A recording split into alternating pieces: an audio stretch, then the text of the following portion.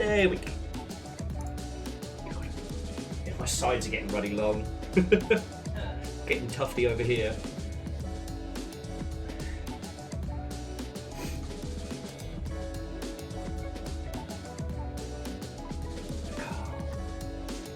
There we go. First! Nice one, Fearless. Nice one. How are you doing, friend? Holy boss, you were quick, but not quick enough. How are you all doing, friends? So Fearless, that puts you in joint second with everybody else. And Aeon is currently ahead by 1. So, we're a little over halfway through the month, and there's still everything left to play for.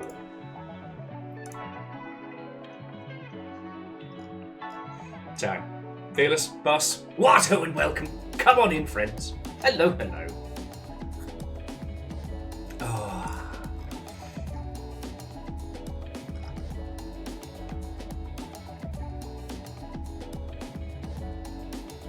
Oh, we're cool. Well, Fearless, have a pint for me. I won't be going down because, as I'm sure you've seen, like I've been starting. I started super late today. Actually, you clicked first, so you literally know how late I started. I was gonna get started at 12. That was the plan. Universe had other ideas. Across the road, they are digging up the sidewalk for whatever they're building, and also the building work downstairs was crunking the drills. So, but more important than any of that, I have somebody to introduce you all to. You may have seen pictures in Discord. Well, I'd like you to meet our newest little friendo.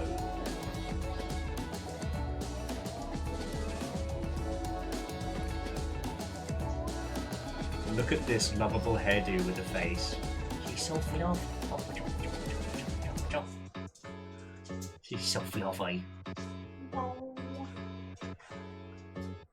She's still getting settled in, but you know, she's come out of her cage. We introduced her to Cleona like an hour or so ago, and they got on really well. So we're actually going to try cohabitating today. So I'm probably going to have my ears open and my head on a swivel, but they got on really, really well. As you can tell, she has the most majestic head. Ultra fluffer nugget. Ultra fluffer nugget. And yeah, she's got her little hidey hide all set up. She's got her little home and everything. She's doing real good. We're patiently watching, right. Waiting, always wondering. Yeah. So yeah, Sweet little fluffy. That's our newest little friend. I don't think I told you all the story. So basically, that little nugget was one of a pair, and sadly, its friend passed away. And at that time, the people who were looking after it, their cat decided that, Ultra Super Fluffy Nug there was the newest, fanciest play toy. And so they sadly had to rehome their little fluffer because they couldn't have the cat destroying it. So Dustin, we're waiting kind of till the little personalities shine through a little bit more before we start trying to name them. They came with the name Harriet, and Harriet doesn't fit them. Need a better name. Need a proper name. Square Peg and Dustin and Aeon, Watto and welcome. But yeah, so that Nuggie desperately needed a home. She's about the same age as Cleona, which is really cool. And not to say that the baby boy, not to call it good by any means, but the coincidence of Anya passed away the day we were supposed to go pick her up. The morning of. Yeah. So, in a bizarre twist of fate, it's all kind of lined up because it was real sad. Yesterday, Cleona was really lethargic and didn't really leave her little home and stuff. You could tell she was missing her friend. Oh, Amos, Square Peg says hello. Square Peg says hello. Say hello. It's okay. Say hello. Hello, baby boy.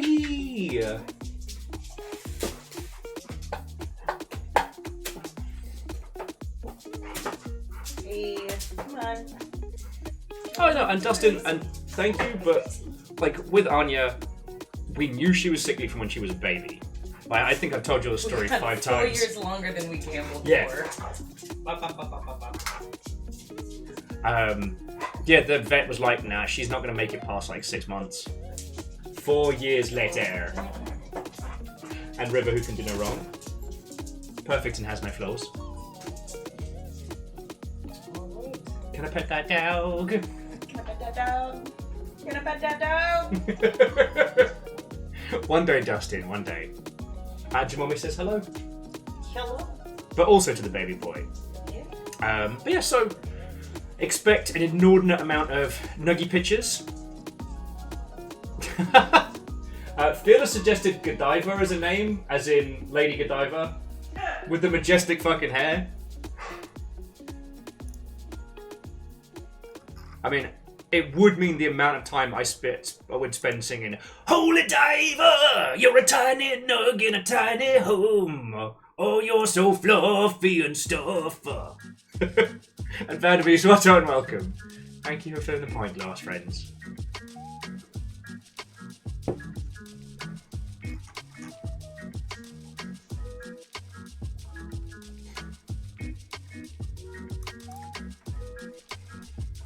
And Kakazi, what on welcome. Oh, me too. Me too. Oh, okay, I quite like that one. I must have missed that because of its timing. Beadora suggested Janice, as in the Muppet from Electric. Oh, that's good. Janice is pretty good. That's pretty good. Maybelline's pretty good as well. I'm not giving a guinea pig Maybelline. Sorry. Well, Dustin, I liked it. So yeah. At the moment, friends, the Nuggies are still staying here. As Fiona's still setting up their new place and things like that. If the Nuggets do end up moving with me, I touch wood. I'm real superstitious right now. Fingers crossed. I did see where I will be moving to, and it's kind of perfect for the Longship. So.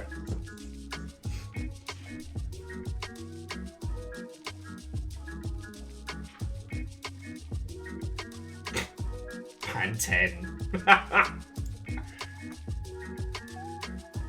Oh, Kakazi, no, that's not a happy story about coffee. That's a bad story about coffee. Sorry, Kakazi was saying that sleep last night was bad, and the coffee machine decided it was going to act up today. No, that's a bad time.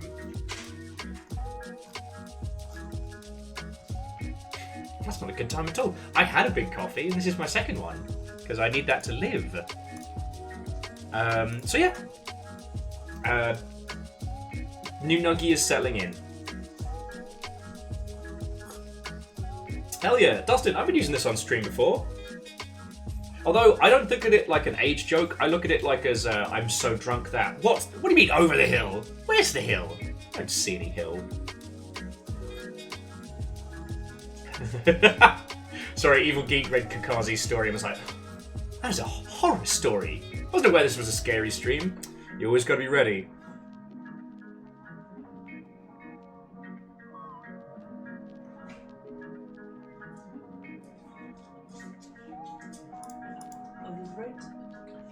Okay, get back safe. It's not another bomb cyclone! Woo! Okay, be good puppies. Don't be terrors. You know they always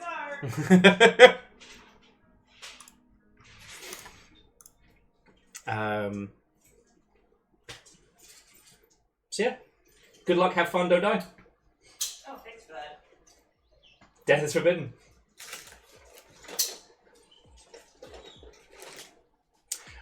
So how have you all been? I realise immediately that it's actually been 2 days since I've seen you all. I hope you're all doing as well as you can. As for over here, didn't really miss anything apart from obviously the guinea pig stuff. Yesterday was just kind of getting everything set up, and you know, I've just been slowly pottering around and cleaning and getting things arranged. I tried to do my nails, bit of a disaster. I was trying to do like a tortoise shell stained glass effect, and it really, you can kind of see but it really didn't go as clean as I was hoping. And before you ask, no, I haven't cleaned up all of the excess faff. Because whilst I was waiting for my nails to dry yesterday, I made your little... okay, bye! Safe journey!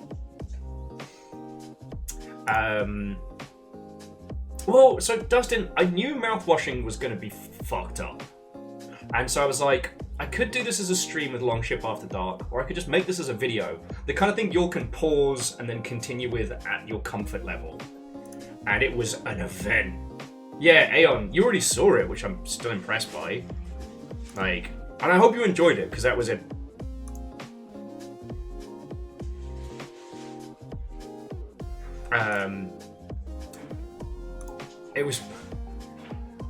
It was a journey. There were definitely a few times through it where I missed having you lot there live. There was a few points where I was like fucking freaking out and just, I'm saying to literally no one, like, boy, sure wish the Longship was here! But I thought it made more sense as a YouTubian video, and, you know, I had the time, I could do it. It was really good. So if mouthwashing is one of those titles that you don't think you can get through yourself, let me, actually, where's the fucking video? I can share the video with you. The cow.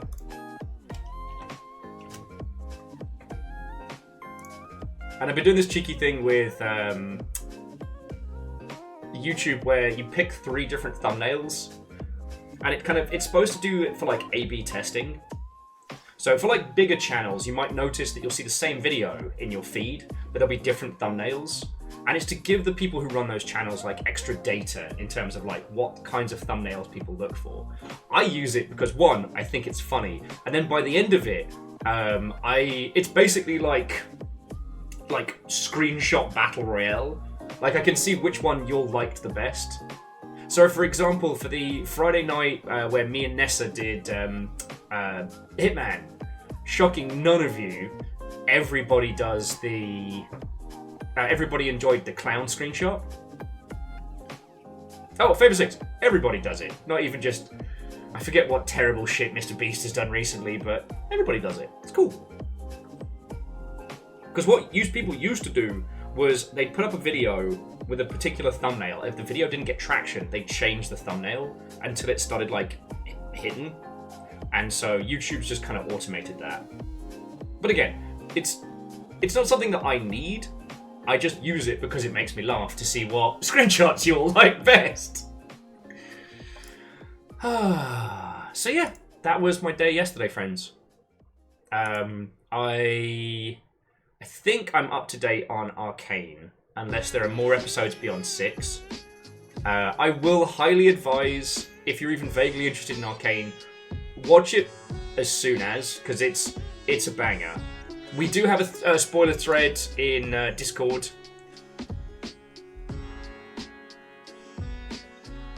So... Legend. Joke's on you. I don't pay attention to thumbnails. What even are thumbnails?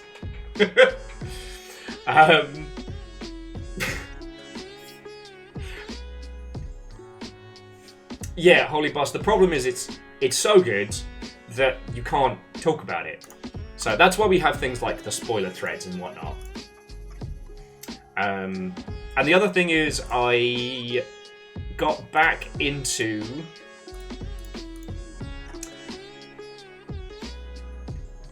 ReZero, that was it. And once again, as with every season of ReZero, you have to stomach a lot of anime flavored bullshit until it pops off. And when it pops off, fuck, it's incredible.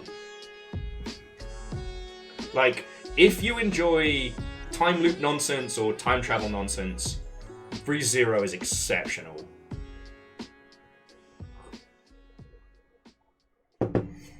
And, oh boy. Oh boy. But that's as exciting as I've been, friends, you know?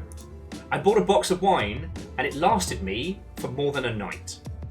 I had some beverages the other evening and was like, oh, I'm quite sleepy, and I just went to bed. Did you know people do that? I didn't. Now, I did drink too much last night, but that's because of mouthwashing. I was like, I had to, after finishing it, I was like, I need to go see people. So I just went to the pub for a pint.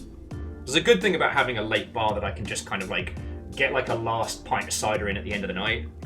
And then I came back here and just drank too much. Holy Bus. So it's this thing, I've been doing some like YouTube research on it. I've heard that sleep is this thing that some people do in the evenings. I can't confirm anything yet, but I'll continue with my research and I'll let you know if I find anything. I almost like need a palate cleanser. No, I needed to be around people. You know. I'm definitely somebody that thrives in the company of others. But I will say in the same breath, I'm finding out what my new normal is right now. So, that's where I'm at. That's where I'm at.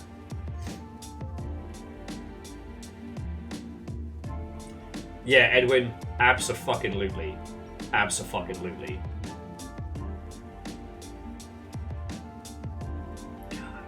Mouthwashing was it's just done so well.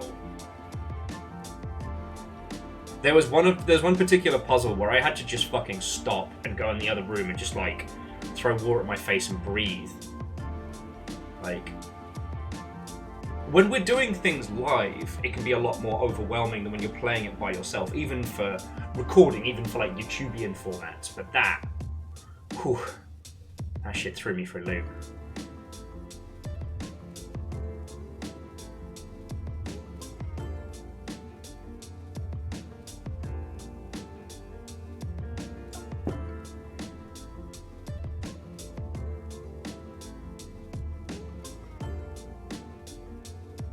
Yeah, so Kakazi, I've heard rumours of this sleep thing, but like I can't confirm or deny them at this point. Okay, we should probably fucking tell peeps on Blue Sky. We should tell the peeps on Blue Sky that we're live, shouldn't we? I've heard that's the thing you're supposed to do when streaming.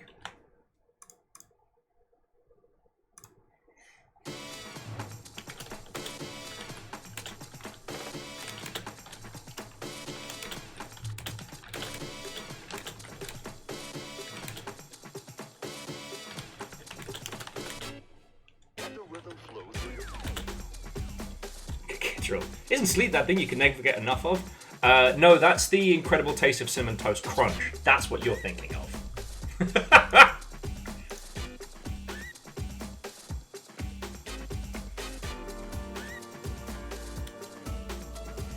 No, Fave 6, you're thinking of tequila. The thing where you close your eyes and then open them several hours later and with no memories of the time in between. That's tequila. No, Kettle Fave 6, no, I completely understand. So friends, what have you been up to? What have you been playing? Like, how are you holding up? Tell me your tales. Tell me your tales. I think with us starting super late, I think it's going to be a pretty quiet night, but I do have a really, really interesting game to show you. Yeah, no, Falcon, the vodka soda addiction, very similar. Very similar. How are you doing, friend?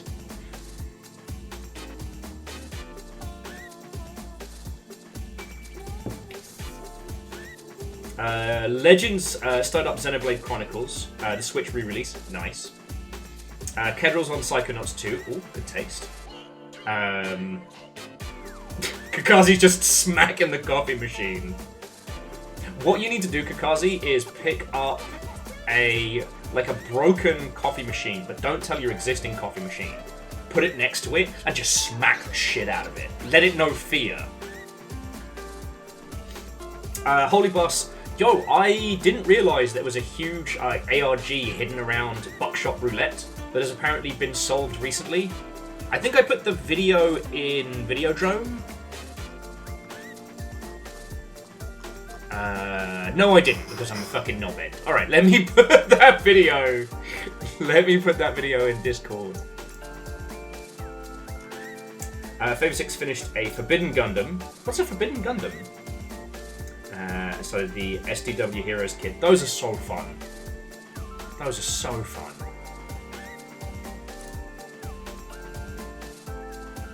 Jamali was able to get some shopping done and a bit of cleaning. Oh, lovely. Been using some strategy games to keep the sad thoughts at bay. Good shout, good shout. Like, when we're in heavy times, I think it's important to let your muse kind of carry you in terms of what games you're playing. And Falcon, I am ready for the bomb cyclone. I have a huge amount of leftover pasta for dinner later. Already had a lovely lunch. The guinea pigs are all cleaned and settled.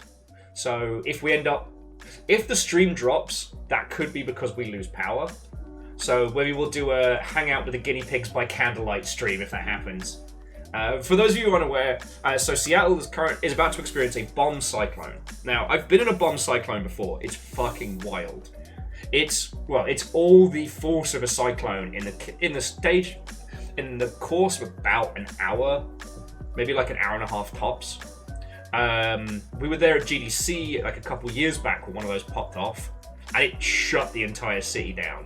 Because like a bunch of trucks got flipped over, like the bridges basically got closed.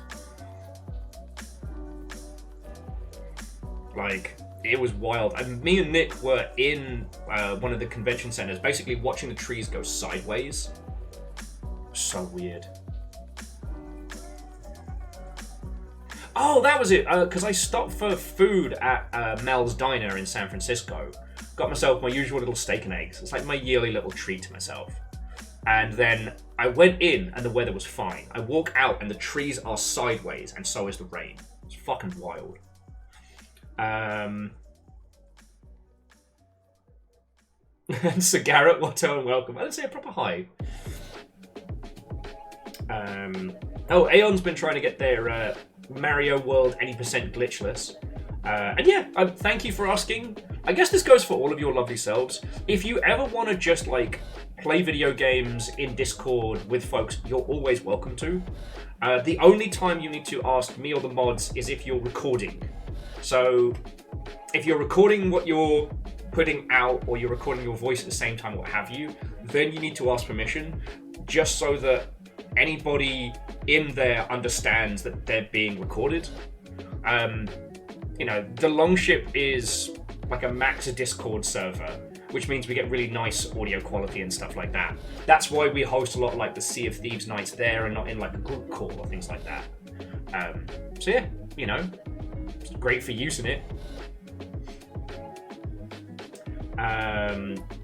Edwin's finally playing Chorus, and we're talking about the like super witch badass fucking jet fighter game, right? Oh, the Starfighter game. Aeon has also been preparing for the bomb cyclone. Oh, I have adopted a shark. His name is Joshua. Is that meant to be Joshua? Fucking terror. Fucking terror. Okay, Akira Zero, thank you for the 500. Terror is a lot of you.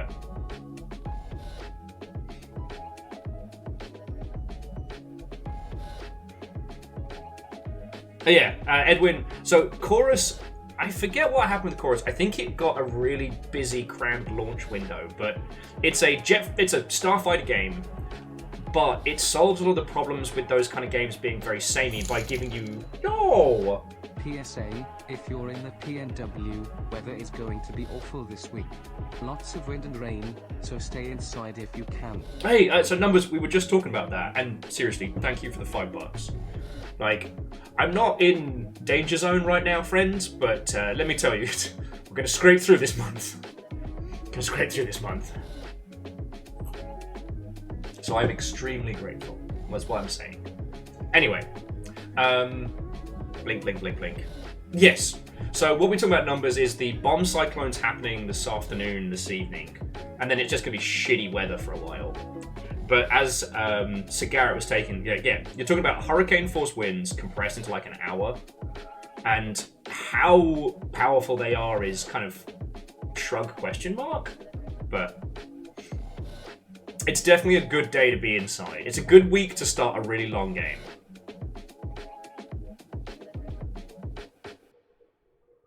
Lansman, hello, it's me, Godzilla, and I have neither good nor bad news about the Game Awards, depending on if you're Jeff Keighley or not. Ha! Jeff knows what he did. Sorry, I know I got a little bit prickly about it yesterday, but arguing about the Game Awards, it happens. Like the changing of the seasons. And I didn't mean to be a dick about it in Discord, but it was just like posting the same article every year for the last 4 years. Great games snubbed at the Game Awards. Game Awards is a soulless advertising spree. Game Awards snubs great video games. No women at Summer Games Fest. Like...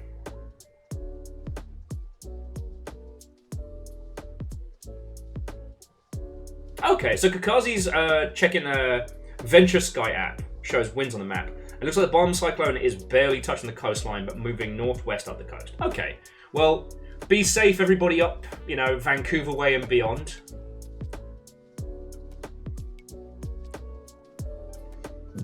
Yeah, Lance, absolutely. Like, when you realise the Game Awards isn't an awards show at all, it's, it's fake prestige E3, as you were saying. Like, but every year, as soon as it happens, like, yeah. But, same breath. The one good thing that it does is it gets people talking about indie games that got missed. An annual repeating conversation that seems familiar. That's deja vu. Fuck. Bravo, legend, bravo. That was very good. And thank you for the bits, obviously. The only good thing about the Game Awards nonsense each year is it does highlight a bunch of cool indie games that people hadn't been shouting about. Because I think a lot of the times when people play really good indie games, they internalize them, but they don't post about them on social media or make videos about them. So I'm trying to be better about that as well, you know what I mean?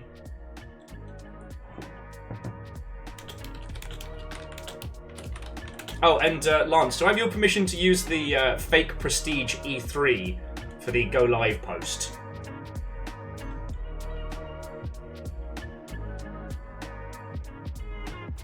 Thank you.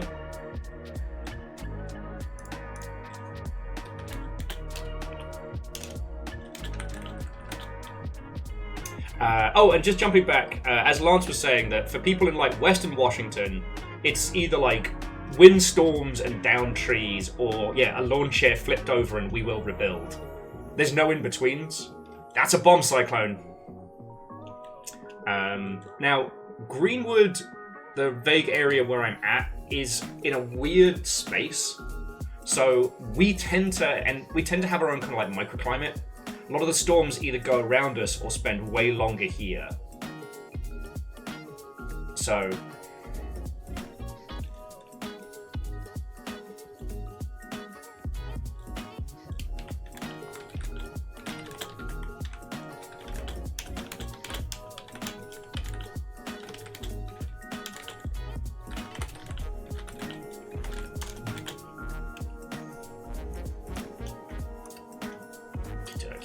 sorry, I'm a multi-track drifty potato.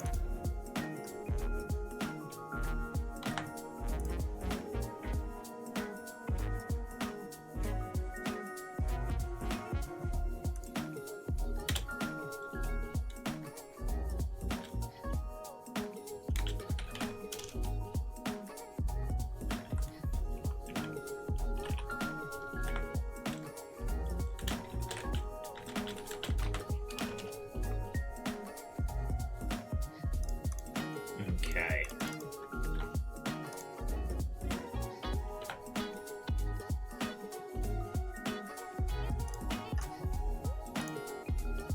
Oh, did I share the video in Discord? That was the other thing I was supposed to. No, I didn't. Okay.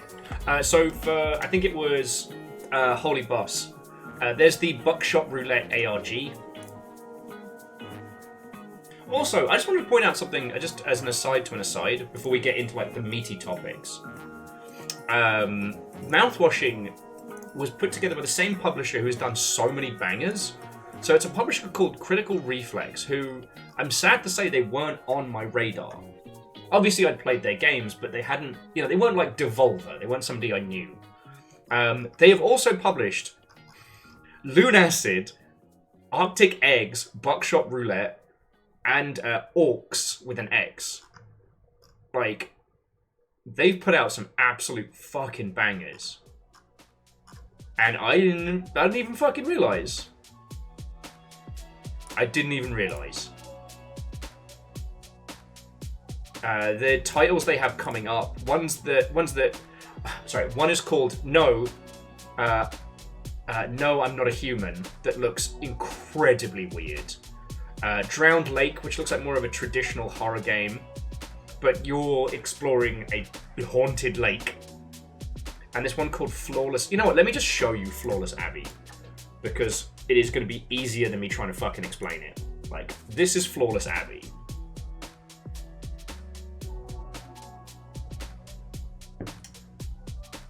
Numbers, I'm not seeing any dropped frames on this side, so it may be your good self.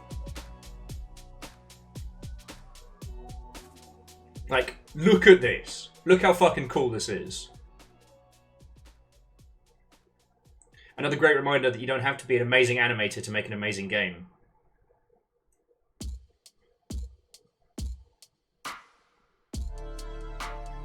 So Jamami, some developers and some publishers have like a page that you can follow them on, but I haven't noticed it doing much except for occasionally sending me an email.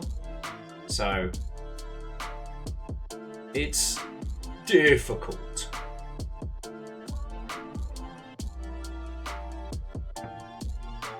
Because I would love it if there were better ways to follow specific like publishers and whatnot. Like, because once you find one that you like,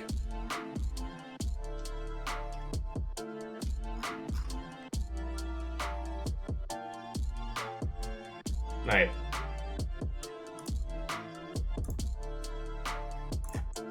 So like Critical Reflex has a page and I can click follow, but in terms of what information I get and what comes out when, that's another matter. Oh shit, they're also publishing Tanuki Pond's Summer, which is a friend of mine who worked on, oh god, the golf roguelike, where you have to like golf for your spirit. Fuck, how do I forget the name of that?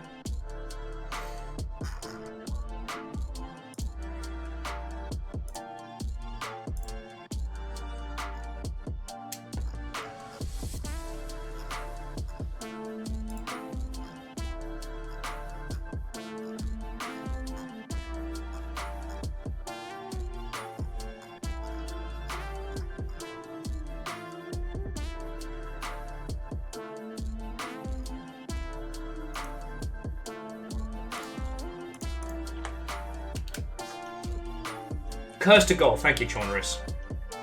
And Bismarck, what and welcome.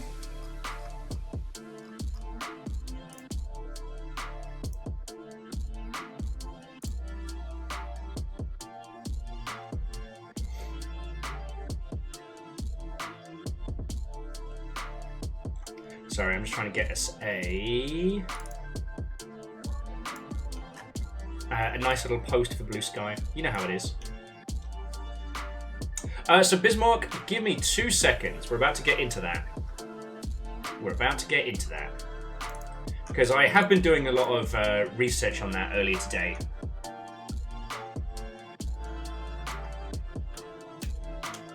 Okay. Boosh. Oh, what Nodeski? Like, thank you for popping on in. Always good to see you, friend. I hope you're doing splendid. Oh, and to my fellow Game Devrian friends, so Noski's been doing a like Twitch co-work hangout, which has been real cool.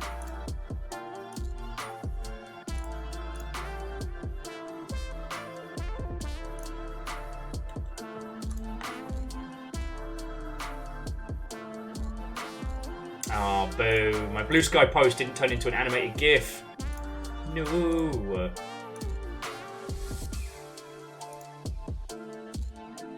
Shenanigans. Oh well, can't win them all.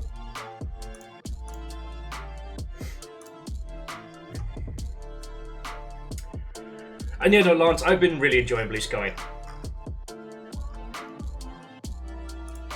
I've been really enjoying Blue Sky. It's been nice. I definitely want to have a discussion with a few people in terms of like whether they... Okay, this is this whole thing of like, it's not my job to fix everybody's social media and marketing and whatnot. I think that for Blue Sky, you really, really need to have an account for yourself, an account for your game, right? Because Blue Sky has a chronological timeline, so everything that you post, everything that you repost will be seen by everybody who follows you, meaning engagement is through the roof. But also, the likelihood that people will mute your account if you're posting too much or if you're posting about things that are way off topic. No, Fearless, no! Alright, again, friends, if we do end up losing power, then we will do a phone stream with the Nuggies. Actually, how's my phone doing for battery? Yeah, we'll be fine. We'll be fine.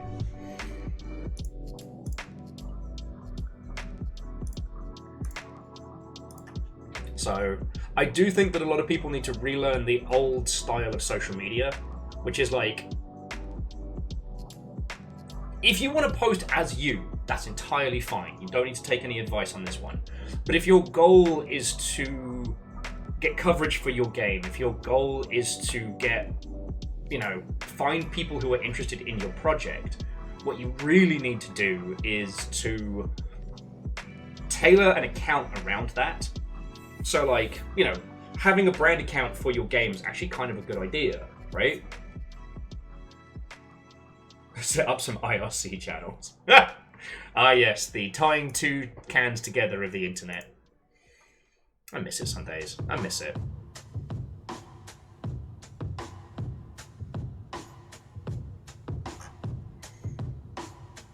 Oh, and sorry, here's today's game as well. So, it's not just if you're posting on brand, keep it on brand. It's that if you as a person, if your social media is part of your work life, you've got to consider it part of how you communicate in that space. So, like, okay, so here is an example. If people know you for your, like, cozy core, like, pastel goth, like, indie farming game, and you start posting, like, 23 posts about sports, or about, I don't know, bare knuckle water fighting, I don't know. Like, users are going to be like, oh, I was here for the thing you're known for. Oh, I mean, okay. But at a certain point of spam, users will just go, like, you all know me and my chaotic flavor of nonsense.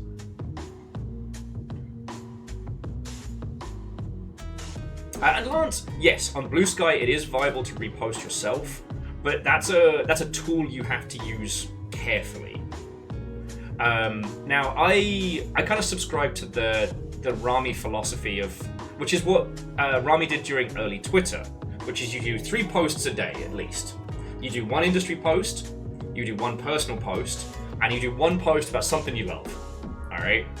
So for me, it's like, here is the stream, and we are doing a cool thing. That's my 1 post about professional stuff, or it might be about games industry discussions or what have you. Then 1 personal post might be, you know, guinea pig passed away, or new guinea pig, or like a particular clip or a YouTubian thing that also happened. And the last one is something I love, so Gandoms, indie games, that kind of thing.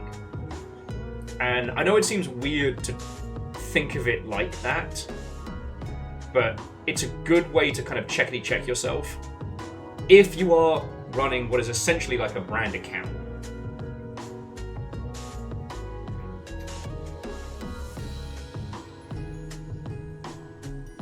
Yeah, Rami.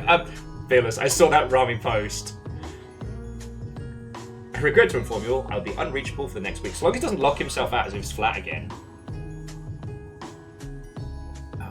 Oh, sorry, if you're wondering what I'm talking about. A few years back, Rami was live streaming a flight simulator run.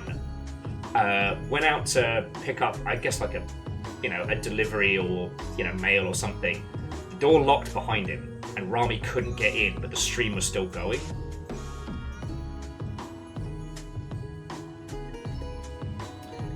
What was the Soviet? Ken Levine's not a person. Ken Levine is a named character. Ken Levine can post whatever the fuck he wants, similar to how famous people can post whatever the fuck they want, because they already have kind of a cult of personality around them. They already have people that will hang on their every word. Sad that Ken Levine is one of them, but that is Ken Levine as a person, right? And that's also old Twitter. With Blue Sky, if your account is all about a particular video game and you are posting your thoughts and feelings on, like, sports events, current affairs, things like that, things that are way off the mark for your brand, you've got to take that into consideration. That's what I'm saying. And for a lot of people here, their personal account is their brand account, right? Like, you can't separate Zalavir from Zalavir's games. You feel me? Not that Strange Scaffold Games is just Zalavir, but you know what I'm saying. Does that make weird sense? Sorry, friends, I don't mean to teach anybody how to suck eggs. It's interesting that with Blue Sky, it's not a new way of doing social media, it's an old way.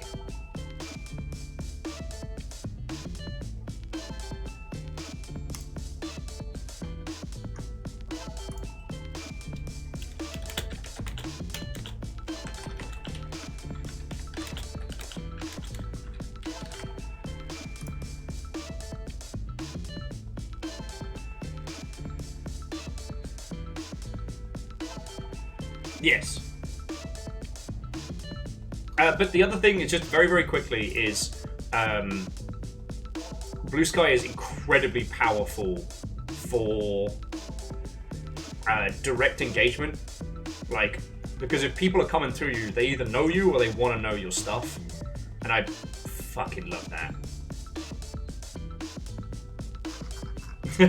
Happy pie. I get you.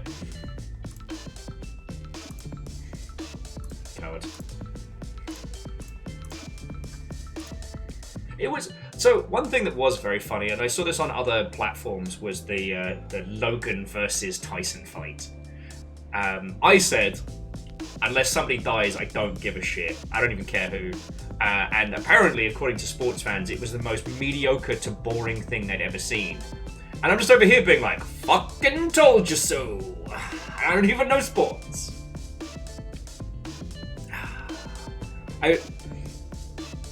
An event so hyped it killed Netflix for a few minutes, and ultimately so mediocre that it will be forgotten in the annals of time. Anyway, now here's me going off on topics.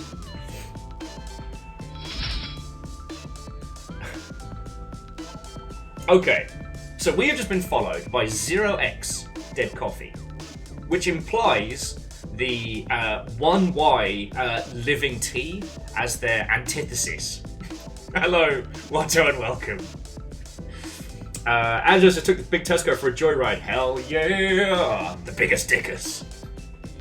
If you're wondering what the hell that is, it's the gigantic ship in Sea of Thieves, and it is fun. Did you get to fire the doof gun? The doof cannon? The doof! Circuit. And Verdant, Watto, and welcome. So to Dead Coffee, hello. We actually haven't started talking about games industry stuff yet. You know what, I wasn't telling anybody anything revolutionary about, like, how to do social media. Just that for Blue Sky, you gotta do it the old way.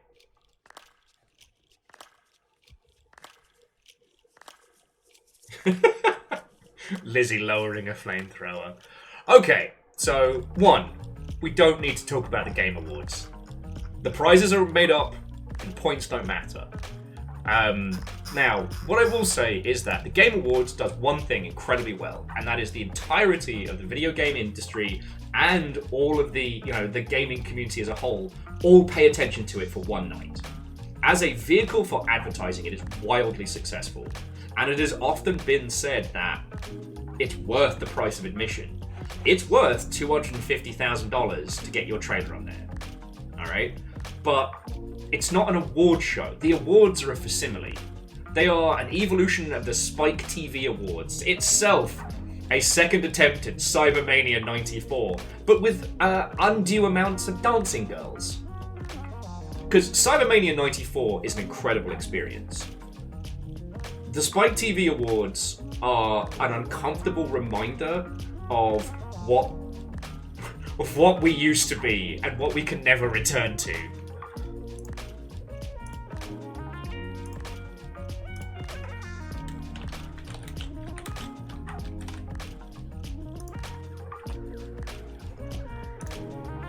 So, again, the Game Awards don't matter.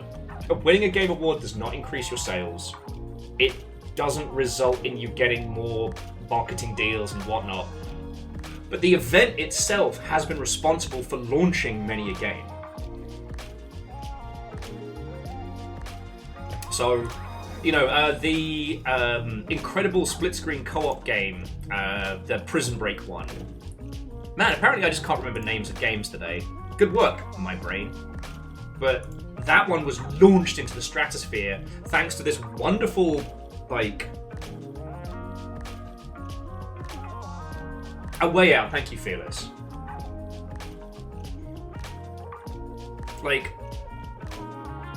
That was launched into the public consciousness thanks to a very honest and very heartfelt moment in the Game Awards. Bismarck, I can't remember if Metaphor was Game Awards or if it's Summer Games Fest. Also, Mice Master should serve as a warning to those attempting any potential video games With show. Dominic Diamond! I miss Games Master. I miss Games Master. I miss Bits. I miss Bad Attitude. There's a guy on YouTube who's been doing like a rewatch of every... these were like British video game shows. Games Master was the big one because they had Sir Patrick Moore, a literal knight, playing the Games Master. Sir Patrick Moore being known for two things, astrophysics and playing the xylophone. He was a character. He kind of sat somewhere between... You know what, that's another thread to go down. But anyway, it was fascinating.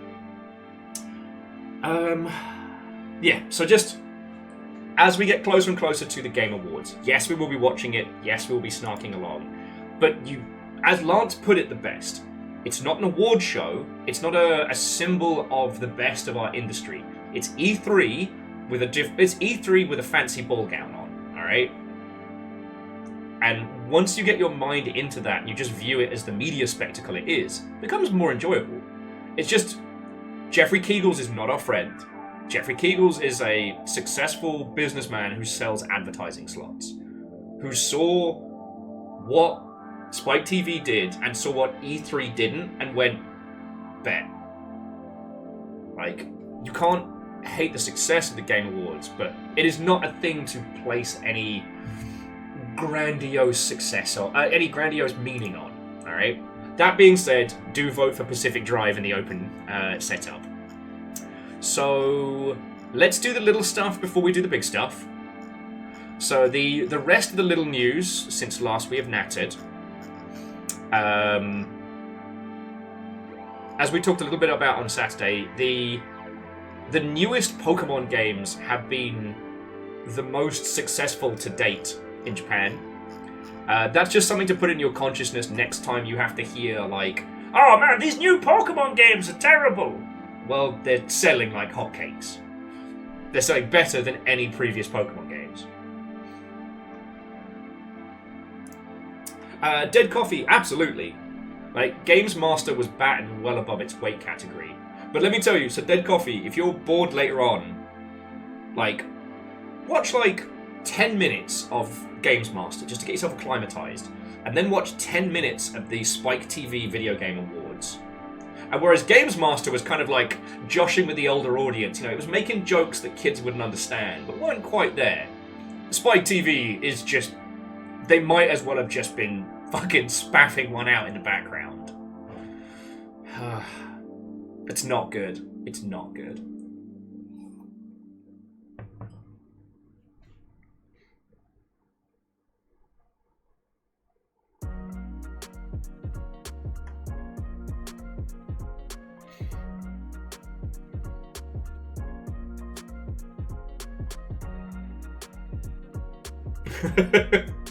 Scotty, I might have to look up those. And Furball, Watto, welcome. And Numbers and Furball, yes.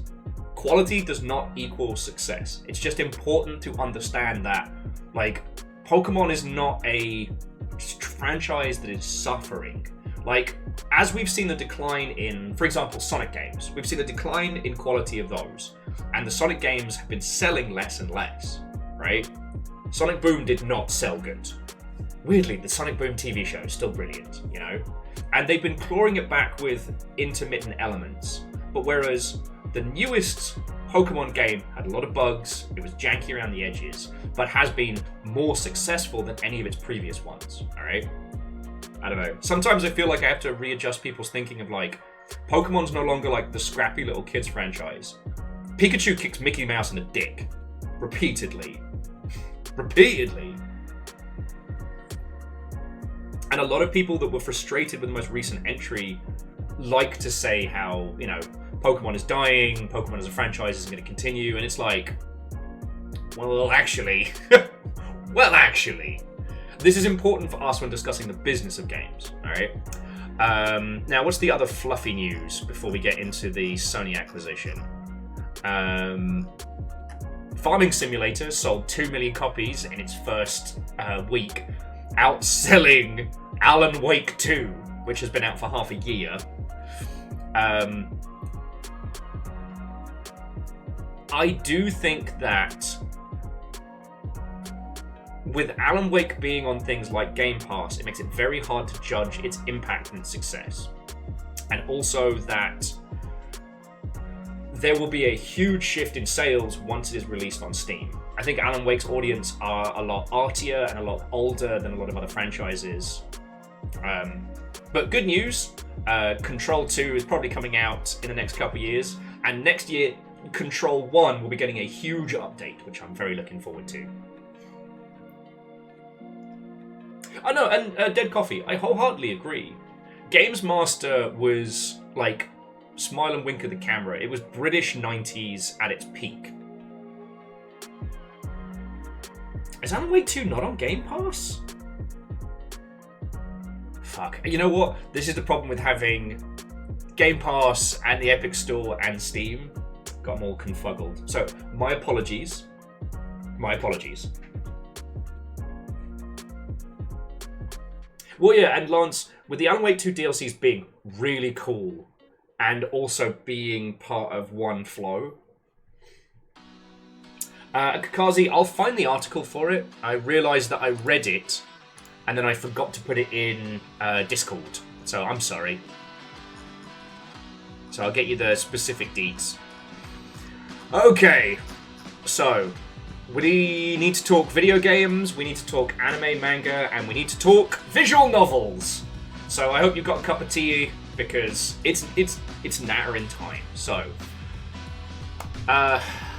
rumor has it, and again, we have no confirmation from either Kadokawa or from Sony, but the rumblings are that Sony is going to be buying Kadokawa Corporation. Kadokawa, you'll know them as the publishers of FromSoft video games. They publish a lot of other titles as well, but like FromSoft are their big hitters in the video game space. Outside of that, they are predominantly manga and light novel publishers. And Sony is making noises about acquiring them. Why is this a very big deal? Well, one, modern Sony has been very good about how it treats its first party, but this isn't a first party acquisition. This is a publisher acquisition that will then that will then deliver them some games companies. And how much Kadokawa owns of FromSoft, I'd have to have a look into in a sec. I guess while we're talking, we can have a look at percentages.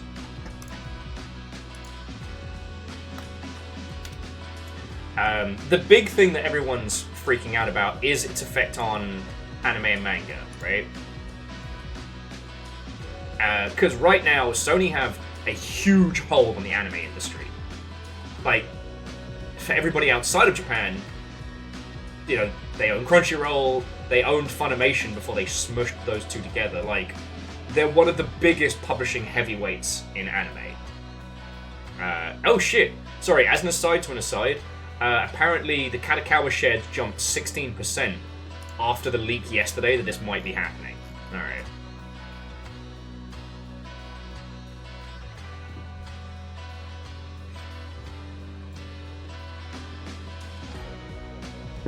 Okay. Here's a fun one. They also own Spike Chunsoft, which won't mean a lot to you unless you're a massive Bomberman fan back in the 80s, but they used to be a big entity.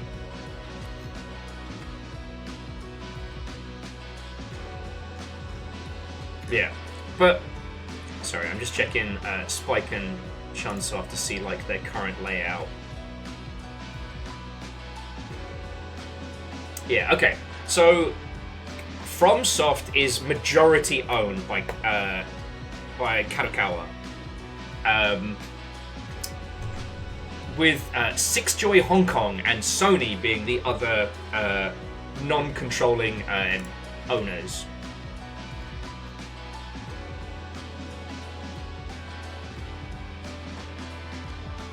Oh god! Now, see, I'm looking to see what's the deal with Spike Chunsoft these days, and they're owned by Dwango. And Dwango is owned by Kadokawa, and then Kadokawa might be published. So yeah.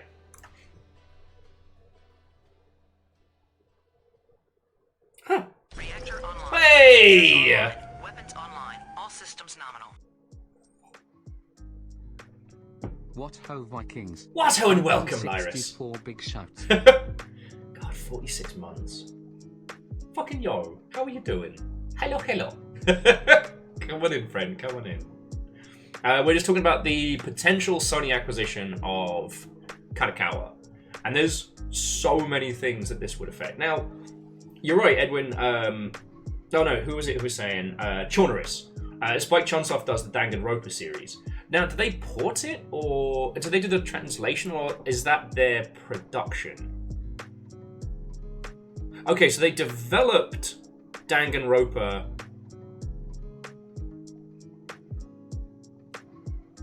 So they did the first 5 Dragon Quests, I know that one. They did the Mystery Dungeon franchise as Chunsoft.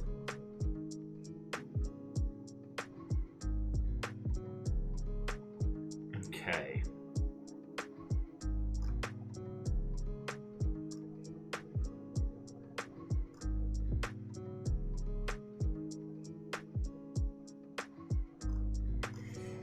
Okay.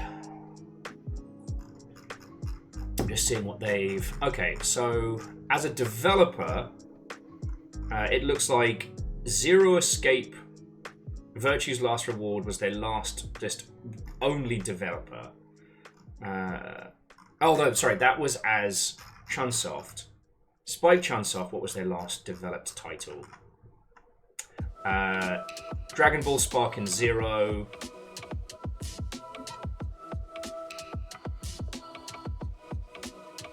Oh, 20th Century Summer Kid.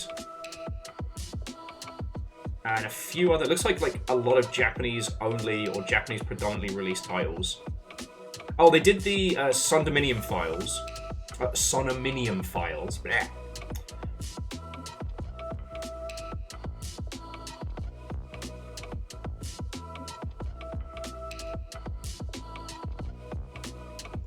Apparently they did Sorry, here's me live learning about what Spike Chunsoft have been up to. My apologies. Yeah, Dead Coffee, Mystery Dungeon games are them. I don't know the Shiren the Wanderer titles, and that's why I started kind of like losing myself in the wiki page there, because I wanted to look into it. Yeah, Verdant. Wiki streaming. You can almost see it reflected in my eyes. So what does this mean? For us in Western territories, this would mean that Sony would become one of the biggest powerhouses in anime streaming by a long shot because of what a command they'll have of it in Japanese territories. I don't think we'd see any immediate changes to FromSoft's output.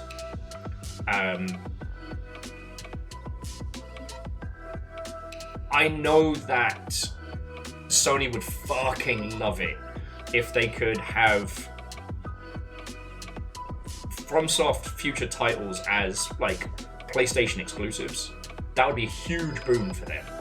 But we'll see how that goes. Like I said, so right now they're only a part investor, a part owner of FromSoft.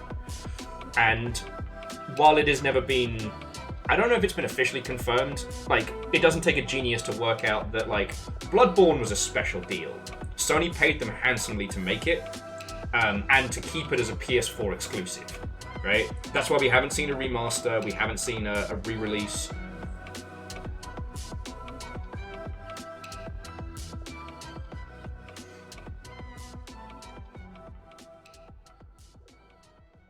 Bismarck, quite possibly. But because FromSoft have shown so much like growth and so much revenue generation by going multi-format, it would be very hard for Sony to make a case for them to become like PlayStation exclusives. Alright. But yeah, to my homies in the anime industry, shit's about to get wild.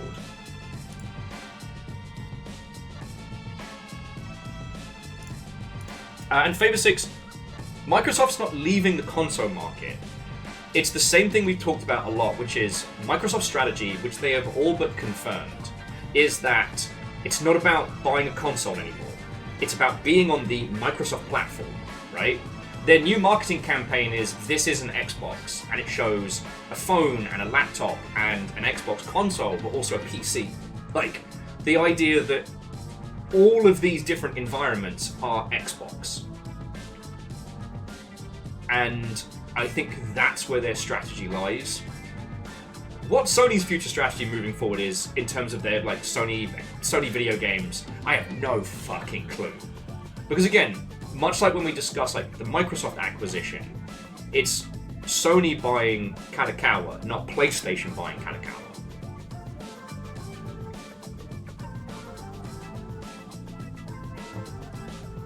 And Scotty, it could be, but it's not even like a tit-for-tat thing. We know that if you want to sell consoles, you need exclusives. That's not rocket science, that's not evil villainy, that's what you need. You need a reason for users to pick up the thing, alright? Once again, Valve get to be the fucking exception to the rule, and Caffeine, what turn welcome. But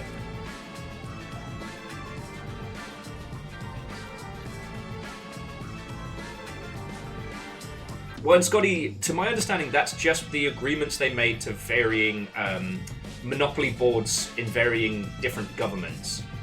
Like, the Call of Duty exclusivity thing for Microsoft, as in not having it be an Xbox exclusive, was a concession they made to the FTC. And Favor 6, I wouldn't even bet 50p in a bag of skips. Microsoft are absolutely working on a Steam Deck competitor. Whether it comes out of the lab and is released or not is another matter. They've probably been working on something like that since the Switch One kind of beasted everything. And now the Steam Deck has proven to be a great case study. It would be ridiculous if they didn't try. The PlayStation Portal, I don't know if that really counts as a market, because that one is less of a standalone and more of like an accessory. So in business land, the PlayStation Portal is closer to say like a Sony iToy or things like that. It's an accessory, it's a peripheral that only works if you already have existing hardware.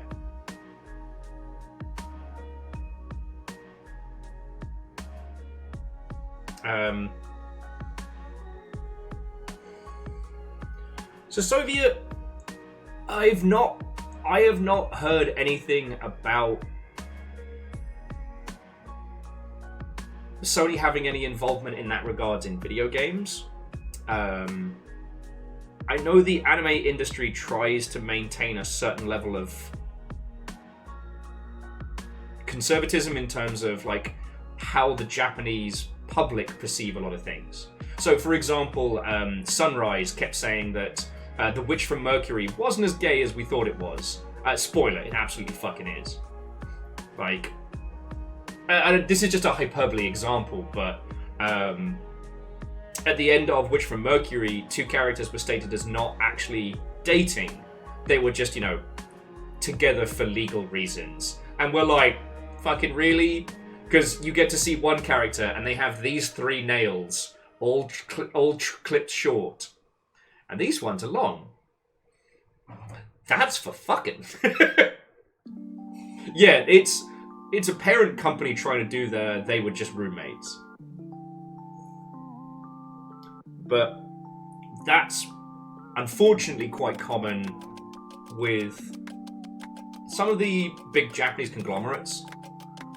But you'd need to speak to somebody who understands, like, queer culture in Japan and how that intersects with media better than I. Like, I can talk to you about the business shit and some Gundam stuff, but, like, I'm not a queer lass living in Japan, so I can only give you some deeds. Ultimately, I can only tell you how this is going to affect, video games and whatnot. And, I mean, there could be some potential upsides. Sony may finally be seeing a value in a lot of the, like, Japanese region-produced titles and putting more of them out via, like, Steam and digital distribution. Angeles, wait, you're not a queer lass living in Japan? The fuck am I subscribed for? Yeah, I catfished you. I catfished you, Angelos, with this fish! Ah! Sorry. I've been left on my own too long.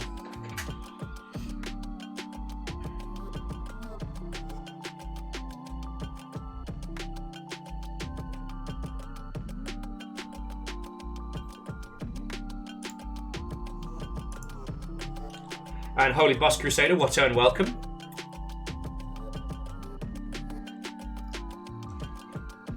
So you didn't miss anything. We've just started talking about the potential acquisition of Kadokawa by Sony.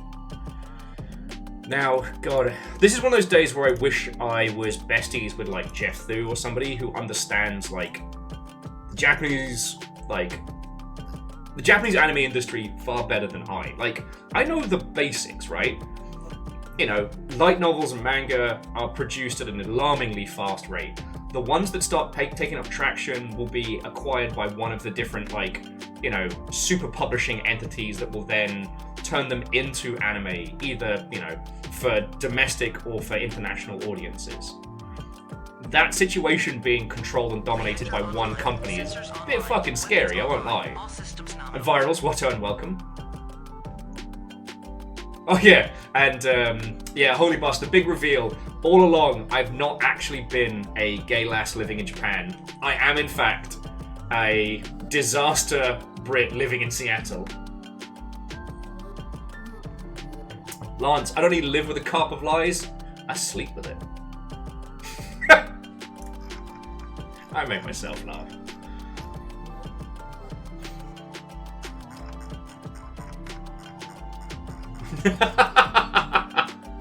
Shit! The fuzz, cheese it!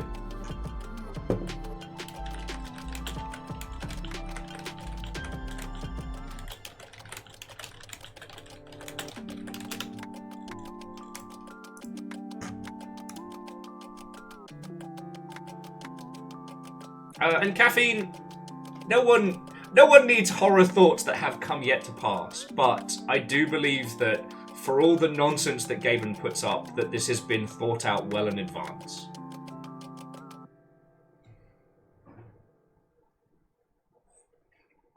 Like, there are enough real nightmares rather than us having to think of theoretical nightmares. Plus, rich people live longer, so he'll probably be around for 1,000 years. Okay, so are there any thoughts or points that I've missed on, like, the Kadokawa acquisition, you know? This would be fucking huge for anybody, like, making games and media in the Japanese regions. Like, this would be fucking huge for anyone working in, like, film and telly in Japan. Or animation. So, it's definitely getting out of my spheres of knowledge by that point. But I'm reminded that the current situation, like, anime is a big moneymaker now, not just locally but internationally. And unlike a lot of other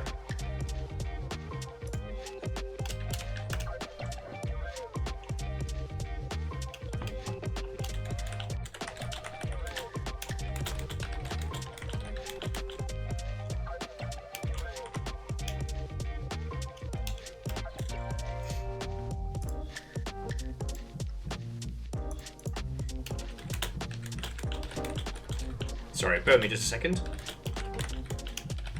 Okay, tippity tappity makes up happity.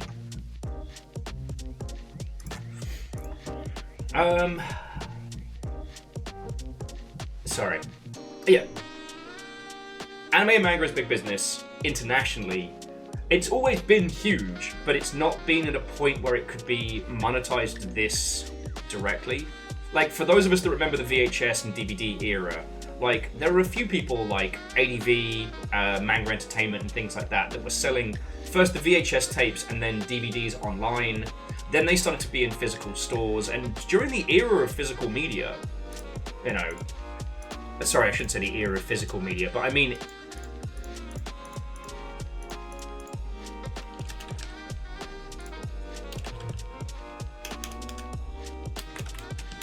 sorry, bear with me just a second.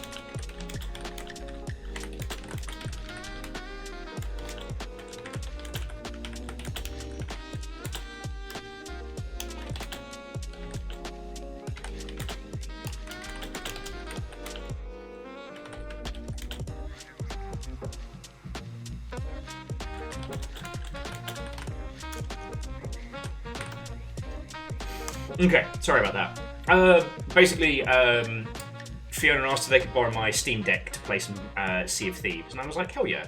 Just, you know, let me know when you're doing it. Don't do it while I'm playing Sea of Thieves. Okay, sorry, jumping back. The physical media era of anime made, you know, some companies a fair wedge bank, but when internet speeds picked up and the amount of money that people were spending on physical media completely bottomed out, those companies kind of died. And, like, it's weird to think that, like, Crunchyroll and a few others kind of existed in this, like, this power void. But unlike with, say, Netflix and things like that,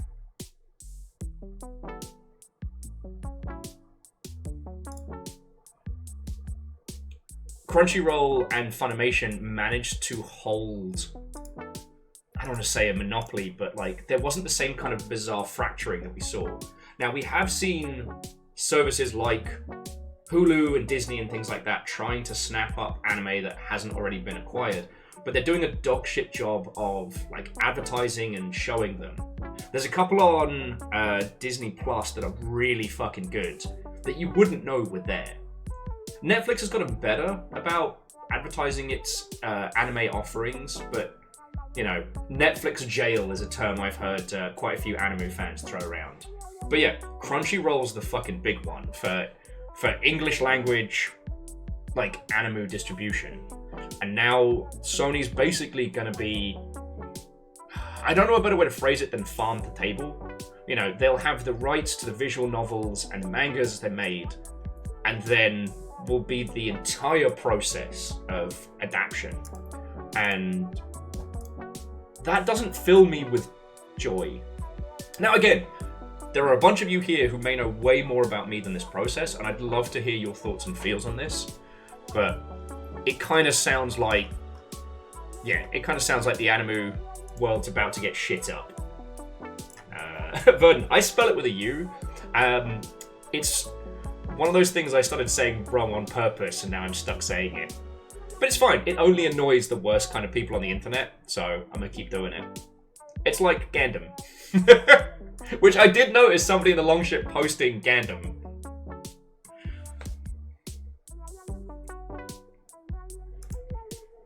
God. Ever since somebody yelled at me at an anime convention for mispronouncing, what was it? Guilty Gear character's name.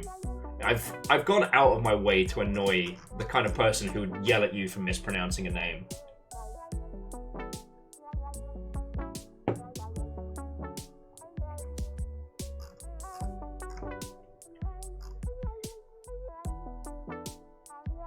What does a Gandalf make Gandalf? Fucking powerful, that's what.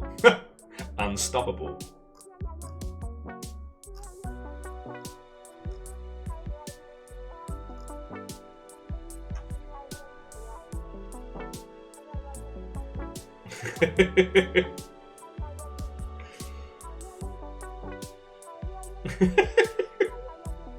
You'll get this, you'll get this. But yeah, like, if you'll have any thoughts or feels on this one, I'd love to hear it, but I think it's pretty kind of clear. Now, I don't know what sort of anti-monopoly... I don't know what sort... Let me have a little bit more coffee before I leap down that hole. I don't know what sort of, like, anti-monopoly type nonsense that Japan has to stop this kind of, like, ridiculousness, right? So...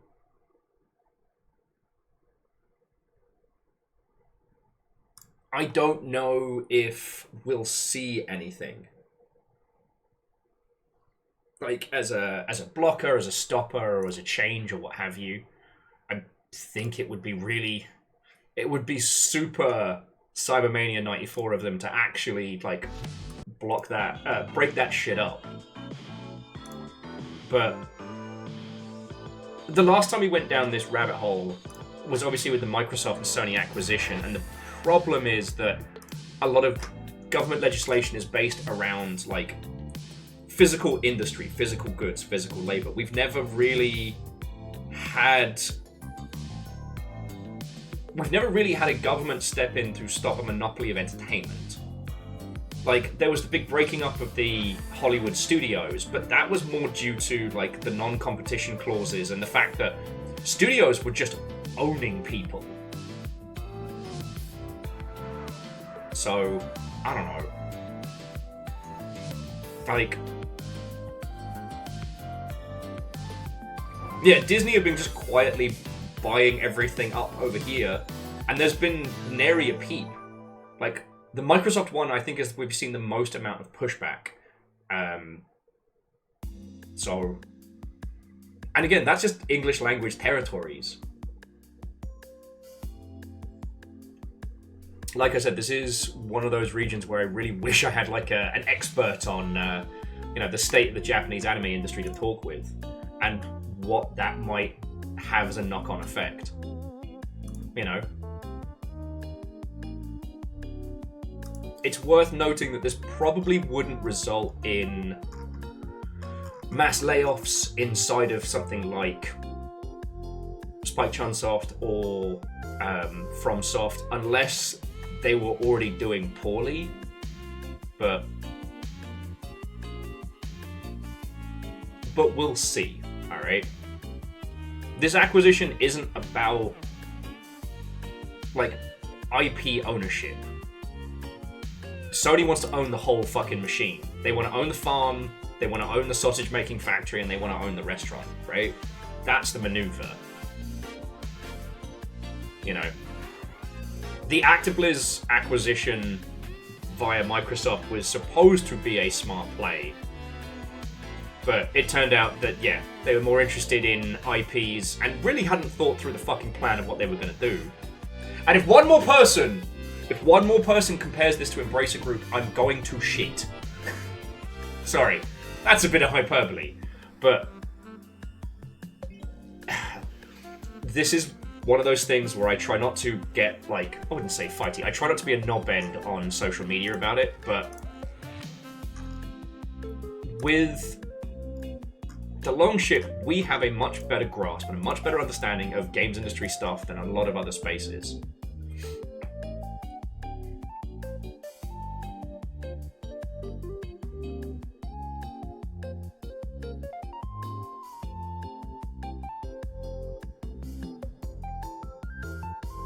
So Happy Pie, like, to my knowledge, Crunchyroll didn't have a big layoff, but they did get rid of the forum aspect. Because they used, I don't know if they still do, they used to have a thing where you can comment and discuss on an episode, but they got rid of the forums. And, like, I'll level with you, friends, as someone who has run forums, they are very seldom worth the time and money it takes to run them.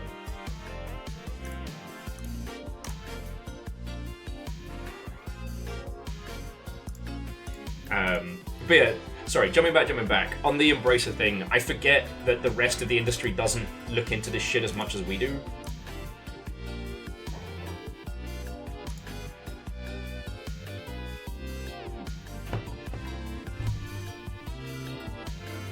Verdant Flow, actually, so it's an interesting thing. So Verdant says Valve should really sunset its forum feature.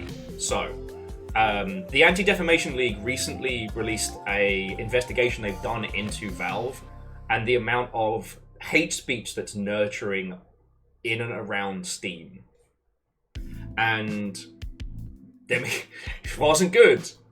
Now, this is not to say that Valve are pro-shitty people on the internet, but that Valve has taken this very kind of hands-off approach. Like, if you make a community on Steam, it is your job to maintain that. It's your job to moderate your own communities. They don't get involved, right? And what this has meant is that shitty people have seen it as a fucking free place to hang out. You can't turn off Steam forums on your game. Or same with Steam groups and things like that. If you make a Steam group, if you make a... what the fuck are they called? One of the Steam recommendation communities. I don't know why I'm forgetting names today. If you create any of those environments on Steam, the forum comes blind. Curators, thank you, EVP. Thank you, Kathy. If you create a curator group, the forum comes with. You can't get rid of that.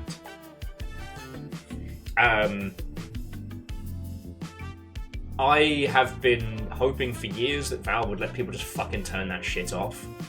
And ever since they added the Steam Awards, not the Steam Awards as in like the yearly like popularity contest, but the fact that you can give people like props, credit, you can give them a little award for a comment or a review, has now gamified being a piece of shit.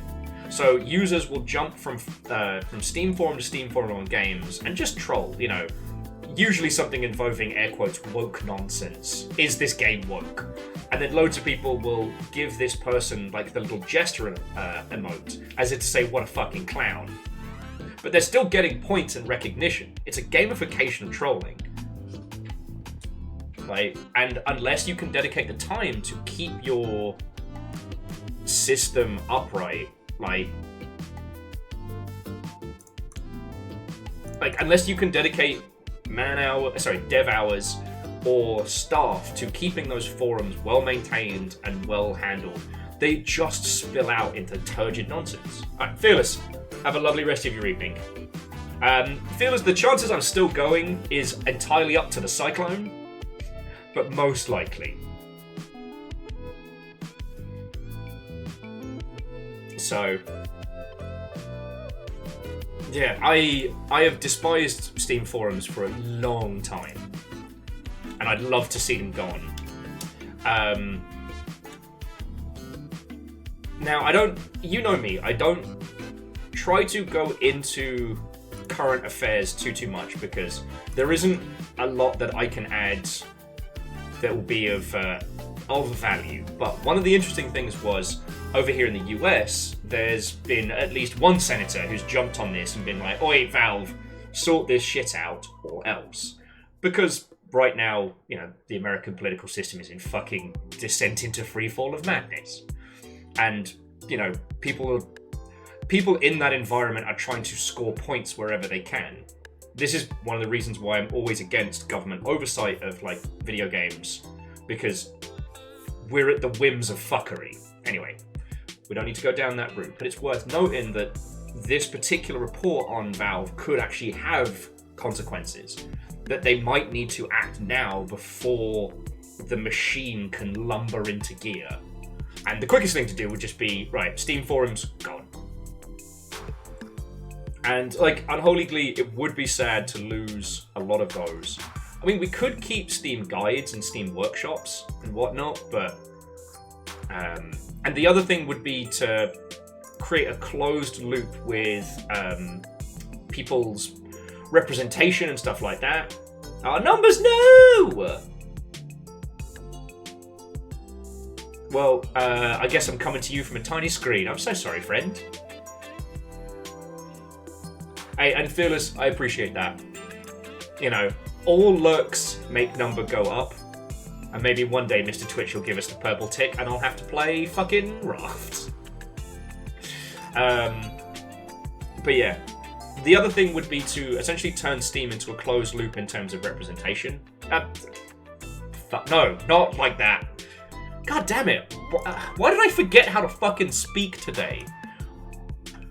The other place where the Anti-Defamation League noticed a lot of hate iconography was in people's icons, in group icons, and things like that. Legend, you know what? That's fine. I think we can blame mouthwashing. Fucking great game, but shit me up. So, like, on Steam, you can still choose your own profile picture, you can still choose, like, group banners and things like that for groups, and loads of people, I shouldn't say loads of people, but there are enough people who use that to put awful things on that the Anti-Defamation League's like, homies, you've got to step in. And, like, I'm not saying I like this, but that's the maneuver I would do. Like, profile pictures are now only from, like, you know, Steam stores and collectibles and unlockables and whatnot. And, you know, tough titties. Grand Take, that concern is very valid. Thankfully, Valve have the money and the wherewithal to, like, stand their legal ground. So I don't think we've got to worry, but in the same breath, if I were at a decision-making level at Valve, I want to cut this one off at the pass. And also, like, getting rid of some shitey people at the same time, you know?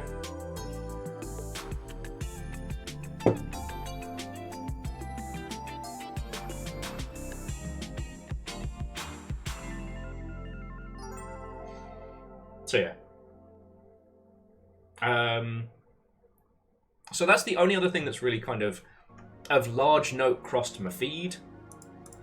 I just quickly rechecking the hot sheets while we're chatting in case I've missed something.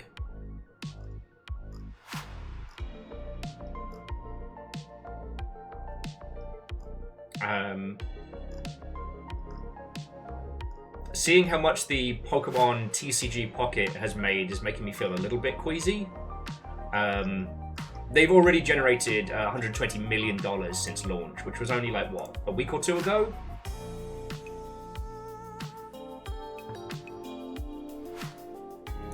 Yeah, well, Unholy Glee, that's the thing with Steam, is that a lot of the shitty stuff, it isn't Steam as a platform, it's these little pockets that kind of hide out. And it's worth noting, like, the whole campaign against Sweet Baby Inc. was predominantly run through Steam curation and Steam forum groups. You know, there's a targeted harassment campaign against a specific, you know, group of people, and Valve are not doing shit all to stop it. So, come on, homies, come on. But yeah, Hoffers, go get some sleep, have a lovely rest of your evening. Oh yeah, no, we're getting weird with R&D stuff tonight. It's gonna be good. And yeah, Angelos, it would be fucking lovely if people spent mad bank on indie games. But we're just going to have to be the cool kids until the rest of gaming catches up with us. We don't need to talk about the Pokemon TCG thing too much. I just want to add that there are so many dark patterns at foot that it is unsettling. Lance, yeah, right? And hey, look, the Sweet Baby Inc. team are doing fine. For as much as, you know, the worst people on the internet have made them the scapegoat of nonsense, it's fine, right? But Valve didn't step in to stop, right? So, yeah. Angelos, I would love for Pacific Drive to make silly money and then you get your royalties. You can buy your own little Caribbean island. At Grand Take, I also find that I see that, you know? It's not a game that I would consider spending money on, but again, Pokemon TCG Pocket is not aimed at us.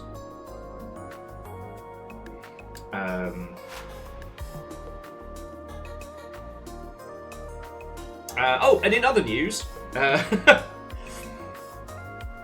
if you're wondering how things are going with Overwatch 2, Overwatch 2 is still one of the 10 most hated games on Steam. Just thought I'd mention that. That the implementation of Overwatch Classic has done very little. It is disliked. It is disliked more by. Right, you know what? I'll just show you the rankings right now. I always like checking the bottom 10. War of the Three Kingdoms is still the most hated game on Steam, especially considering its percentage of. But, you know, there's Overwatch 2 right next to Mobile Suit Battle Operation 2. It is, however, the most voted on game in the bottom 10, except for Mirror 2. I guess Mirror 2 Project X gets pretty close. Oh, and NBA 2K is pretty impressive, but, you know, of everything in the bottom 10, it has 313,000 negative reviews. Yeah. And yeah, Space Base DF9, that game needed a lot more love than it was able to get. But here's the thing, that only has 4.2k reviews, you know. Command & Conquer 4, Tiberium Twilight on Steam, same, like 4.1. Identity, 2.1. I guess both Steam users and XCOM aliens both hate Overwatch. That is entirely correct. And Akira, thank you, friend.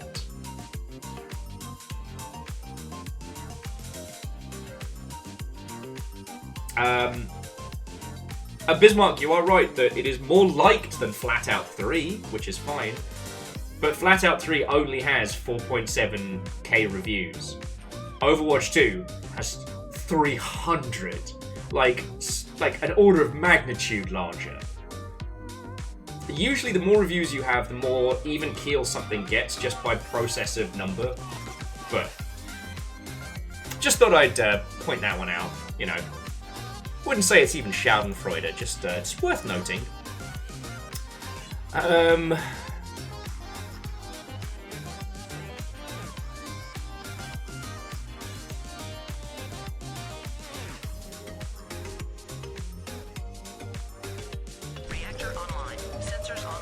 Way! All systems nominal.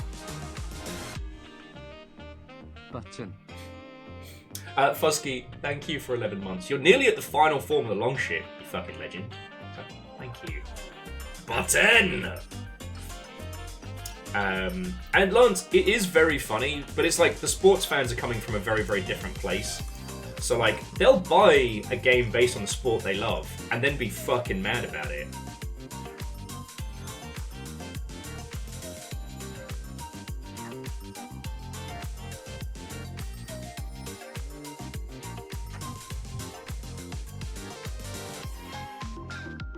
But they are such an impassioned fan base that while they will still spend the money, oh boy, will they tear those titles a new one.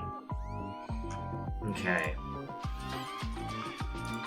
So yeah, Friends, I think that's all for game news right now. Like, I'm rechecking the hot sheets, and I don't see anything. Right, I don't see anything else that's kind of come across off. That's in our sphere that we need to discuss.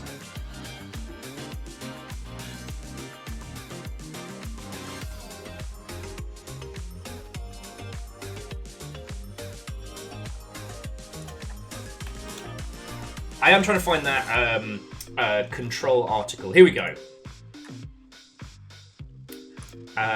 Control will be getting a significant update in 2025, so I'll pop that in game news if you'll want to read up on that one. God, I'd love an excuse to go through Control again. Jetman J has been playing it for the first time, and they just did the maze. And Aeon, yes, I do actually use the term the hot sheets. I did. That entered my vocabulary from Men in Black. Verdant, fucking huge if true. Keyboards with a control key on them, massive if true. It's the brand crossover we've all fucking deserved. Oh, lordy, lordy. But yeah, is there anything that I have missed? I haven't been touching on the Disco Elysium post stories because I'm still not sure how that's going to shake out.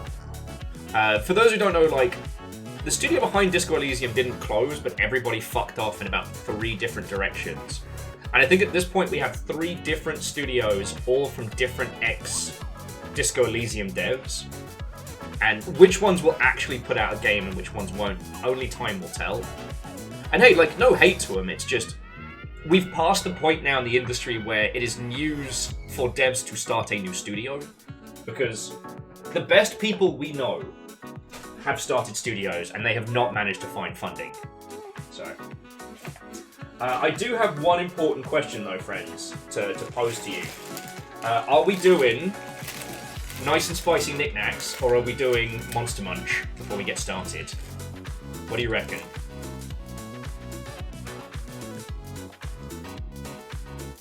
This is the important question. Alright, so we've got 2 for the monster, 1 for the spice.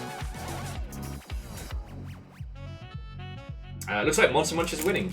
Legend, because I gotta ration them. Both are good. Mix them together, get the big bowl. They're very small packets. Very small packets. Just get a big bowl. Logic.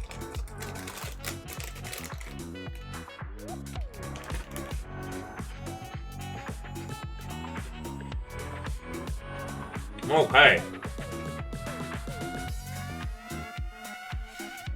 So yeah, I don't think there's anything else that's been going on games news-wise that we need to tear into. We talked about most of the big releases that have been on my radar on Saturday. You know, the game that we're going to be playing in a sec, that's the most recent release that has been on my radar.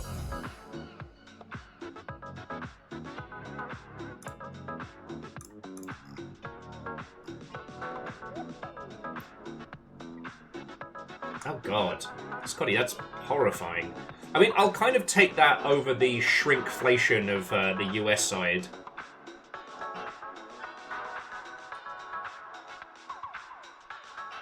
Oh, cool. Angelo says there's an Indie Games Awards, announced a bunch of good nominations.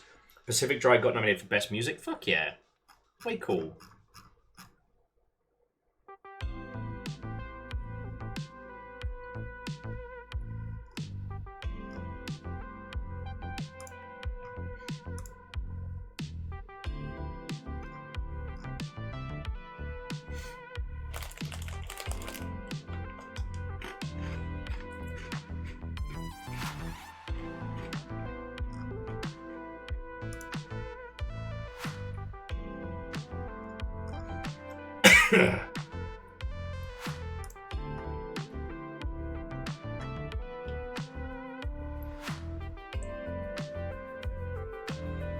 Way cool.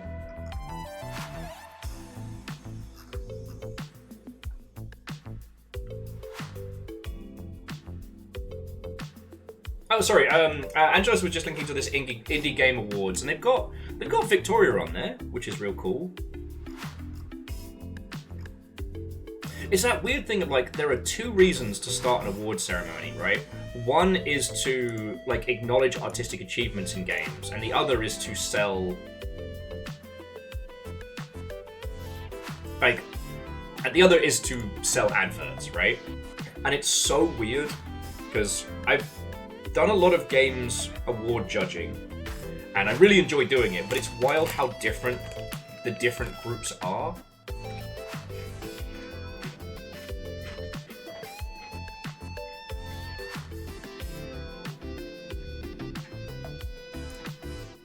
And with things like the Indie Game Awards, you need a group of people, like a group of judges that have insane amounts of like games literacy.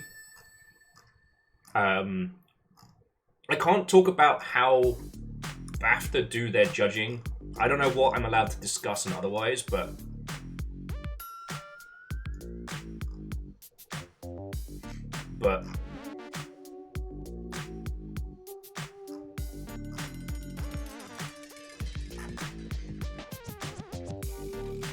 I will say that there are some panels I've been on where it was a bit of a shit show because, again, unless you already had the knowledge and who was allowed to submit and things like that were quite messy.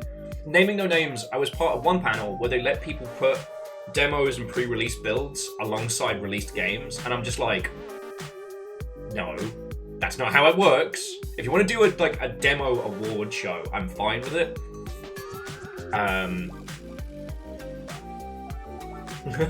Sorry, Burton's like, that's so weird. BAFTA just called me and said you can tell us everything. Oh shit, you spoke to Barry BAFTA? Oh fuck, he should tell him I said hi.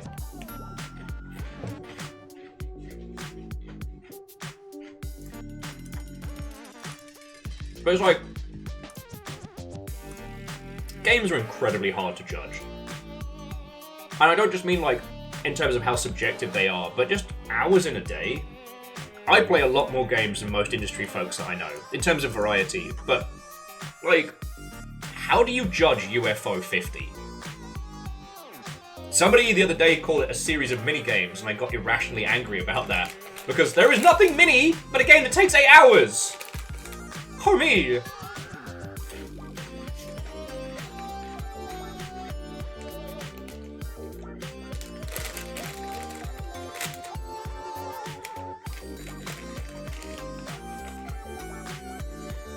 Andrew says they're still bitter they're not considered diverse enough to judge for BAFTA. Was that what they said? I'll talk to Barry BAFTA about it. I haven't been on the judging panels since lockdown, but I think they're doing them like... I think they're doing BAFTA judging physically, like at HQ again, and I can't exactly pop on over from Seattle, even if I do want those BAFTA sausages.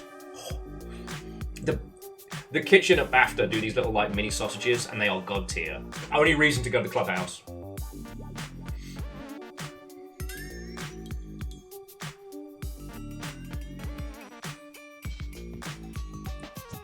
And yeah, Angelos, I'm definitely not a diverse dev by any means. Also, I think I pissed off a lot of people the last time I was on an official judging panel for BAFTA. Sorry, I shouldn't say official.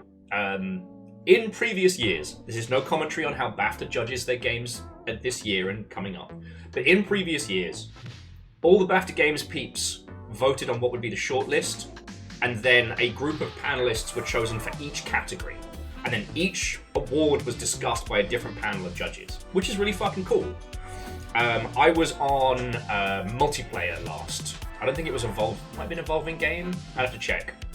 And Animal Crossing was part of the lineup for that year, and it was either 2020, 2021, and I kind of came out the gates quite bullish. But what I said was, can any other game in this category say they have genuinely improved people's lives during a incredibly unique time?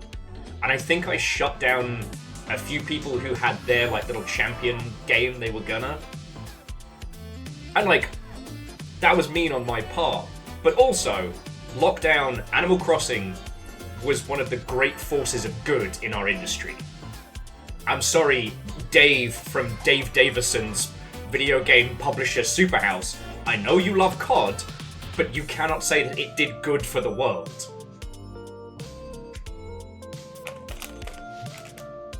Right? And so I came out the gate swinging with that, and I think it put some noses out of whack, as I haven't been asked back since.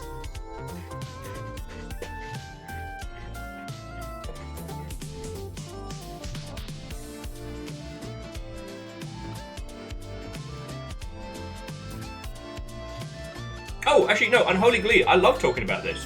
Unholy Glee was asking, if someone wants to get better at games literacy, do you recommend any literature about games?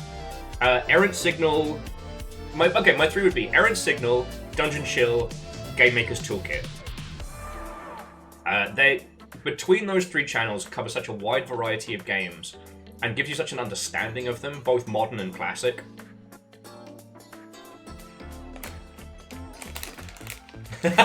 Barrels. He spoke the truth and they hated him for it. I spoke the truth like a dickhead. That was what I did.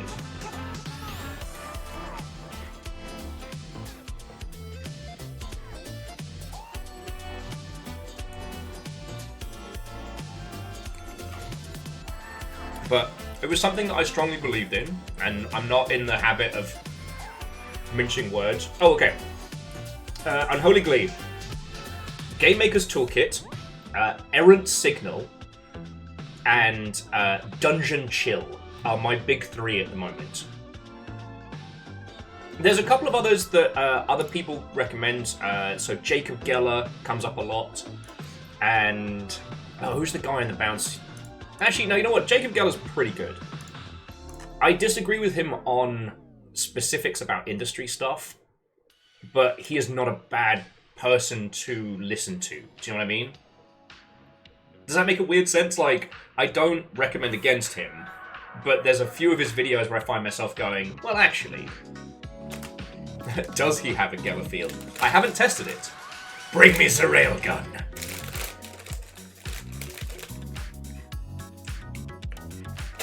Because, like, Unholy Glee, my games literacy came from having white guy insomnia through my teens and 20s, being hyper obsessed with bizarre and strange titles that no one else gave a shit about.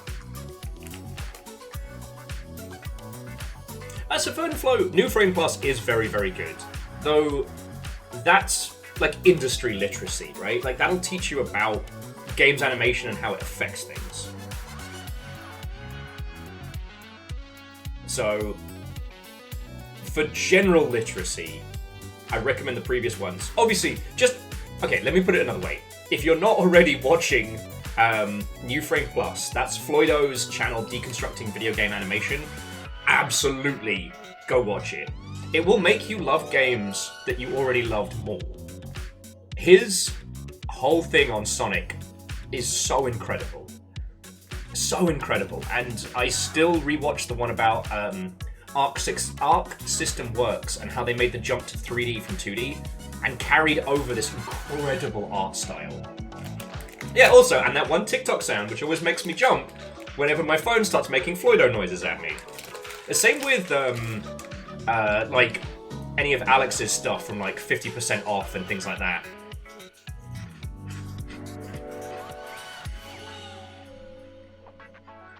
Gives me big nutty vibes.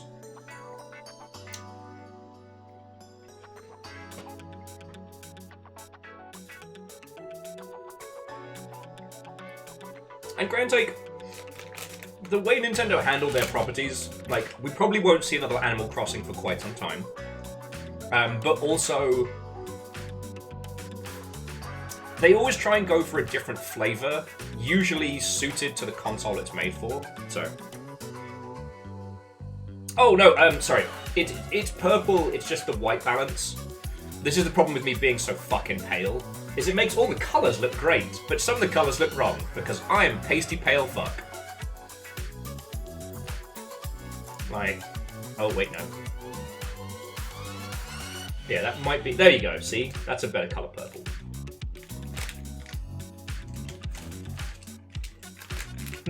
That was my last packet. Nim, nim, nim, nim, nim, nim, nim. Okay.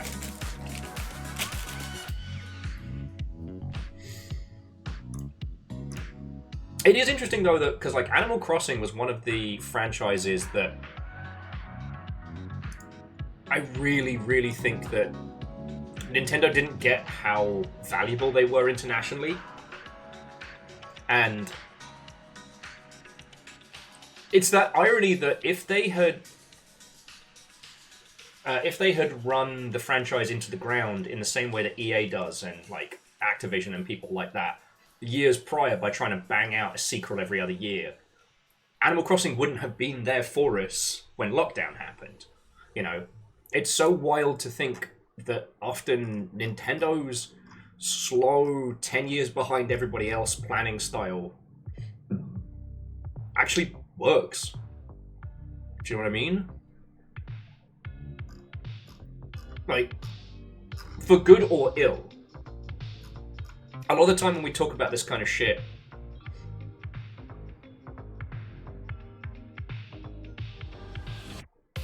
I just want to make sure that you all understand that I don't believe that Nintendo is right and correct and awesome. It's more the case of I recognize that their slow to act philosophy has resulted in big successes. And yeah, no, Chonorus, I wholeheartedly agree. It's kind of wild that in the years since we stopped counting the bits on a console, that some of the big console manufacturers are still trying to chase that new high, that next horizon. And we might be getting to the point where there aren't horizons to cross. One of the things that was really interesting was a side-by-side breakdown of the PS5 Pro, and it's like digi upscaling fuckery and all that nonsense, and how it looks worse in some cases. Now, we've seen it with RTX and ray tracing and shit like that, that what you need to do now in terms of the amount of hardware and updates that are required to get incremental improvements on the visuals out of games is getting ridiculous. And Nintendo's like, nah, we're going to work with established hardware that we've been fucking around with for years. It's going to be drastically less powerful than everybody else's, and oh, look at that, it's going to outsell the shit out of them.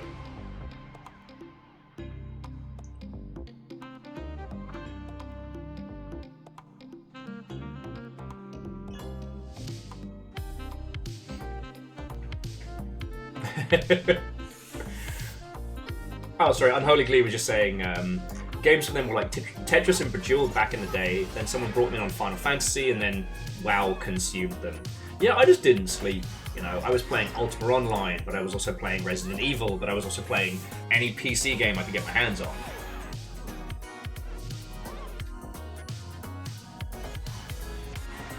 Right. Anyway, I find this stuff fascinating to talk about because we've seen a paradigm shift in games happen several times. Right now, it's the most obvious. The churn is still happening. It hasn't finished. What games are going to look like in 2025 from an industry standpoint is so fucking wildly different than what they were just a year ago.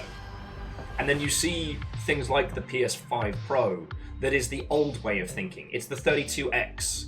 It's the PS2 Slim. It's the same gameplay plan that we've done time and time again. And sure, like, it'll do fine. There'll be a few people who are dyed-in-the-wool fanatics who will get the upgrade. There'll be a few people who hadn't gotten a PS5 that might be like, oh, I think I'll pick one up. You know what, I'll get the newest one, not the old one. But, you know, make no mistake, this is not the same jump we saw when we started implementing 3D in our titles. This is not the same jump when we made the move from, like, cartridge to disc. Those were huge advancements and leaps forward. And now, you know, we're sharpening the blade, but it's only thinner. Yeah, Verdant, seeing the scalpers getting burnt and then having to resell PS5 Pros for lower than asking value because they thought it was going to be the new contended hotness. Get fucked, scalpers. I have finished my chores, so you have my undivided attention. I was emptying my vacuum and I was disgusted by the things that came out of it. The store did warn me it had no filter. Fucking terror. Thank you for the 200. You fucking... You got me there. I thought we were hearing a little story about, you know, vacuuming and whatnot.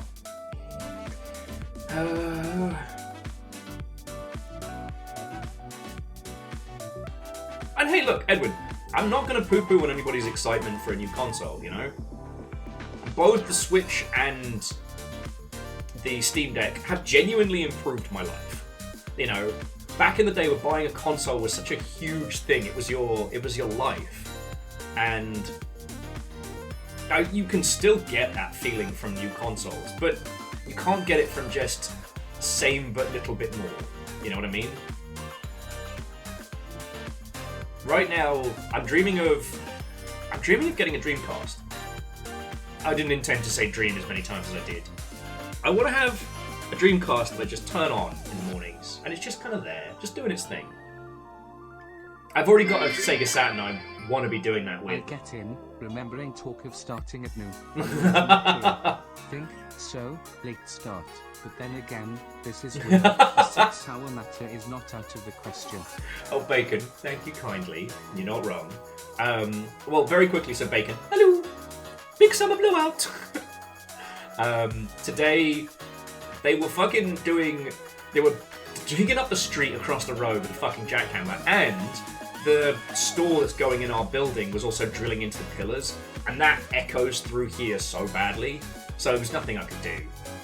Then Fiona came round to supervise Guinea Pig Hangout, and yeah, the girls are now living together quite happily. And Bacon has the Yaldum. What will you do with this newfound power? Anyway, we kind of veered off of useful discussion into talking about the PS5 Pro and it being well, okay, to steer it back, the reason why I bring it up is because the PS5 Pro is a maneuver that made sense back in the 2000s and the 2010s. It doesn't make sense now. And it is an old move that was probably conceived of by much older people in the games industry. You know, weirdly, Nintendo's slow-to-act maneuver ends up meaning they make the right choice rather than the fast choice. They're not always repeating what they've done. I know that seems weird for a company that re-releases the same 5 games, but...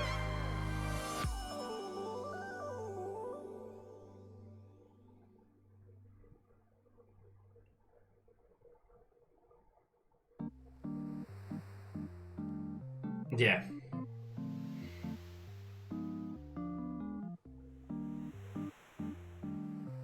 And genres, like, that's a smart play. I do want to say that again, I'm not dissing on anybody that got PS5, I'm not dissing on anybody that's in the console space. I'm not talking about this in terms of what's good and what you should purchase, but how, like, the industry is moving. Sony's been making a lot of bad business calls. Sorry, Sony Entertainment has been making bad business calls, and I'm still pissed off about Concord.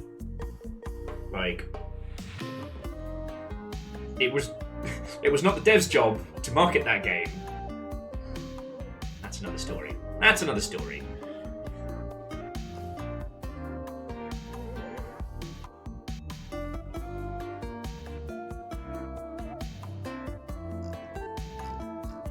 Okay.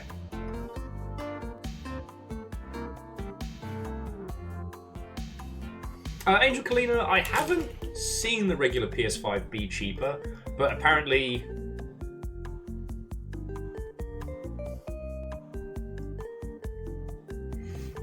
it would stand to reason with more PS5 Pros out there, but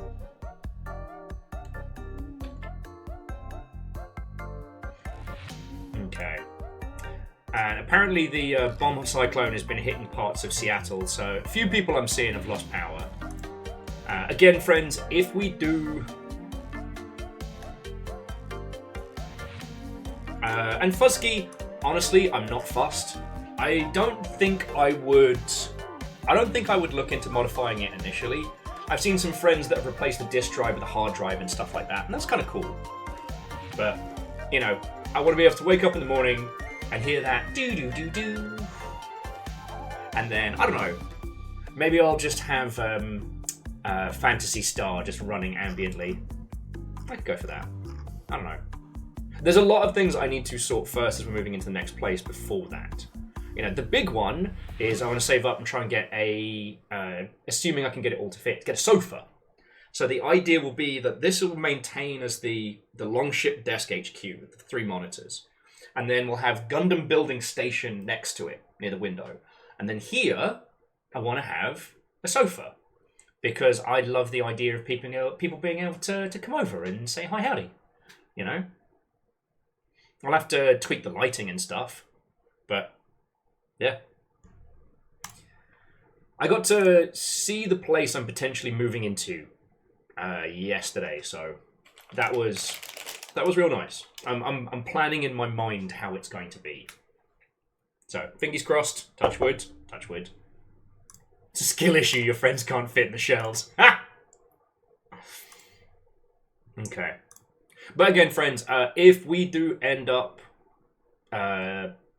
losing power, then we'll either do a little phone stream with the piggies if possible, or we'll come back tomorrow. You know, I don't think tonight is going to be Mr. Bombastic, off-the-chain nonsense.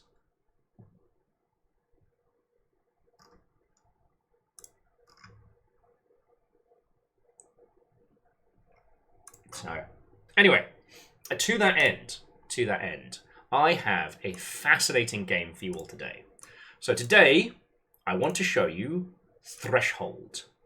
Now, Threshold is, I don't want to call it a horror game, right? I want to call it unsettling. There is a lonely station atop a mountain. A train rumbles its precious cargo to places unknown. Now is your shift. Keep the pace, uncover the mystery, fight for your last breath, because the air up here is thin.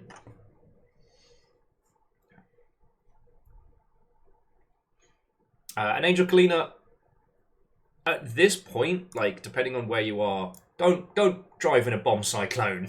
Just don't.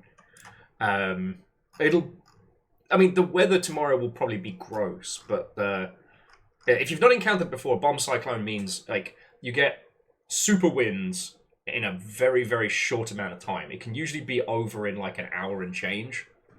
So yeah. And Arrow Griffin, yes, the person behind this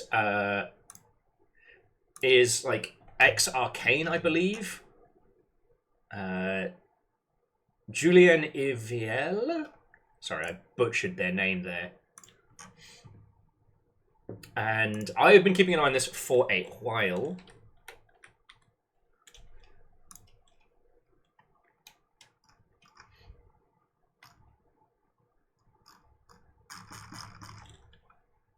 Okie dokie.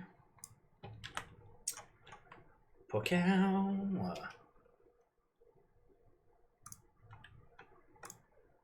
I've been keeping an eye on this for a while, and I've been really looking forward to it.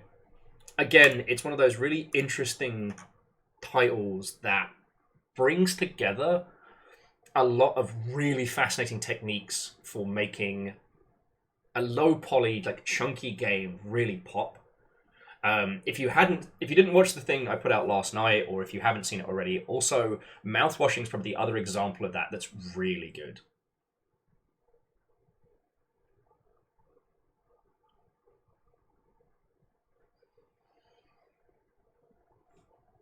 And Fuzzy, like I said, I probably won't be looking into one for modding, but you know, if you do come across one that needs a home.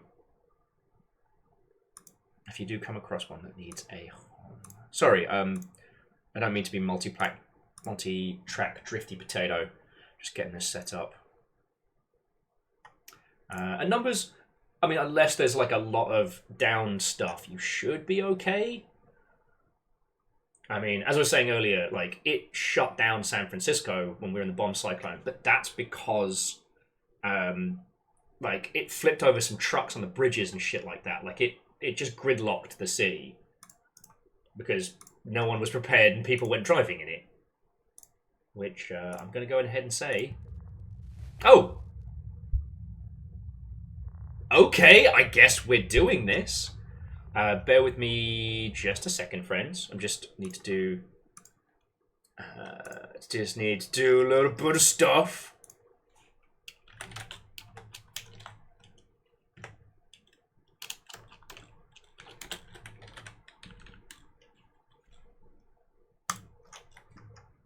Okay. Also, Baron, what a welcome, friend. Hello, hello. This is literally the first thing we see. There was a little splash screen that was like, it's published by this person. And then this guy. And okay, before we kick into this, it's just one of the reasons why I've been focusing on a lot of these titles, again, is just, I guess as much to myself as to all of you and to our industry friendos, that like, you don't need to be aiming for this ridiculous high-end AAA bollocks. Alright? Like, the idea that you need to be making something that's 8K and runs at 120 frames and, you know, infinite volumetric fuckery. And then you've got a game that looks like this. This doesn't need a PS5 Pro to run. I think... I don't just mean for, like, the horror space. I mean, you can create incredible titles that have the chunkiest polys and a vibe and a heart all themselves. And that's real important. Verdenflow says, which games dad would win in a fight? Would you count Gordon Freeman as a dad?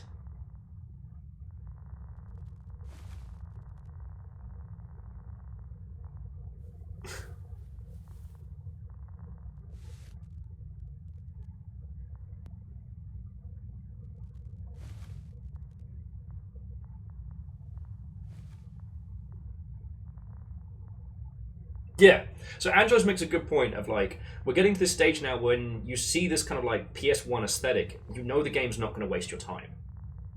I promise I'm not bringing this up just so that we can throw rocks, but one of the things that has been very interesting is that there have been some market research studies shown that any title that is perceived to have, you know, generative AI art, that users will steer clear of it. They've already become conditioned that when seeing generative AI art, they know it's going to be shit.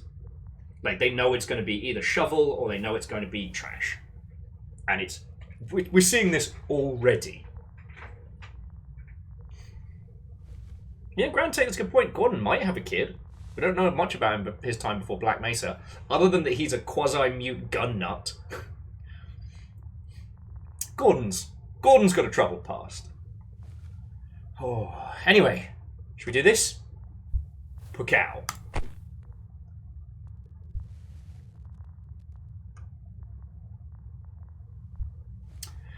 Okay, so here we go. For very focused players, your character's thoughts are less present or delayed. Player assistance is minimal. Your character's thoughts are more present. The game makes the discovery of secrets a bit easier. You want to get puzzly with it? I'm down for puzzle mode.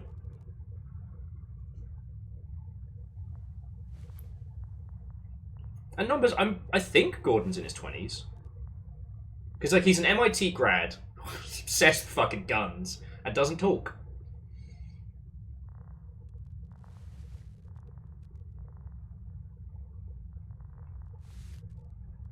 Yeah, no, you know what? I'm going to try the very focused. I don't know if we can change this later on, but, you know, I'm down for a puzzle game today. I've got something resembling Brain.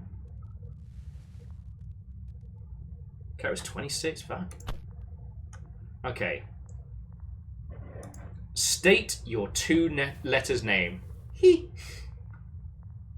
Oh, Wiki says 27. Okay. Just. Ha. Oh. Oh. Bear with me just a second. I mean, we can go VB. I just like the idea of being called he. Vub. My new name. Oh, just give me 2 seconds. I'm not even going to mute the mic. Just checking on the nuggies.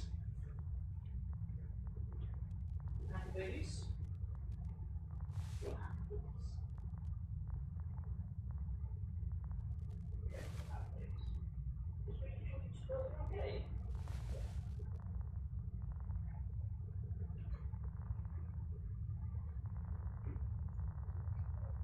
Sorry about this.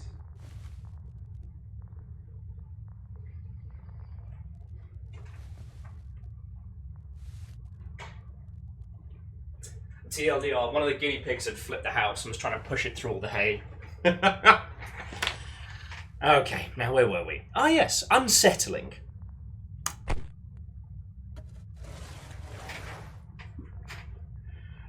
Don't bury me, I'm still alive! I'm still alive! Dying on duty will be permanent. Take care of your breath. Rare checkpoints happen during the story. Pick a country. The selected country won't affect the language of the game. It will influence its difficulty. Oh, what the fuck? Rule Britannia. Na, na, na, na, na. How difficult is Australia compared to Spain? Pick Canada, you coward. No, I can't lie in a video game. I can't do that. Start the watch. Come on. Which is more difficult? Indonesia, France, or Argentina? Both. This is I've basically just chosen European Extreme. UK 2021. That is different. Oh. Little light flicker there. Don't even worry about it. Let me see if the controller works. I need you to stare at your closet. Okay.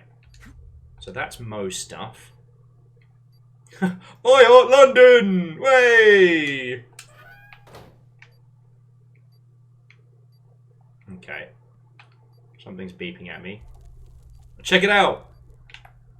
We recognize that mouthwash! Eat that. I guess there's the map of where we're at. Do do do do do do do do do do. Dentist's office. Pulmonologist's office? It's not the right door. You signed your contract. I need your contract you signed and put it into the machine earlier. Oh, piss, where did I put that? Oh, there it is. My very first contract for the government. I'm excited.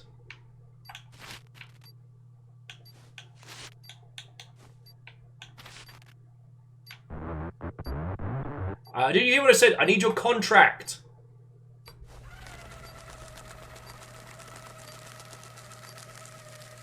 That is fucking horrifying.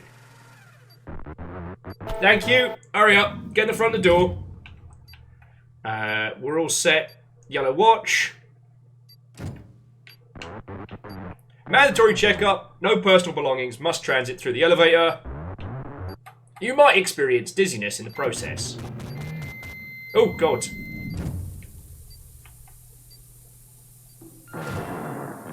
Mo has been here for more than 16 hours. Good luck for the takeover. First watch, here we go! Oxygen levels.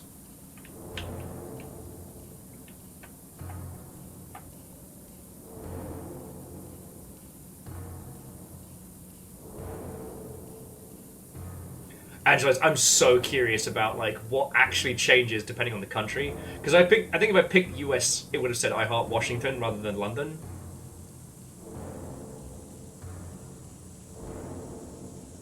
Oh, and the signs flipping by just say the train must run. Train must run.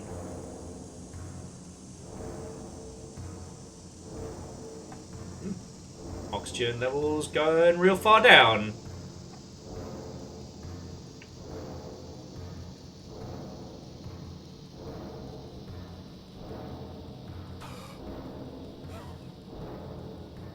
Ooh, yeah, you get me with that. You get me with that early credits. Based on a true story. Really?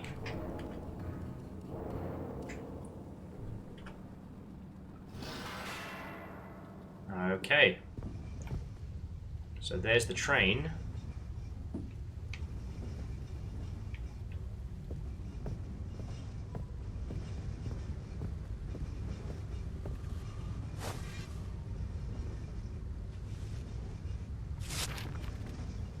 My new yellow partner, VB, finally. Been on watch for 16 hours, watching Knee's replacement. Knee. Welcome to the most boring and stressful maintenance job in the country. I'm Mo, purple clerk in charge of Purple Watch. No speaking here, air is scarce, we prefer to write. Ah, okay. Odd, they didn't give you a notebook to write back. That's probably a mistake. My watch is over, thanks to you. I'll introduce you to the basics real quick. Follow me, I need to show you something.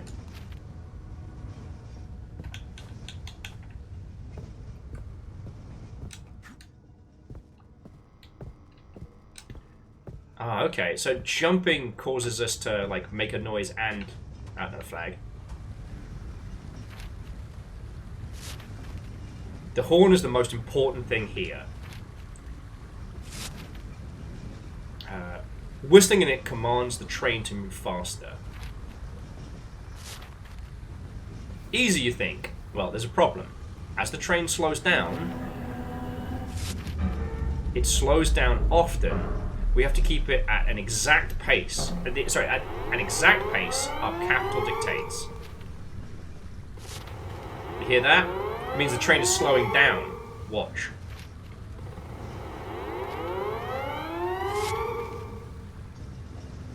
See? Now the train speed is unaligned with our expected pace. Maybe you noticed the river level lowered too. Very bad. The country needs the water. Yeah, it's weird, Angelos. I thought this was a game, but it seems to be just about the north. Alright, simple, unblinking light is the expected pace. And the train needs to be at that that space. Alright, here. Spare whistle. Belonged to your predecessor. The whistle is a multi-use tool. Can be used for other things. What does a whistle do other than whistling? Okay, take a deep breath and whistle into the horn. A whistle made out of ivory. It must be expensive. It's unusually cold.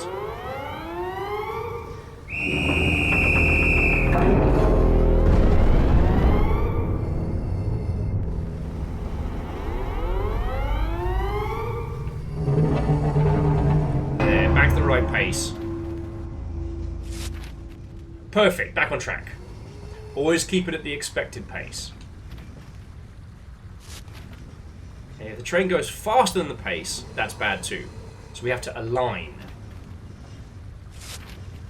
But now you're about to die if you don't take this. It's an air can, oxygen, bite it. A canister made of iron, leather on the handles. It's mark for teeth is engraved on the glass.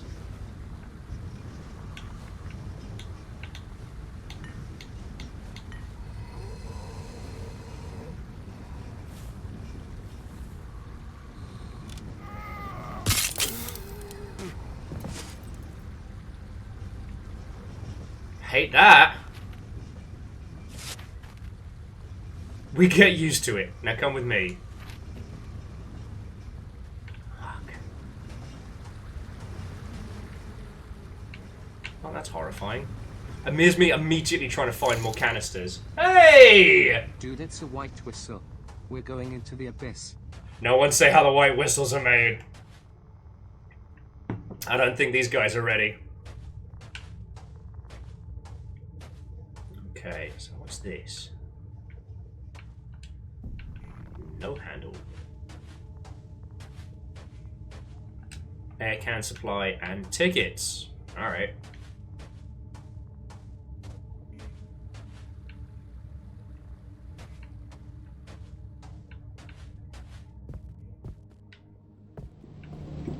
I super lost track of the guy. A machine with a huge hole.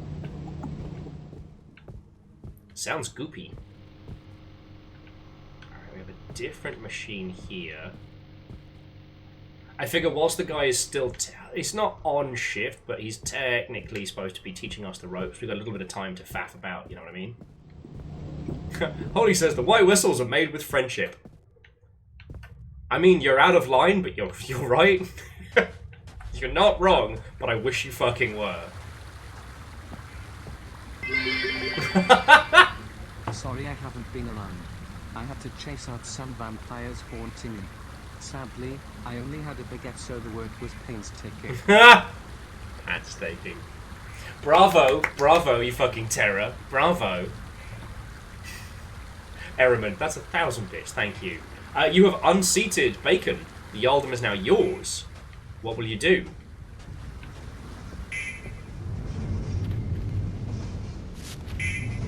Tickets have to be used in Building 2. I'm exhausted. I need a shower. Take care of the train. The green light at the elevator means I'm ready to be called up. Alright. A thick paper. Let's just hold. Technology from the past. Okay. Well, Mo seems nice. Guess I can trust him? More questions.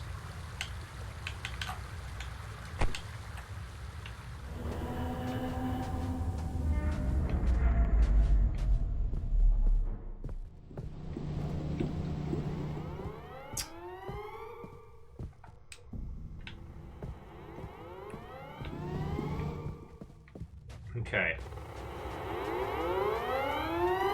Oh, running uses up oxygen. Fuck. The train slowed down.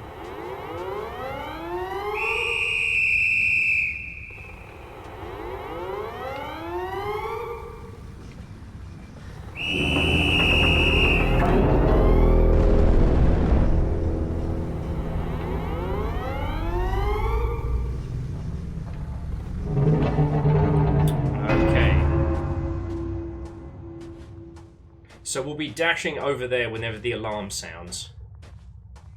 Okay. I get this. But no, seriously, Ehrman, like, thank you. That's $10 in keeping this whole thing going. Really appreciative of it right now. There we go. Bingo bango. So we have one canister, and I think we can do one more deep breath if we need to. So my goal is basically try and stockpile as much as we can on shift, right?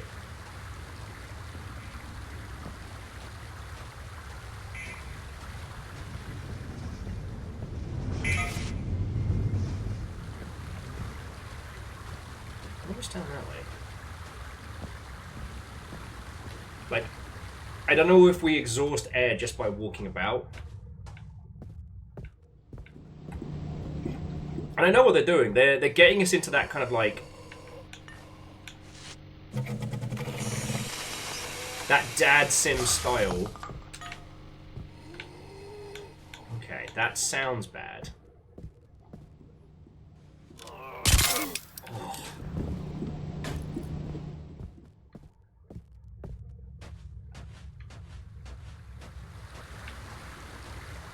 I guess with this being like day one, it's just getting us to look at cool shit. Aha! Alright. Got another ticket.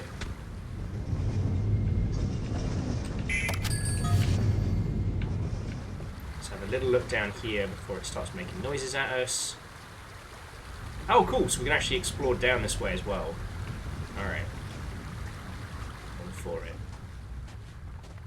Got a few broken pieces of tube.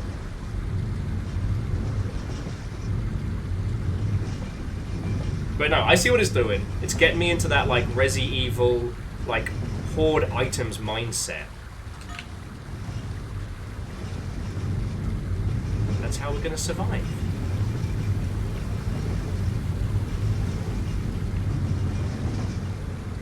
Welcome to Blackpool.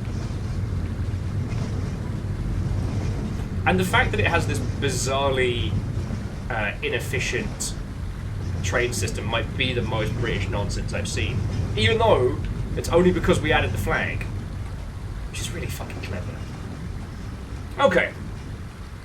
Yes, Ehrman, what did you decide for your Jarl's decree?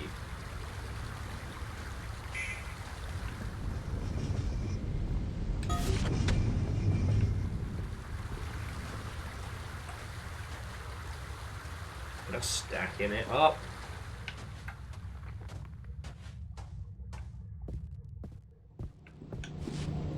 Two tickets, and we're up to 3 canisters. Love to see it.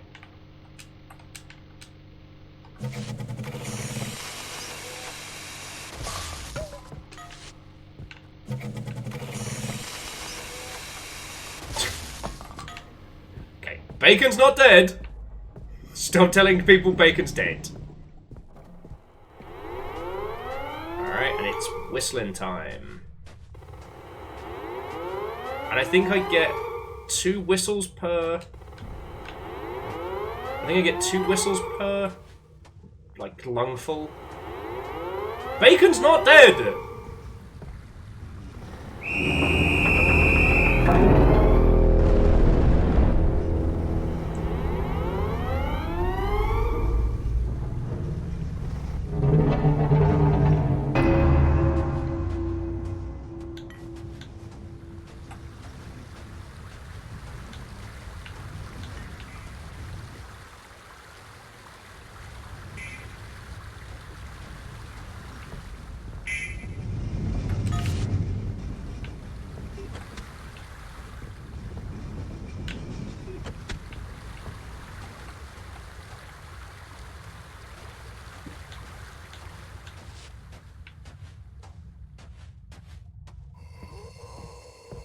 Alright.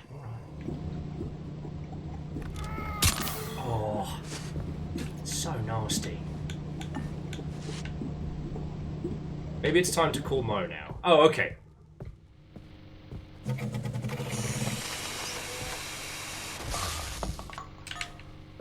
Alright, but we've got a fair wedge of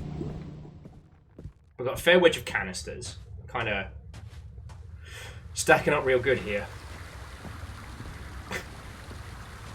Bacon and terror. You know exactly what's going down. Alright, let me hand in this one, then we'll go call Mo. Because then that's 6 canisters. That's got to be able to get us off to a good start. Again, the Resi Evil numpty in my brain is...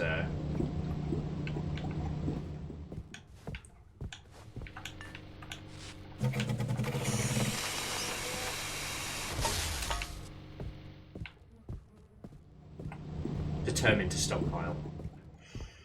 Oh. It's weird. I was for those of you who only got here, there's yesterday I decided to do like a little YouTubian playthrough of mouthwashing because I thought it was going to be a bit too fucked up for a stream, and I knew it was going to be good. I don't regret playing it; it's fucking brilliant. But there were a bunch of times through it where I realized I was holding my breath. Like, there was one bit where my jaw started vibrating because I'd locked it because I was just underground facility observatory border post. Okay.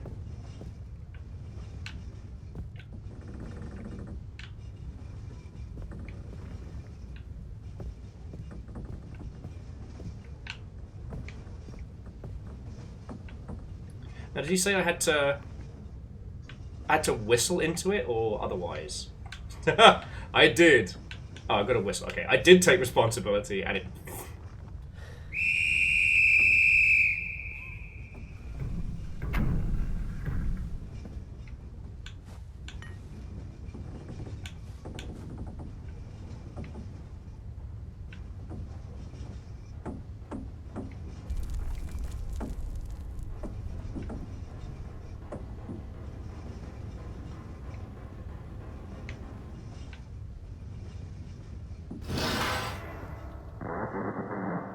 Your watch is still ongoing. You cannot come back yet. It's probably the best shower of my life. Follow me now. Okay. I might have to chug one of these in a second. Sorry, and the reason I bring up that with mouth washing is that I think this is a game that's going to have me forgetting to breathe. Oh.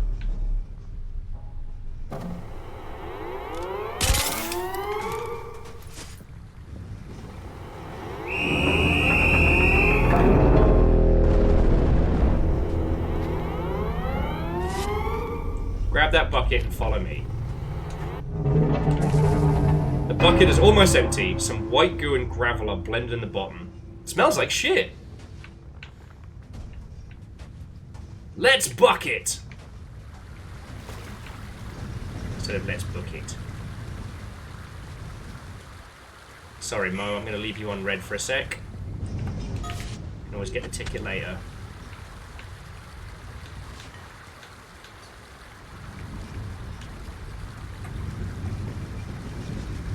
But no, hey, Angelos, I saw your thoughts and feels on mouth washing, and like I said, it was a game I was aware of, but holy fuck, was it good!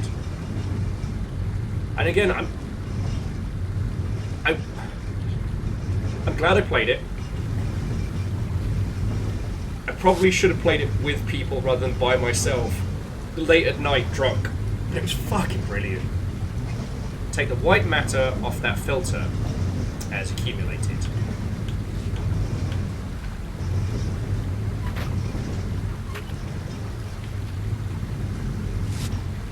Good. They're recycling the bucket in building 2. I need to attend my dentist first fast checkup, so see you in a bit. Call me in a few minutes. Alright.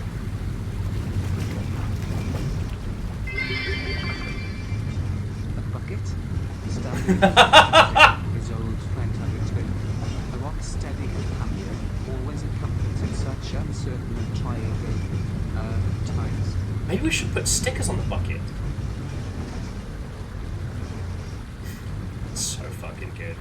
I still remember when Kimball did Crows, Crows, Crows for the E3 G Gundam contest we did. And the little mech Stanley had a little mech bucket. Fucking great. Dioramas for the win, yo. Maybe next year we'll do another round of the... dump bucket.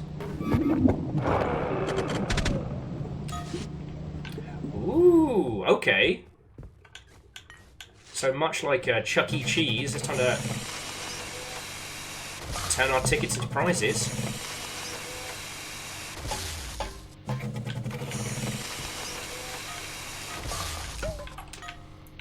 Check us the fuck out. We're up to 8 canisters of air. We're living large, my friends. Living large.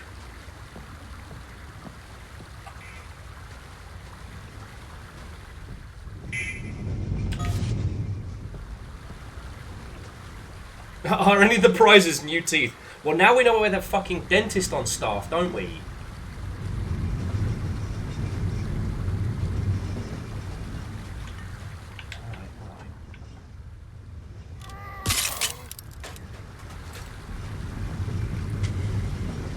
Why are we using those cans to get air?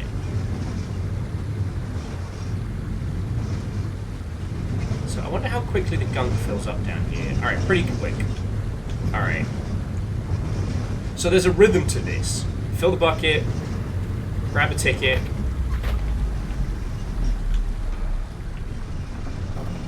Whistle for the train.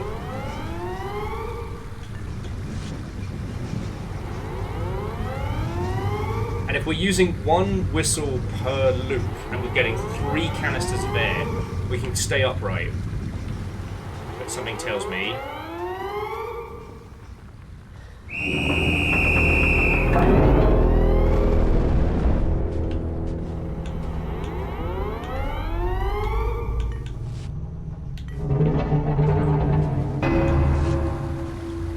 that Half-Life sound. I love it.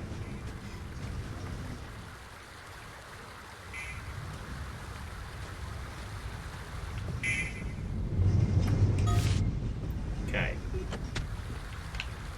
And Holy Boss, I wholeheartedly agree.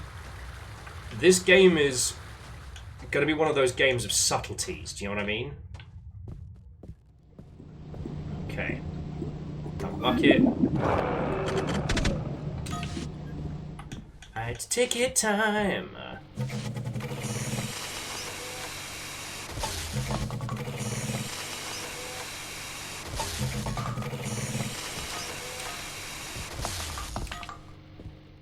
All right.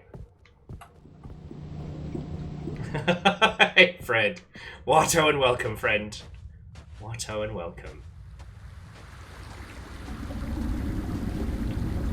What's that? Oh, no. It's nothing.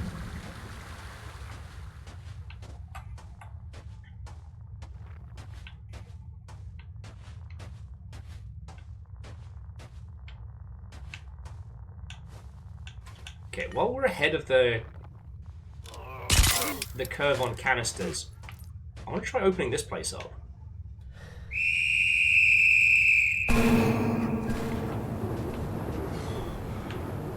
Oh shit! I can breathe here.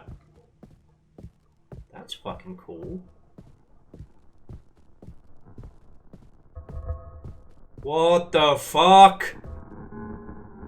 Welcome to the capital chamber, Yellow Clerk. A place to breathe some unlimited fresh air. It will open as soon as we have something to communicate with you. You can whistle into the pipe to ask questions. Do you have questions for us? I do!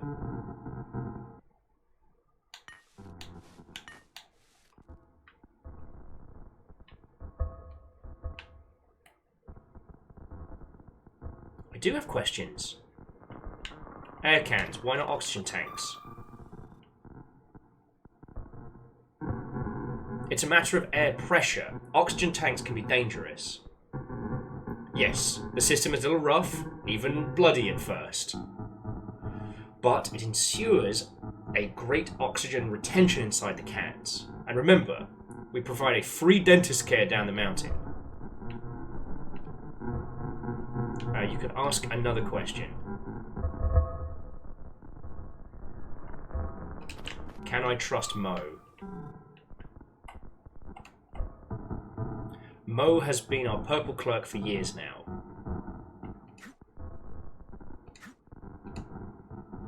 We think Mo likes the simplicity of the job and our great healthcare.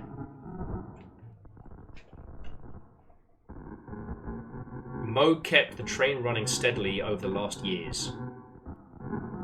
You don't get as productive overnight. It takes time and dedication. Oh, speaking of which, we hope you'll be up to the task as well. Speaking of which, I have not checked on the fucking train.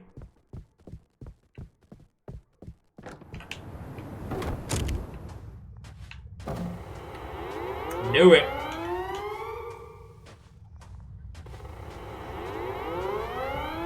US difficulty has no healthcare. Fuck!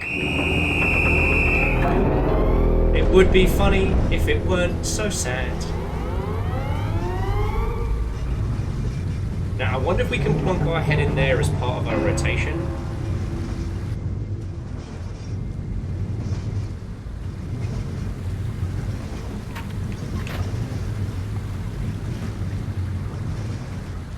Because that would mean I could run.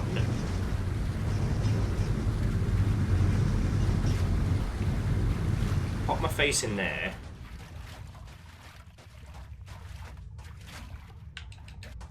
Oh no, okay. So each time... Alright, yeah. Each time we do that, it uses one whistle, which is essentially one air can.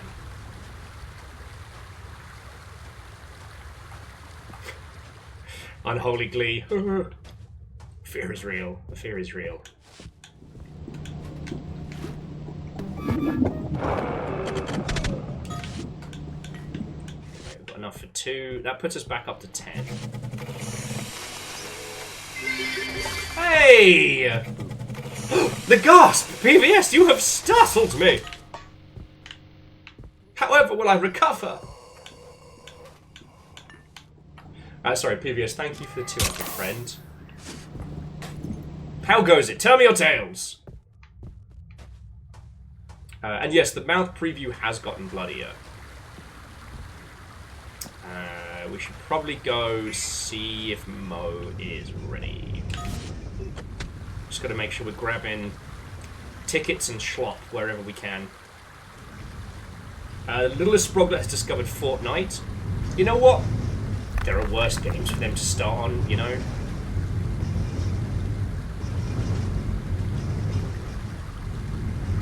Okay, and the filter is clear, so yeah, let's go get Mo.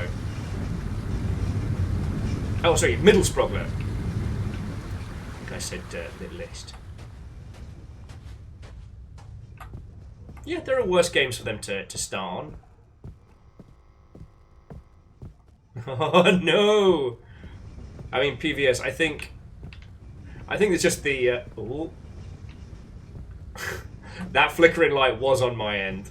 Again, friends, with the weather being fucking wild here, if I do get cut off, assume the power has gone, and I'll either do a phone stream in the dark, or we'll hang out and be silly buggers. It's all good.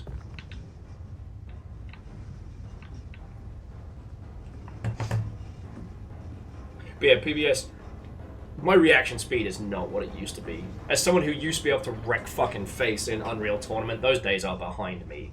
Gin and terrible sleep patterns will do that. Dentist says my gums are doing great.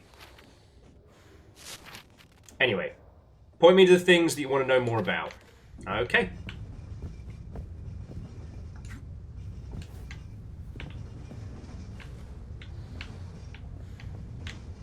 Alright.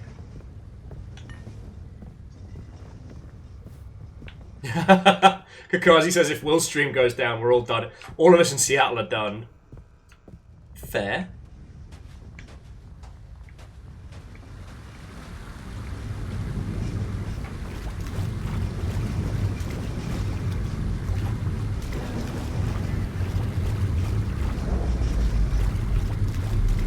Was Mo the guy from the title screen?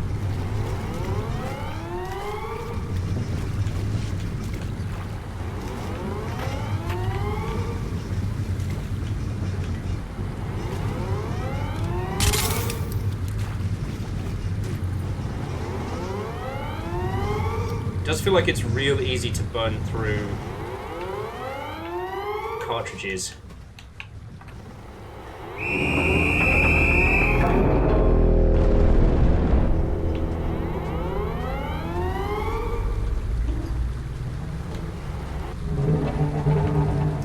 The first title screen isn't canon.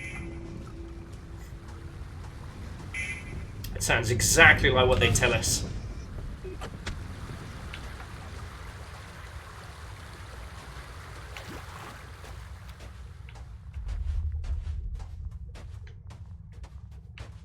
Sorry, we've got plenty of tickets and all. So ask Mo about this. There used to be another majestic pine here. Knee decimated it for crazy schemes. Knee? Who's Knee?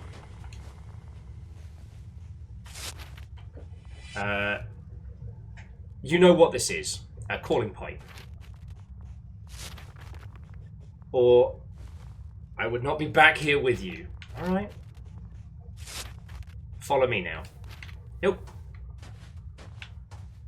Where are you going? Alright, back over there. Alright. Let's go get our tickets. And our oxygen. Well, it's interesting that as a narrative device, making it so that the characters can't talk. Like the air up here, is too thin, so they have to send notes. I think that's a really clever conceit, meaning you don't have to do VO. that you can have the sound of it all be powerful. And if there is any spoken words, they will be massively effective. Alright, Knee has done a lot of damage to the post. I'm not done cleaning up the mess. Help me. Look around, gather planks you can find, put them here, repair everything later. Still got time before going back to the mountain facilities. I will follow you where you want. Point me to the things that you want to know more about. Okay. Inspect the place, care for the train, call me again. Okay, so find planks.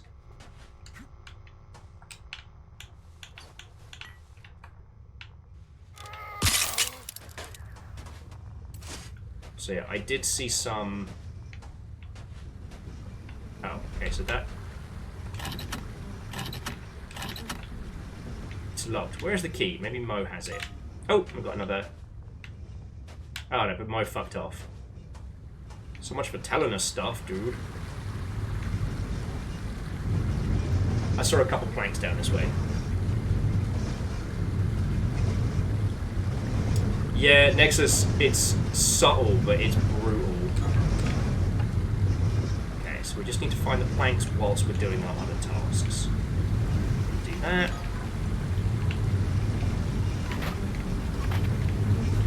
That white residue comes from the water. Is the water drinkable?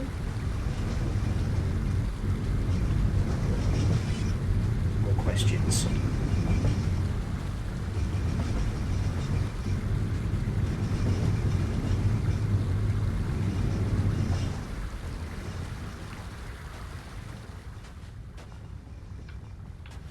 I know it's about to start getting janky.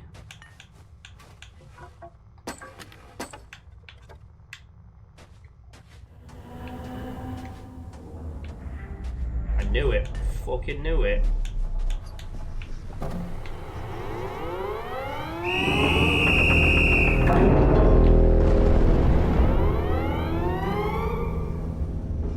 It's getting flickery over here.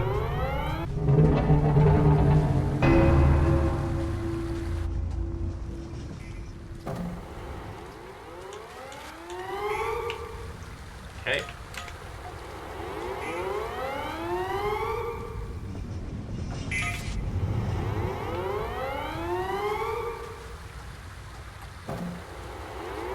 Wait, is it still complaining?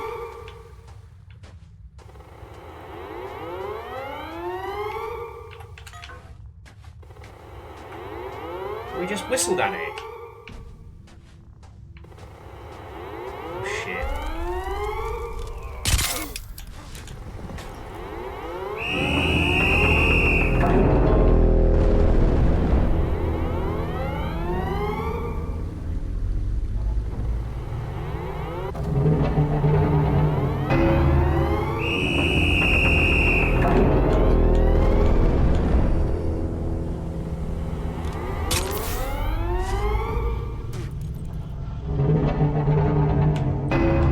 They're asking a lot right now. Okay. It's alright, we should have a bunch of tickets. So yeah, the required speed is now faster. Oh, fucking hell. Hell. The name Knee is engraved on this plank. Yo, I think that's...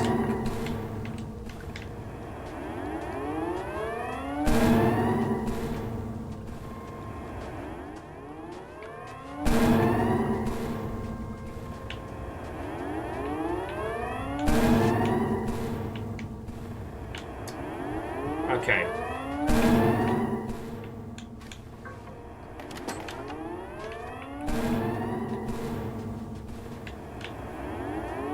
Don't worry, I've got an idea.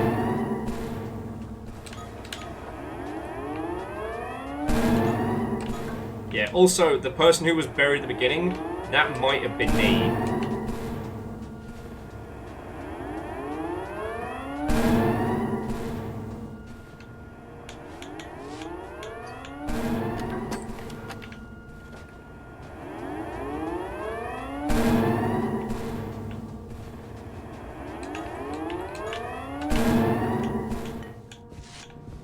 everyone. I've got an idea.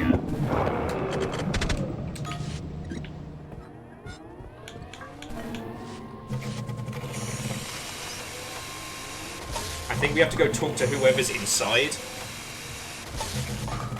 So I'm not trying to actively game the system, but the train has stopped, yes. But it's not our fault that it's stopped. And we can't blow to make it go faster. The door to here is opened. So we can take a moment to catch our breath and then find out what the fuck is going on. Okay.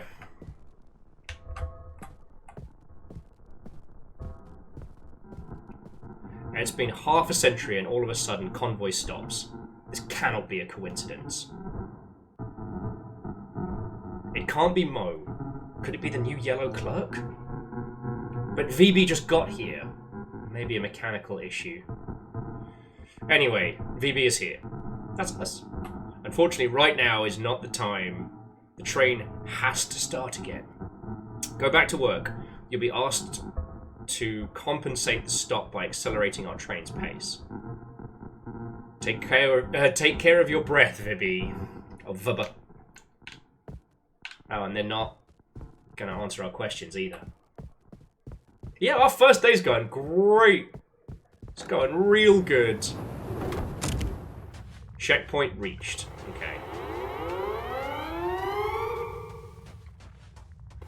They said the checkpoints were going to be kind of far and few between. So.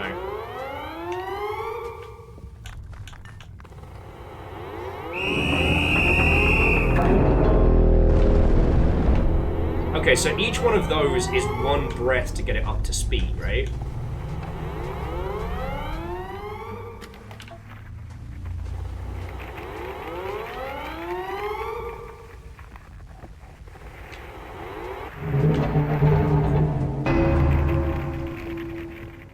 So we're ahead on gas canisters. We're ahead on a few tasks. Oh shit, the bed. Oh no! You actively took part in the destruction of Beholder Post. I fucked up. I fucked up loudly.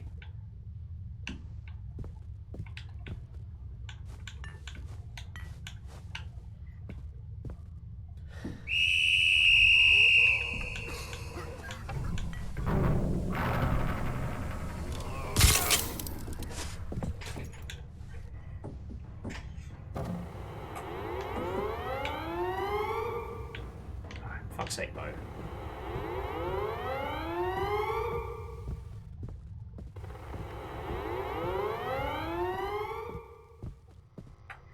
Now, we talked about this a lot in Moving Houses and a few other, like, horror-ish games that we've done, that these kind of, like... Hey up, Paul. These kind of, like, menial tasks are a great way for setting pace.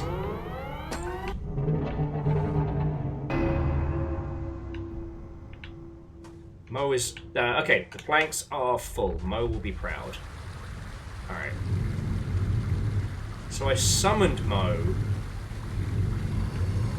And I guess if I wanted to, we could go... What the fuck is that? A fish?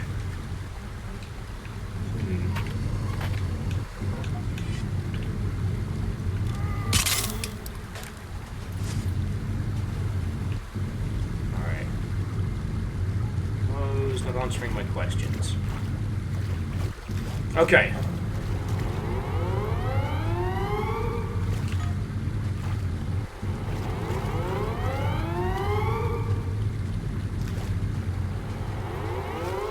So it's like somebody is definitely sabotaging shit that's going down.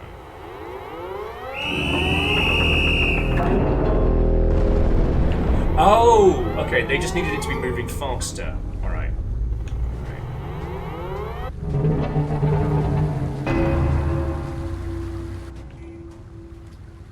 Apologies, friends. I think I'm just thinking at you out loud, but what I was saying is, like, this kind of, like, menial task challenge creates a real good situation where the rhythm of your moment to moment is very focused, right? So when they do decide to start throwing weird shit at us,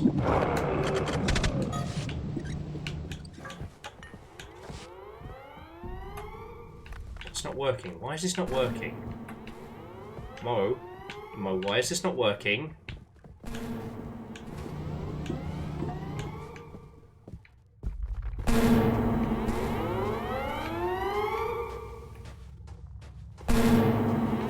Okay, and that's covered, so we literally have to go in here. Alright. Alright. I'll tell you what, friends. We are just coming up at 3 hours.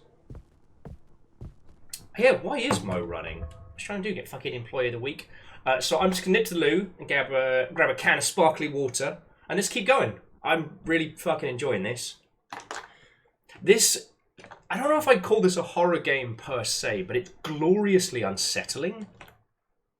I am, however, going to put on some smooth jams for you all to catch a breath to. Take a breath, catch a breath. Fucking hell. Remember when I used to know how to actually speak people words?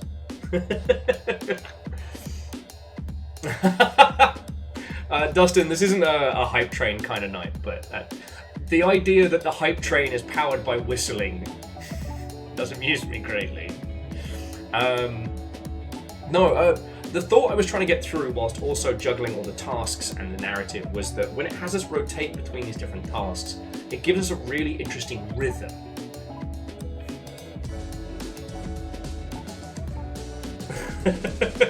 Evil Geek, I think there have been people in the Longship long before I remember it beginning.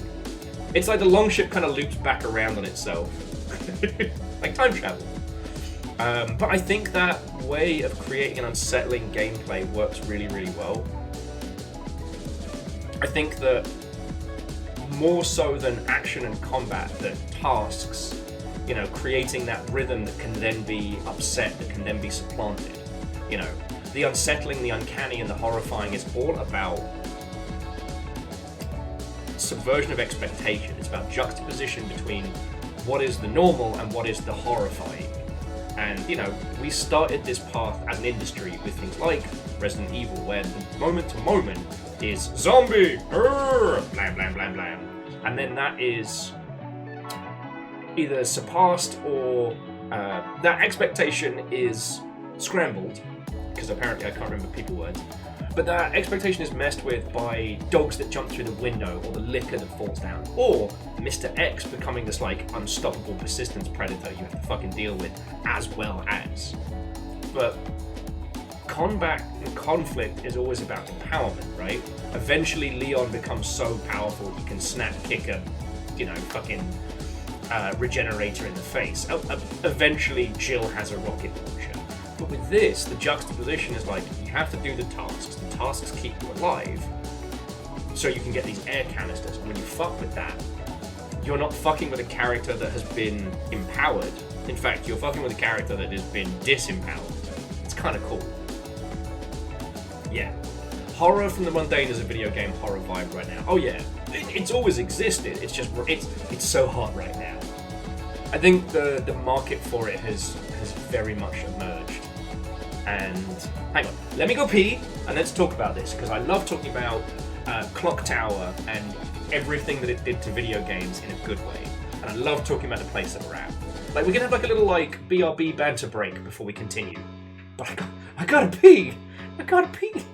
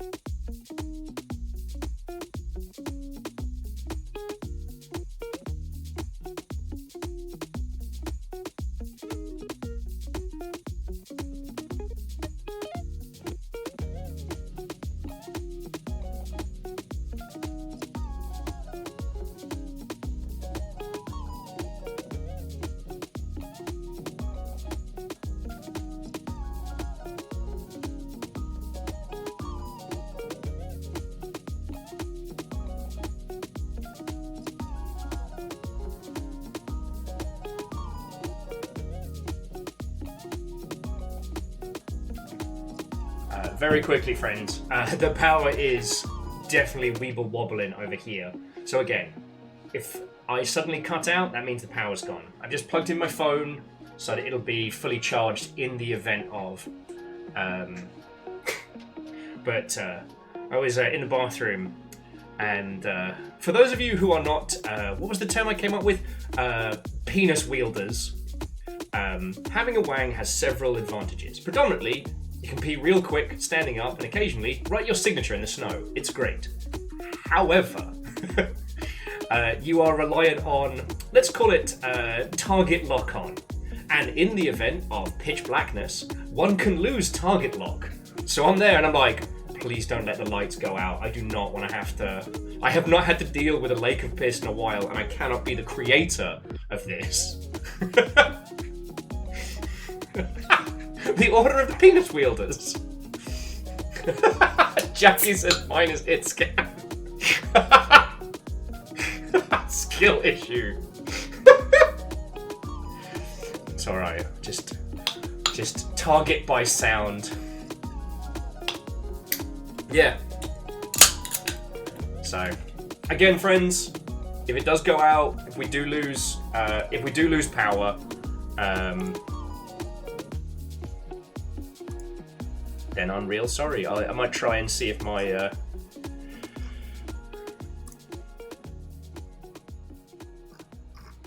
my interwebs will hang on. If my internet will hang on via like phone signal, and then we can just have like a little like candlelight and guinea pig stream.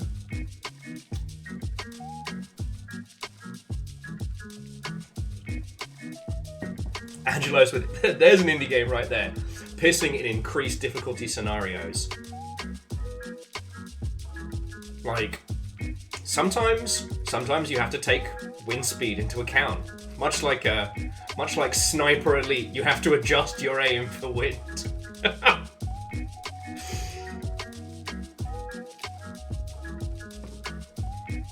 Earthquake level, wind speed, blackouts.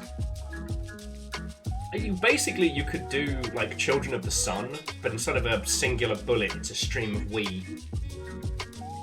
That's the $1 million game right there.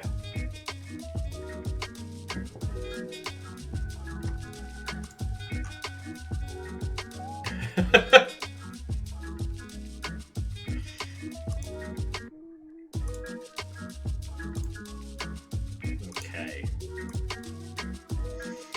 Oh, but yeah, so, alright, before we continue, and just in case we lose,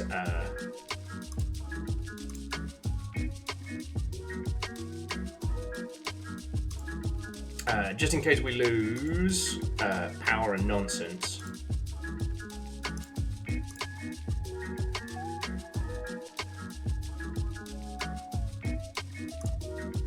Okay. Disempowerment in horror and in video games in general has been something very, very interesting to follow throughout the years, but the fascinating thing about a lot of it is that because those games don't sell as well as more action or combat based ones, they don't tend to be discussed as much. Now we're kind of in this like, you know, I wouldn't even say we're now in it. We've been in this like new age of horror and new age of game experiences for a good 4 or 5 years now, and it's fucking great. But I think back to my first experience with it was a game called Clock Tower, which most of you will know, but just in case. Clock Tower was a SNES horror game, which was very reminiscent of old point and clicks. You and your fellow orphans, your fellow orphan sisters are adopted by a mysterious and reclusive millionaire, and you are driven up to the home to be introduced, and whilst waiting in the lobby, the lights go out. And then when they come back on, all of your sisters are gone. You play as the youngest and I think most sickly of the children, desperately trying to find out what happens. You must explore the mansion, find your sisters, and ultimately get out with all of them alive. It was one of those early games where like the sheer number of endings was mind-boggling for the time. The only way to get the air quotes good ending, save all your sisters, which involved a little bit of trial and error. But throughout the game, you are stalked by the Scissor Man, a strange, squat Danny DeVito looking guy dressed as a child from a Victorian painting with just a fuck off pair of scissors. And it did two things incredibly well. One, you could hear the Scissor Man before you saw him. You'd hear the ka-chunk, ka-chunk, ka-chunk. And the other was, you are a sickly little girl. You can run for a bit, maybe 10 seconds tops. And then you have to, like, take a breath and, like, hide.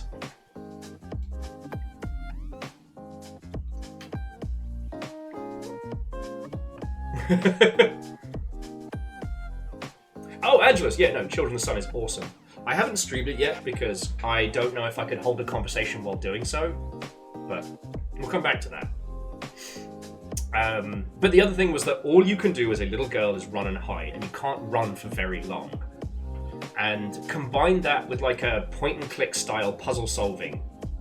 The other thing being is that the Scissor Guy will show up at certain story beats, but ultimately could show up at any time. And yes, Mikati? I'm so sorry I butchered your username there, I do apologise. But yes, it came out in Japan. So you either had to be Japanese or imported it and be able to read Japanese. I totally didn't play it in my youth through, ROMs with fan translation patches. And I would never ever condone piracy on this Twitch.television.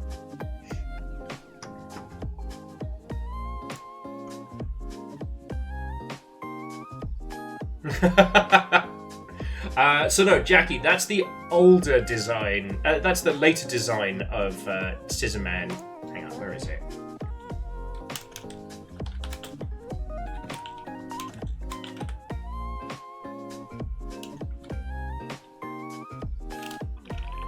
Clock Tower 1, Scissor Man.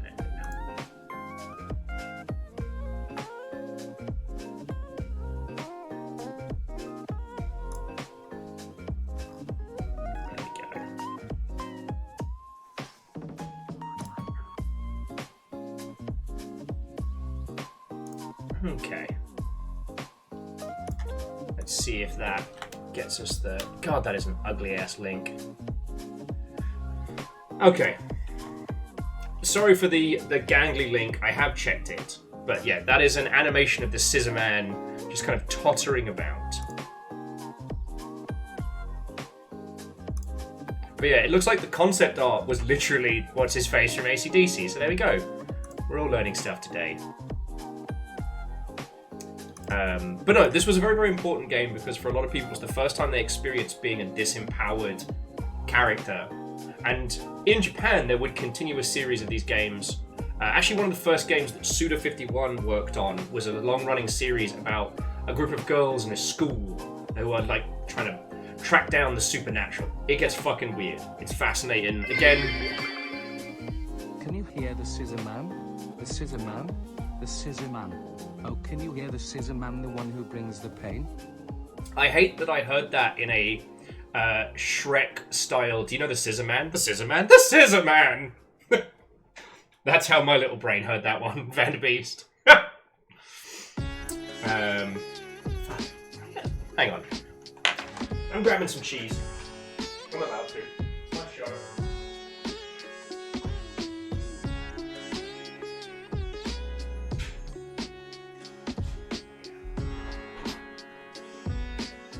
Got a big bowl of pasta for later, it's all fucking brilliant. I got cheese! But this kind of like disempowered horror didn't really take root outside of fucking weirdos who researched it and Japan for a while. Oh, PVS, thank you for the lurk. Good to see you, and to be continued.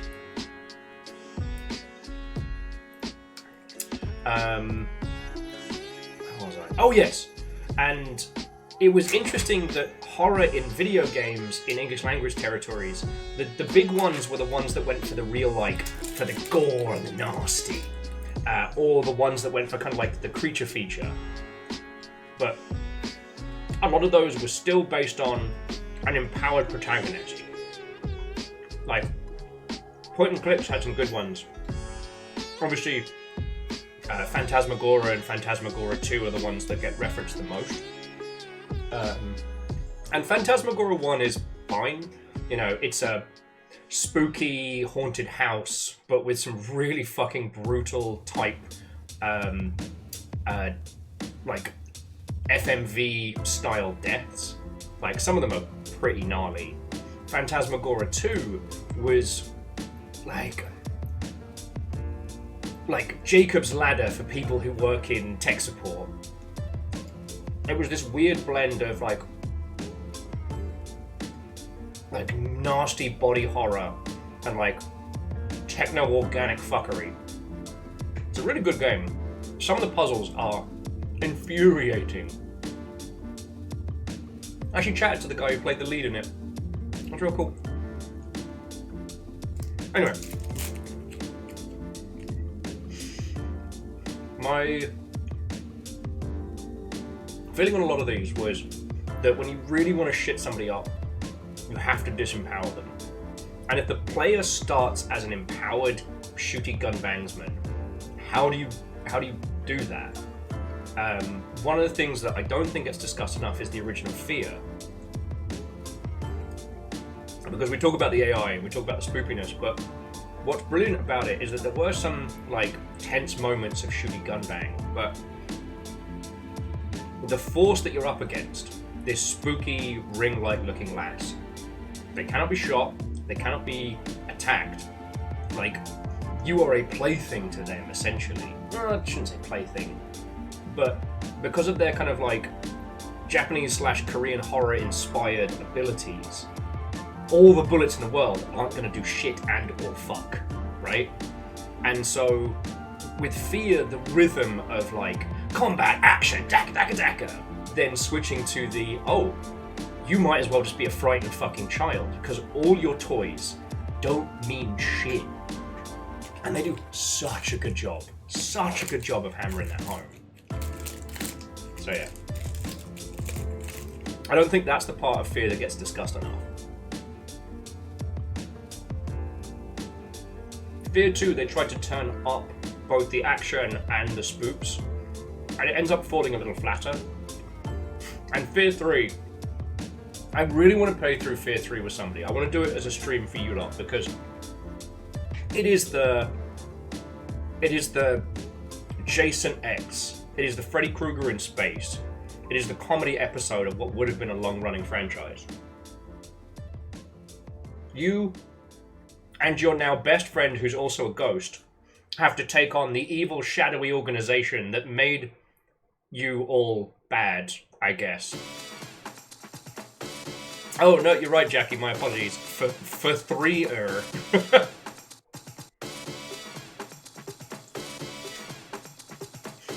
Part of me misses that phase we went through where we put numbers in words. The forum was my personal favourite. Try not to give snuggly flashbacks.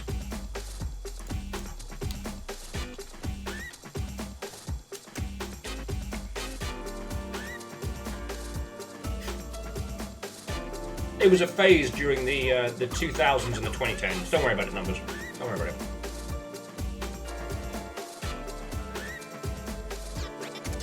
I'm getting updates from downtown. Apparently the internet's gone out in a few places.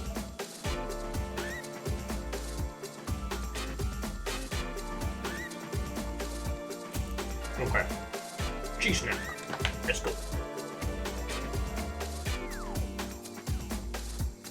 Okay. Everybody caught their breath? Pun intended. I'll show him a little bit more cheese before we get started.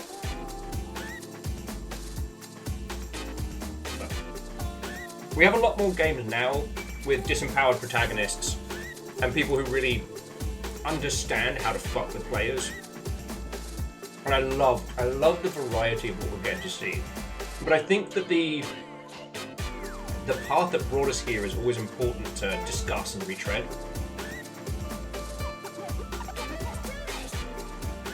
Because, like, for every one of these incredible indie games that we stumble across, there are still a lot of the more expensive titles that just keep getting it wrong.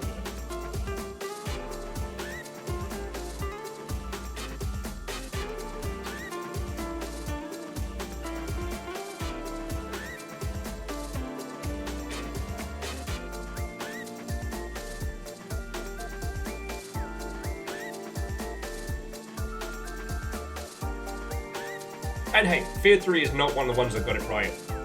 But I cannot wait to play that for you all. I need someone who's true chaos. Like, maybe Tobias and... it really depends on who plays as who. I want to play as the Ghost, because I never got to do that back in the day.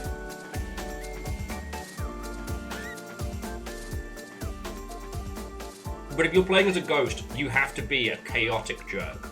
That's the rule. You know. Anyway, I'll put it on the grand list. Now, let us continue. I don't know why this is flashing. Okay.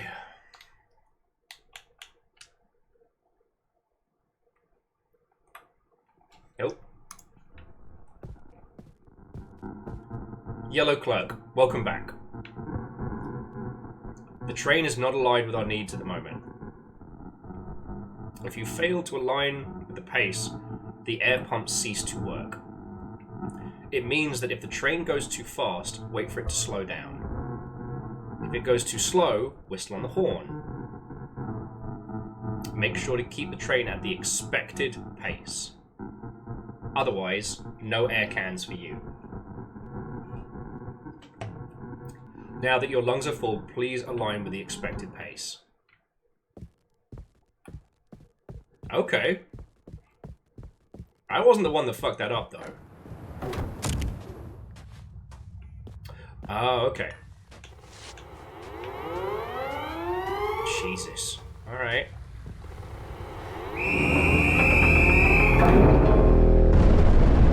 Whee! Oh, look, there's us!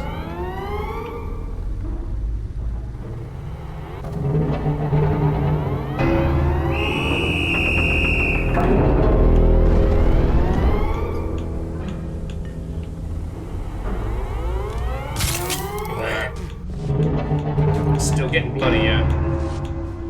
And last but by no... Oh no, Reshi, we're good. Alright. Let's go get the gunk down the road.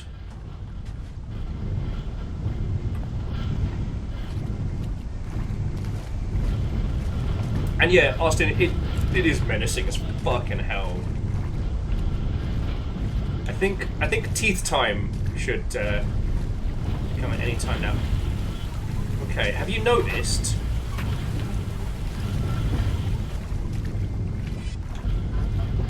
Have you noticed that the water level's risen?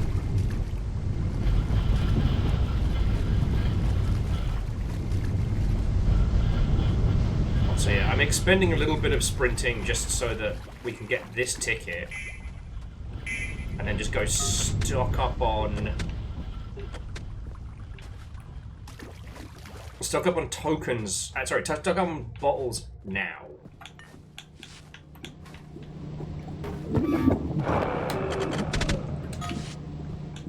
We got 4 tokens. Jobs are fucking good.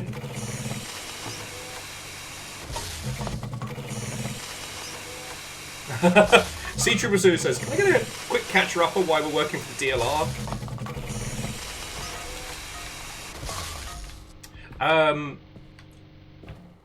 As for why we... beans. As for why we took this job, I'm not 100% sure.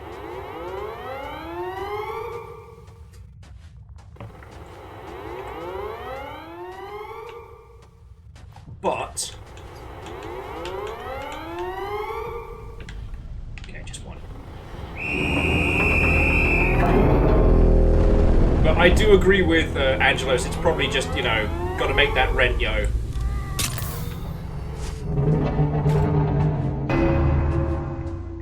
Poor gums, you have consumed 15 air cans.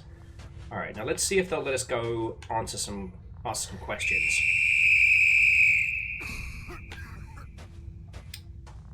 No answer. Maybe later. Alright.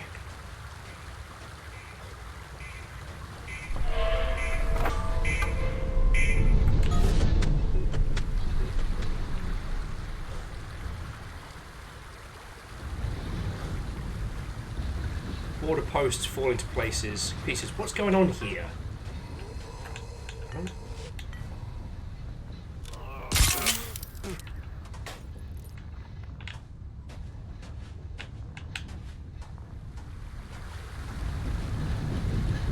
So I'm trying to get it so we're getting 3 tickets a run. But our character is flashing. Wait, does that mean that, like, our gums are just fuck-a-doodle-dude?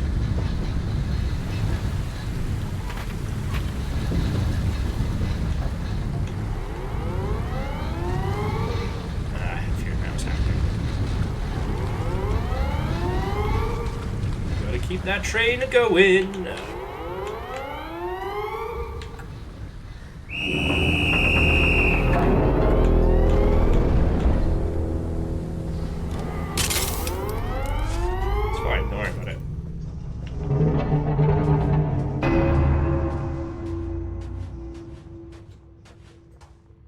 Oh, okay. Let me grab a ticket and then we'll start asking them some questions. Our mouth is fucking though.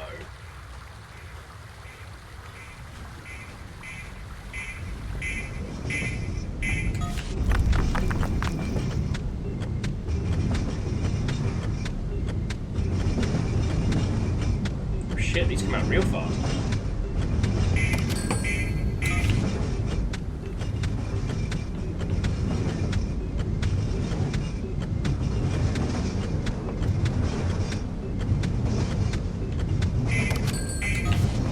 Flashing only happens when you walk in the river. Interesting.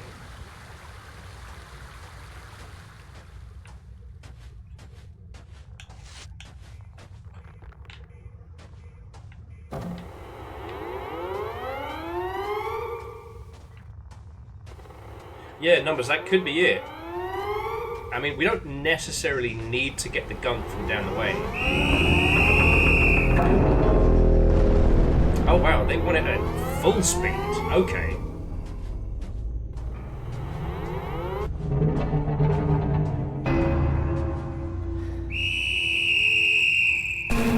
Let's go get some answers. Okay. Could be. Oh yeah, because cold water would cause you to want to, you know, to catch your breath. Okay. Time for questions. Alright, so first one is here. What's this? The fish presents. What's up with the fish? The fish?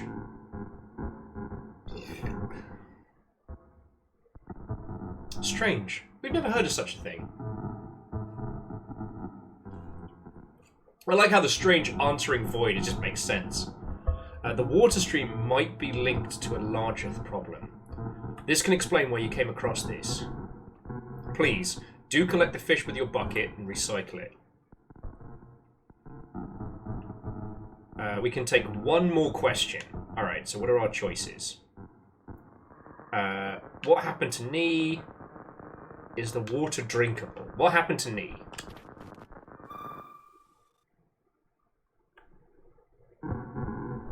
Nee was the former yellow clerk.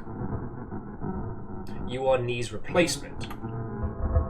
After only a few days of work, Nee accidentally died and Mo had to dig a grave. Fuck. Such a shame. Mo really liked Nee. The family got fairly compensated for his tragic event. Okay. But yeah, no, that makes, Kedril, that makes so much sense.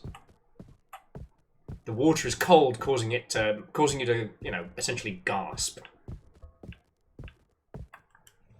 Bear with me just a second.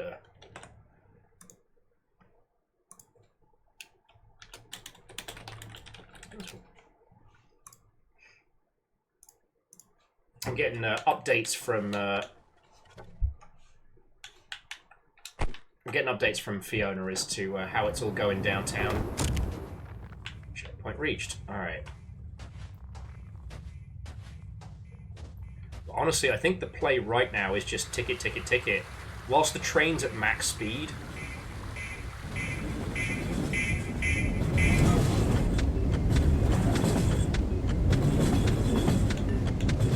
We've got 5 tickets.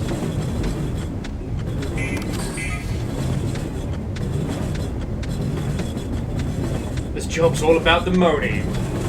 Oh yes, okay, so C222, we took a job where we have to maintain the speed of this train, but up here the air is so thin we have to use air canisters, like glass ones we bite into. The tickets for doing menial parts of our job are turned into canisters.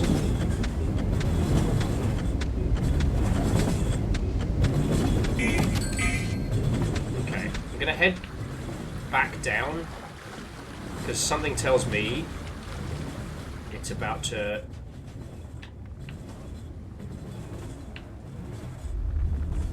No? Okay. Well, we're definitely going to go get the fish. That's what we were told.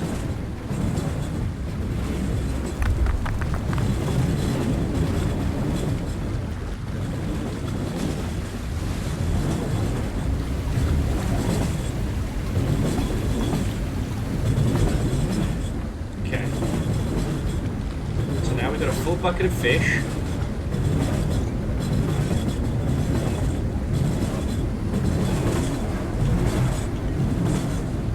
Ooh, yeah, the cold water is kicking our ass.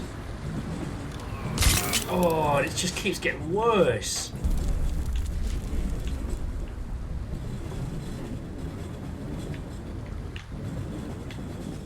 So Vernflow, so far, no spoops. Like, the whole thing is very, very unsettling, but nothing, like, spoopy. Just gotta hand in some tickets.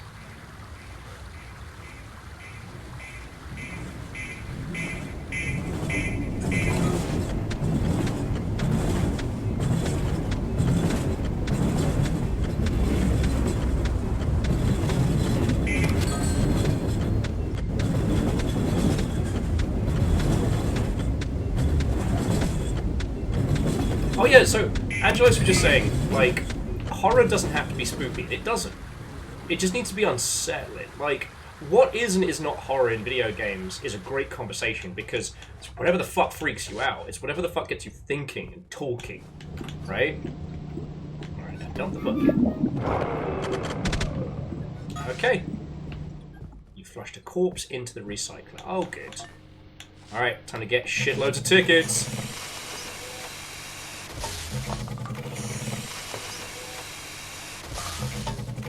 Yeah, Fred, that's what's on this truck. The world's coffee supply.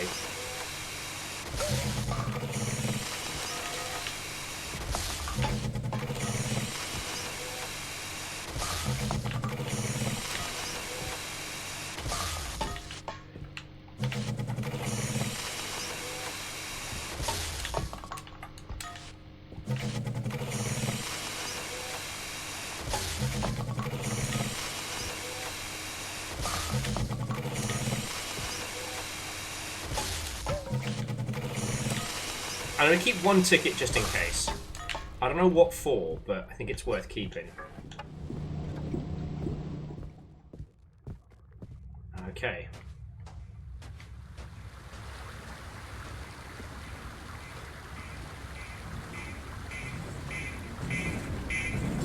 Train hasn't stopped though, have you noticed?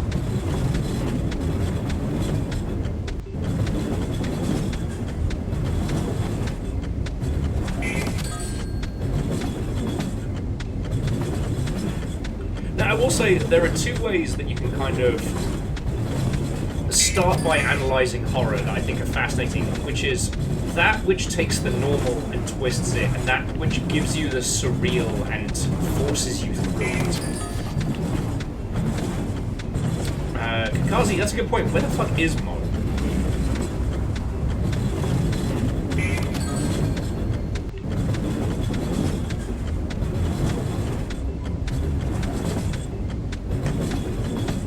You know what? Let's go see what's going on with Mo. One more ticket.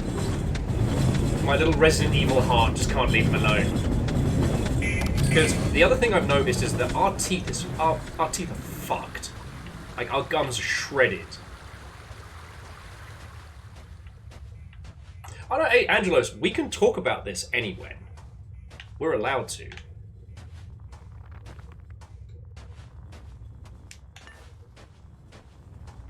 No one can stop us.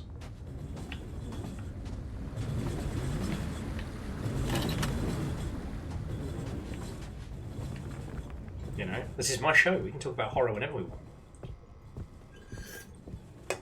Vernflow, I'm not sure. I don't know if we're on the same day, but it definitely keeps saying, like, checkpoint reached. And I choose to take that as a sign that we're,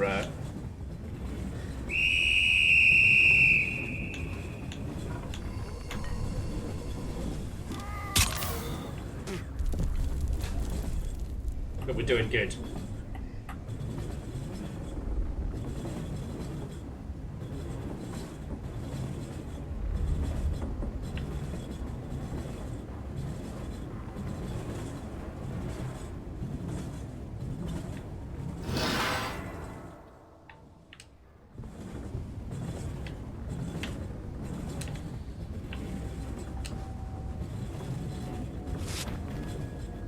You know what the thing is? It's called a pipe. I know!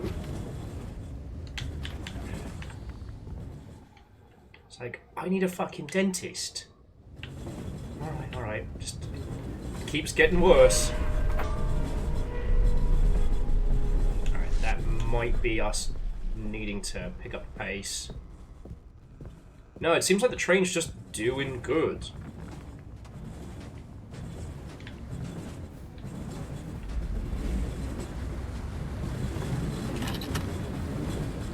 Ask Mo about the shitter. Last time I saw the key was hours ago. But we still got room in there now, so we don't have to empty it. Alright.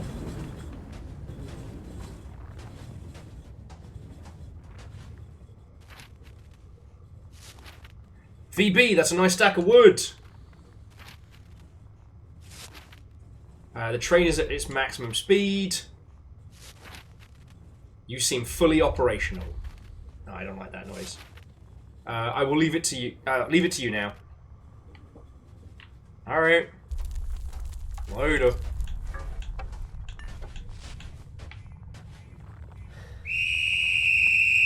And we get to ask a question of the infinite. The glass breaking sound has always been the same, and it's always been consistently unsettling.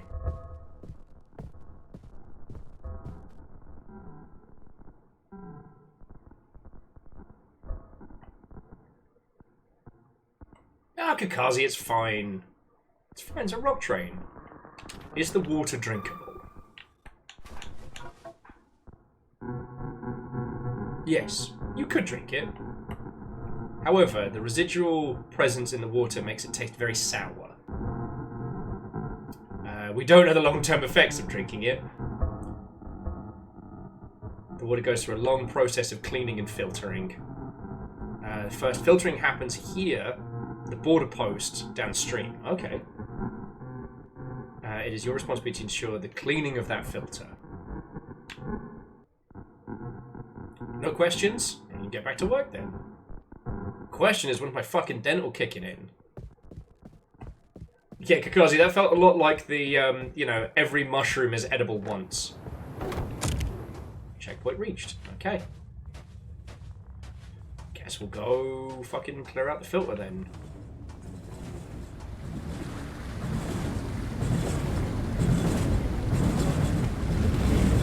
The water's definitely getting more intense.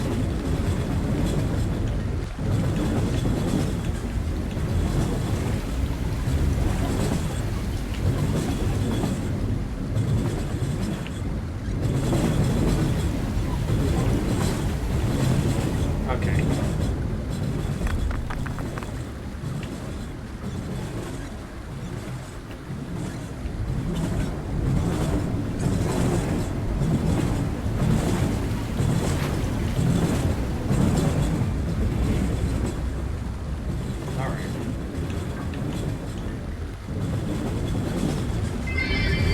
Hey!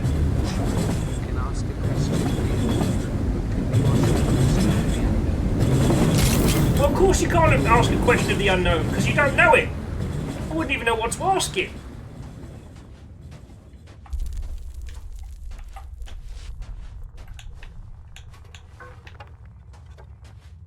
Let's get some tickets first. This whole thing is very strange. Alright, the remnants of a collapsed scaffolding. Merle certainly knows more about it.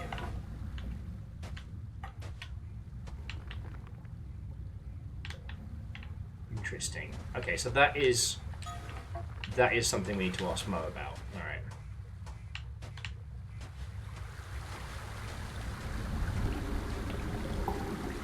It really is starting to feel like this, yeah, we should ask Mo about the grave as well.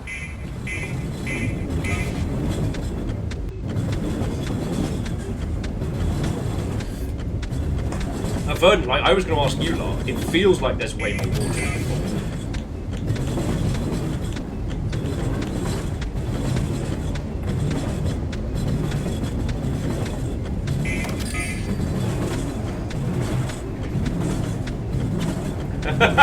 Lord Lost and Found. Hey!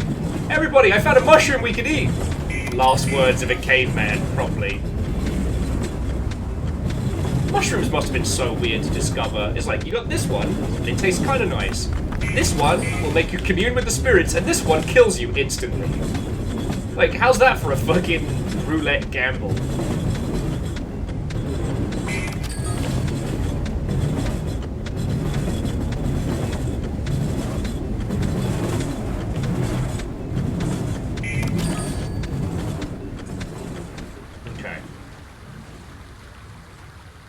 So with the train maintaining its pace, I feel like what we need to do now is just call Mo, get Mo to explain some of these things to us.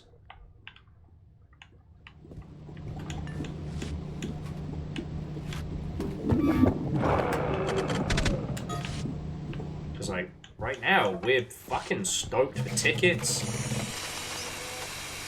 We've got 20...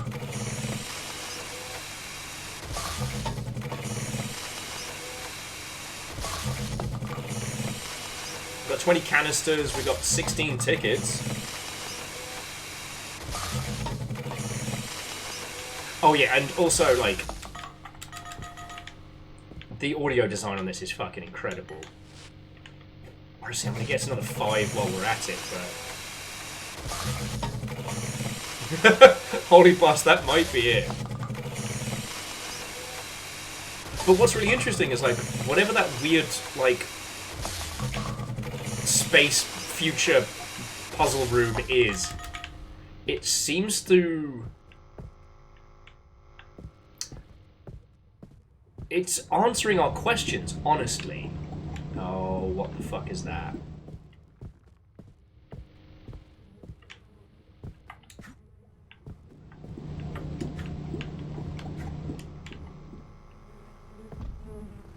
There is another one.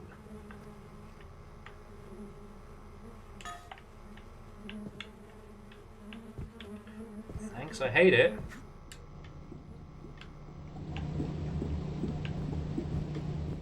The amount of jumps we get is limited by breath as well, so it's not a bad idea to be stocked up on this stuff. Okay, so yeah, I guess next we get Mo.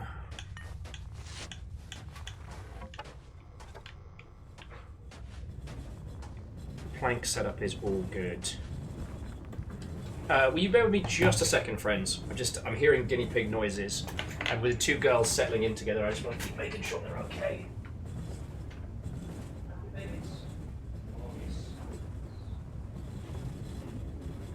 Our new Nug is taking one of the little Nuggy houses and driving it around like a little tank.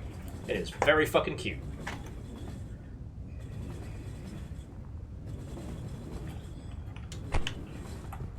They both seem to be very, very social guinea pigs.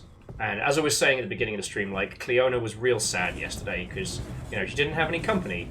And she seems way happier now that they have... Now she has a little friendo. Okay.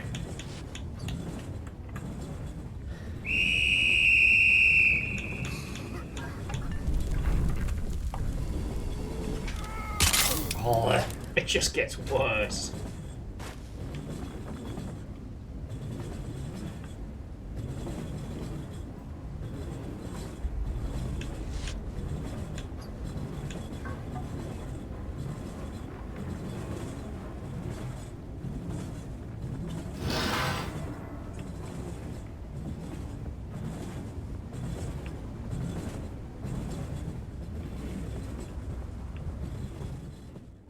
Maybe it'll be like some other titles we played, where at the end of it, it'll tell us how much money it'll cost to fix our teeth or some shit.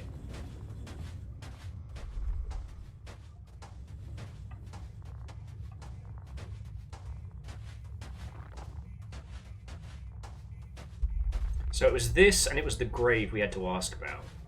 So ask Mo. Nee had this crazy idea. Make a scaffold to the other side of the wall. Nee was destroying the border post to build it. Walls, catwalks, trees, all destroyed for that crazy idea. Okay. And then Nee's grave. Hang on. Let me grab a couple tickets while they're just pumping them out.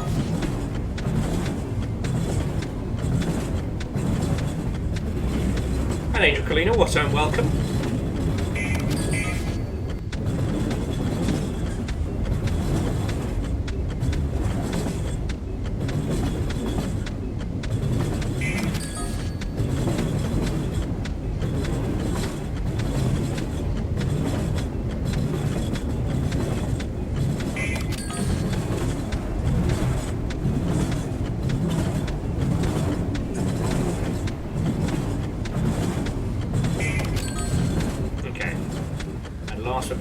Least, let's ask about this. I'm not ready to talk about it. It happened just a few hours ago. Oh wow, so that was Mo burying Nee at the beginning. Nothing to pay respect with here. Flowers don't grow. Not even enough oxygen to burn a candle or incense. Fuck.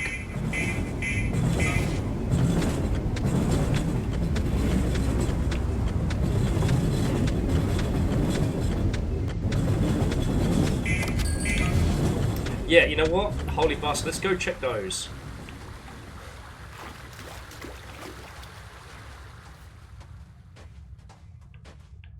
So we've got this. That. Oh. Free canister. Okay, so we can't ask Mo about it.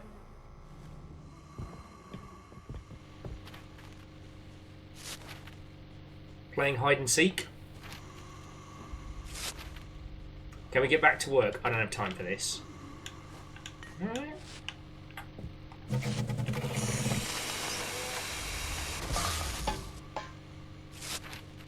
Inspect the place, care of the train, call me again.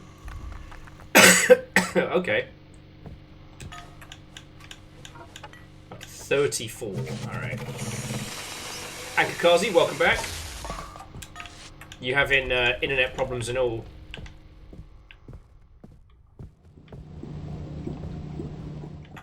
So I guess if we wanted to...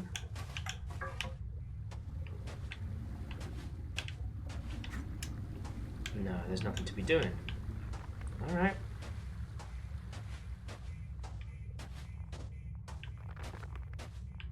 So all this begs the question, what am I missing? What am I missing? Like, the water level's up, but...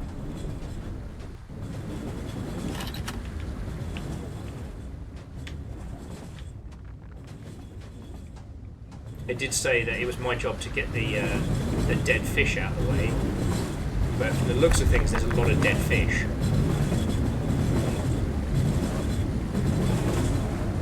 I think I put that one there.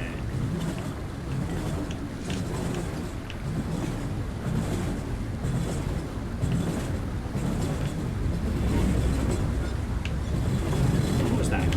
Collect gravel. Collect fish. Okay. So we dump bucket here.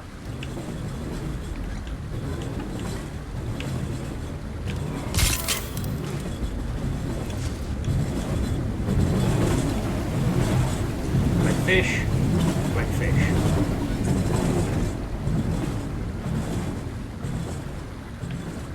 it.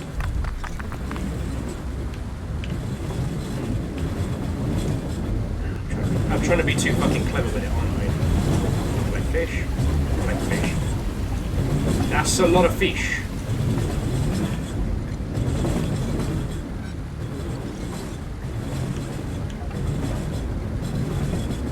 Okay.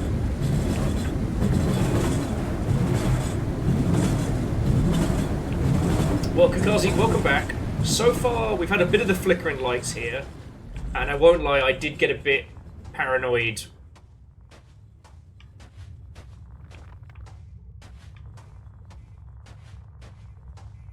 I was taking a slash, and I'm in the bathroom. The fizzling has begun. The worry was real.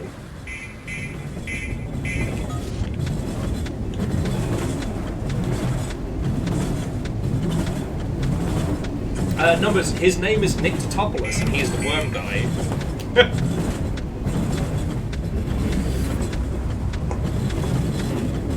He's the worm guy.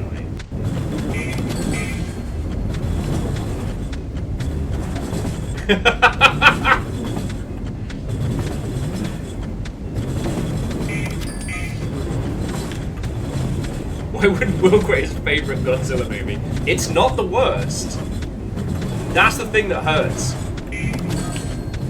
It's not even close to the worst Godzilla movie. Well, actually, no, it's probably 2 away.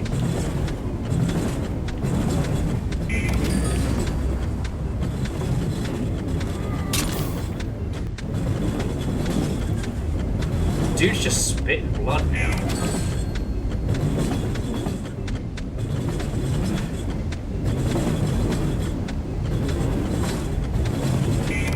So the worst one is probably the weird army one, where it's like following the shooty gun bang bloke trying to get back to his daughter. I think that's got to be the one that stinks the most.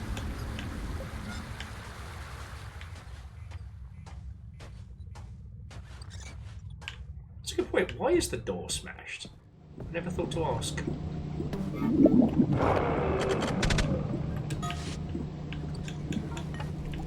Alright, I'll pop in a couple tickets. So keep us at 35. There's no situation that will require 35 canisters, says Will, who is immediately about to be faced with such a situation. Okay.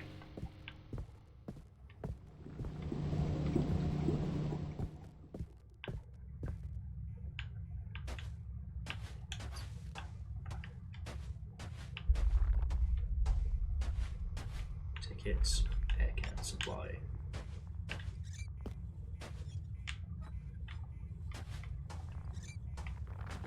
Okay, well, Kakazi, if you do end up having to tap out, then it was, as always, it's lovely hanging with you and lovely chatting with you. I'm getting in my my thanks and my see you laters now.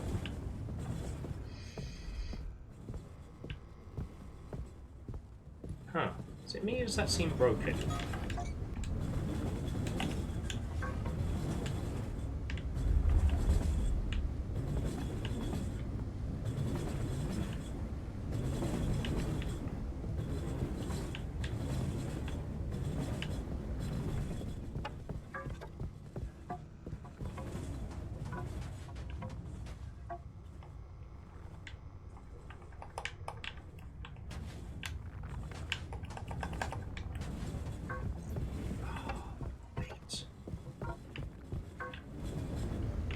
What happened here. So we can't pick up any more planks. But I think we can... I think we can talk to Mo about whatever happened there. Because it's like there's a little way up.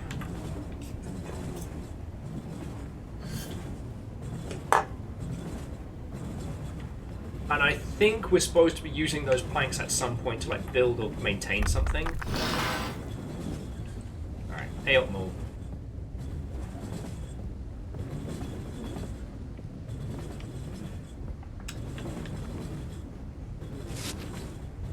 The path to the observatory.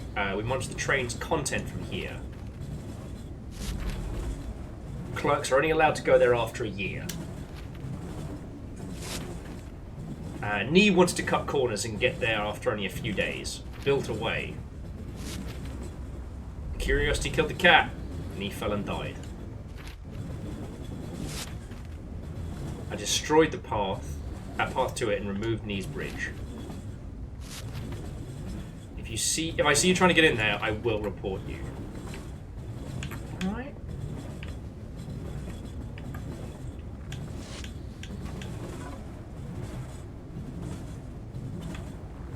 Let's not do that while Mo's here.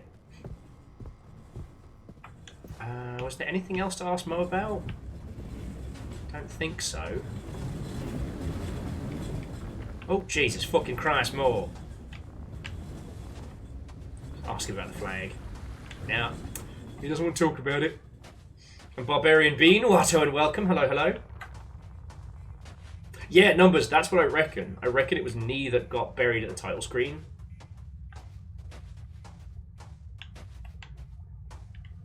Huh.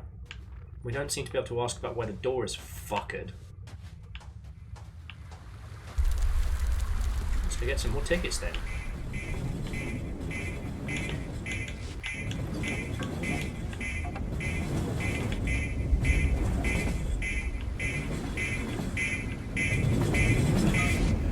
Vernflow, we haven't seen Mo enter the God Room, but we didn't get admonished for going in there, so it might be safe to assume they've been in there themselves.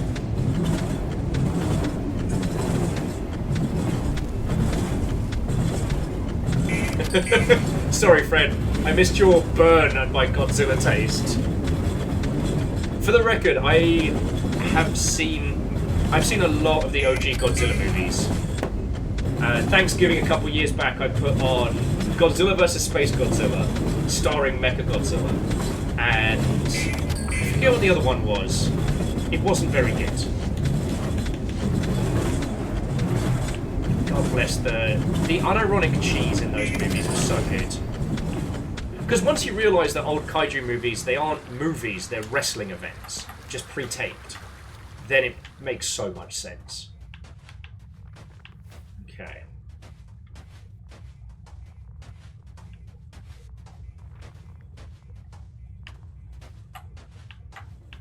And Godzilla was never above just fucking yoting.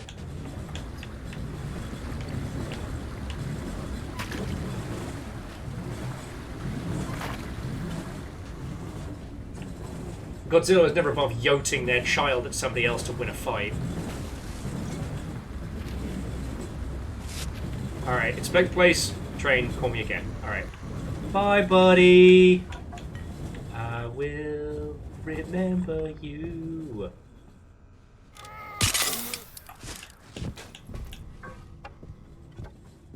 Maybe used that air can too early, I still had breath. Alright. I need to find more planks.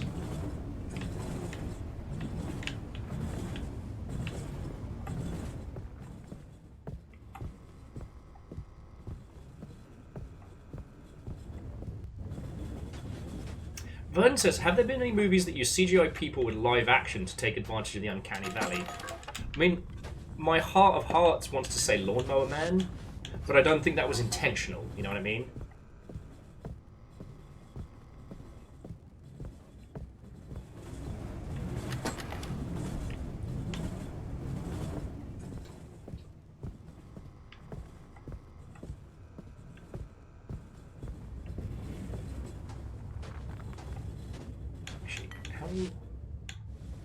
We've got 30 canisters. That has to be more than enough. That has to be.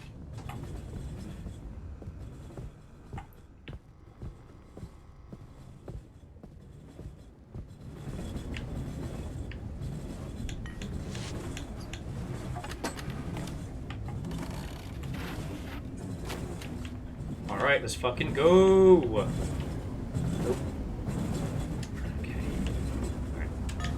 Canister. There's a big old rock. What the hell? What the hell?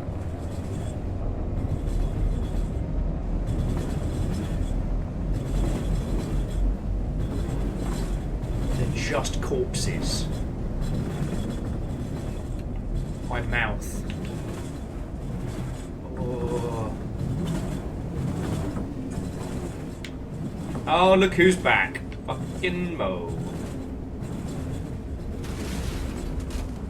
Dick, move, Mo! Dick, fucking move!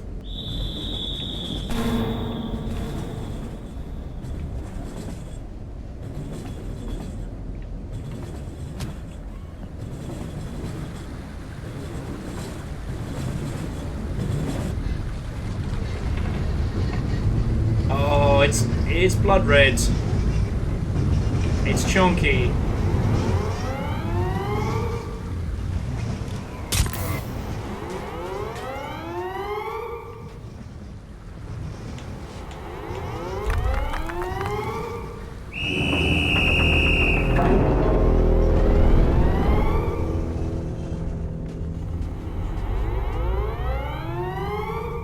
First time it's dropped down. Okay. Oh, the sign fell down. Oh, we're in shit, aren't we?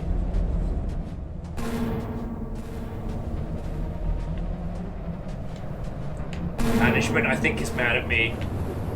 Wait, now hang on. We don't have to go get yelled at.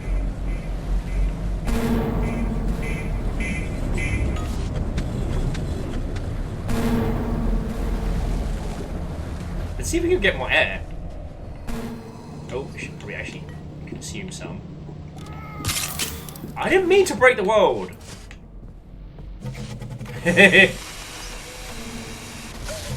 Who wants shattered teeth?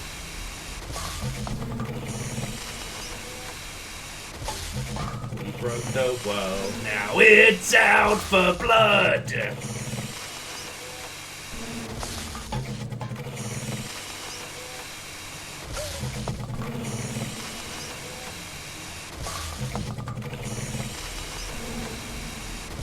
Fucking living large, my friends. We are living large.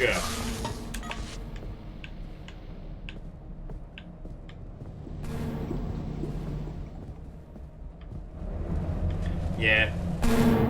Mo definitely reported us.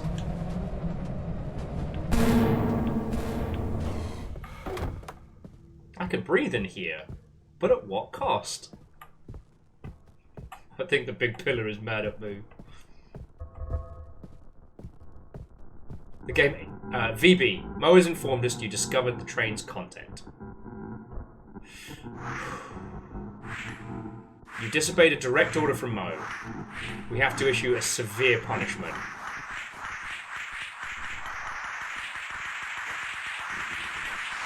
Oh, come on! We usually explain the train's content after dozens of months. You exposed the train's content way too soon. Now, do you want to resign, or do you want an explanation? Shut up. Okay, do we want safety or truth? We're talking to... Fuck is that? Is that Mo? Fuck you, Mo. Right. I resign.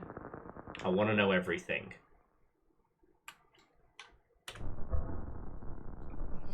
Numbers says resign. Just GTFO. Just peace out. Numbers, we saw what was in the trucks.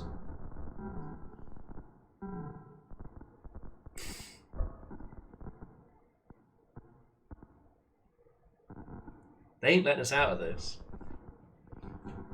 Yeah, Nee probably resigned. Resigned himself to get skull caved in by Mo.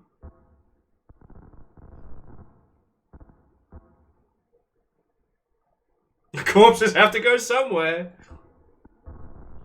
It's fine. It's fine. It's fine. I'm gonna do it. I want to know everything.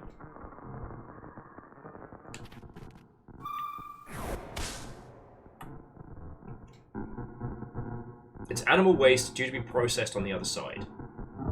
Sure. Those corpses get recycled and returned to us as water. As our clerk, your work is about maintenance. You didn't kill any of these animals. Your hands are clean. But balance might be hard to find. We hope you're okay with it. Take example from Mo. Mo found a balance. Mo understands what's at stake. The livelihood of hundreds of thousands of families, yours included. If you don't feel up to the task, you can resign. But remember, you signed a non-disclosure agreement about that job position. There, 2 letters. One for resignation, one for your commitment. Please make your decision.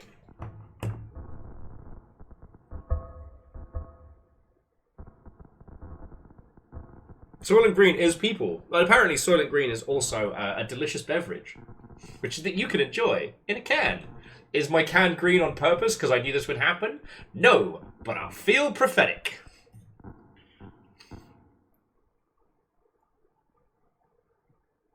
Shit. In for a penny, in for a pound. We need this job. It's okay. I stay. Numbers is like, I want to go wake up! Sorry, I'm dragging you along on this journey. We're glad to know we can keep counting on you. It would have been awkward if you'd had a problem with that. Oh, there are actual genocides and wars out there. You can get back to work. Make sure the train keeps running. Fuck you, Mo. And shit in your air tank. We're down to 1 ticket. 1 ticket, 1 canister. I've already stockpiled so many. Fucking bastards. It's weird because, like, we keep finding these horrifying things, and Mo is definitely a believer, right? But game's content to give us... Okay, the writings I found. There is another one. ... my mouth. Nani? I heard that. The fish doesn't come from the river. Oh!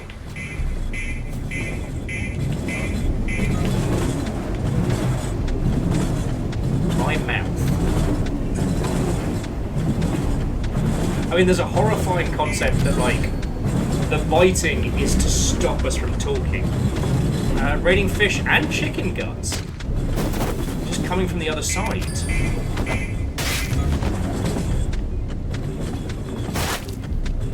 Chicken! Fish!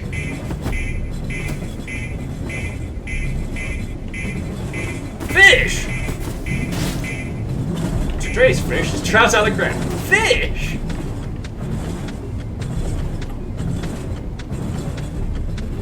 Fish down! This seems fine. So it was Knee's writing.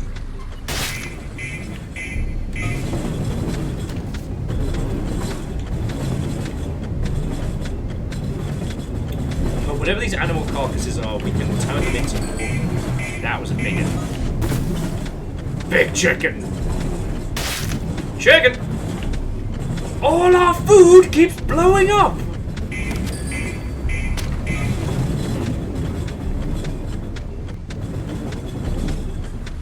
That's a whole ass cow.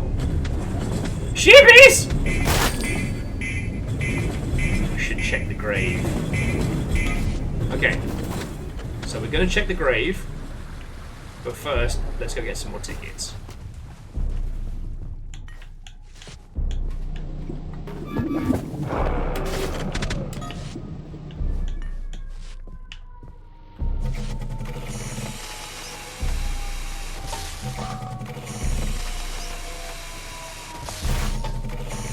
Yeah, this is what happens on the other side of the wall.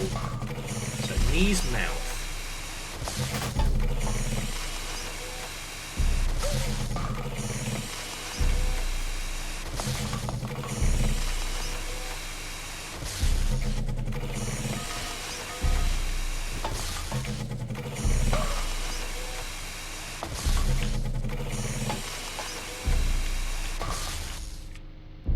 Wait. It's not...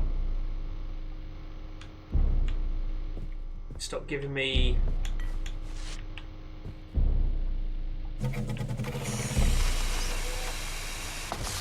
Oh. They just got caught in the tube. That's all. So I'll rattle the old hand up there.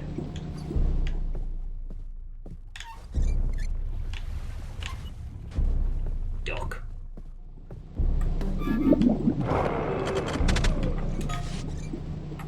It's alright, so let's see what we need to check Nee's grave.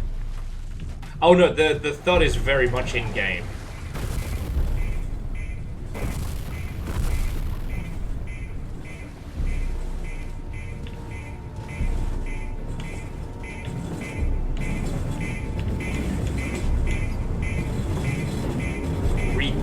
Right trigger to desecrate the grave.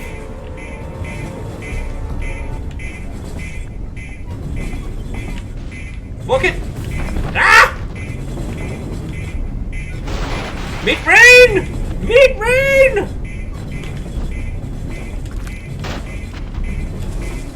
A larger whistle made of a dense black material. It weighs a ton.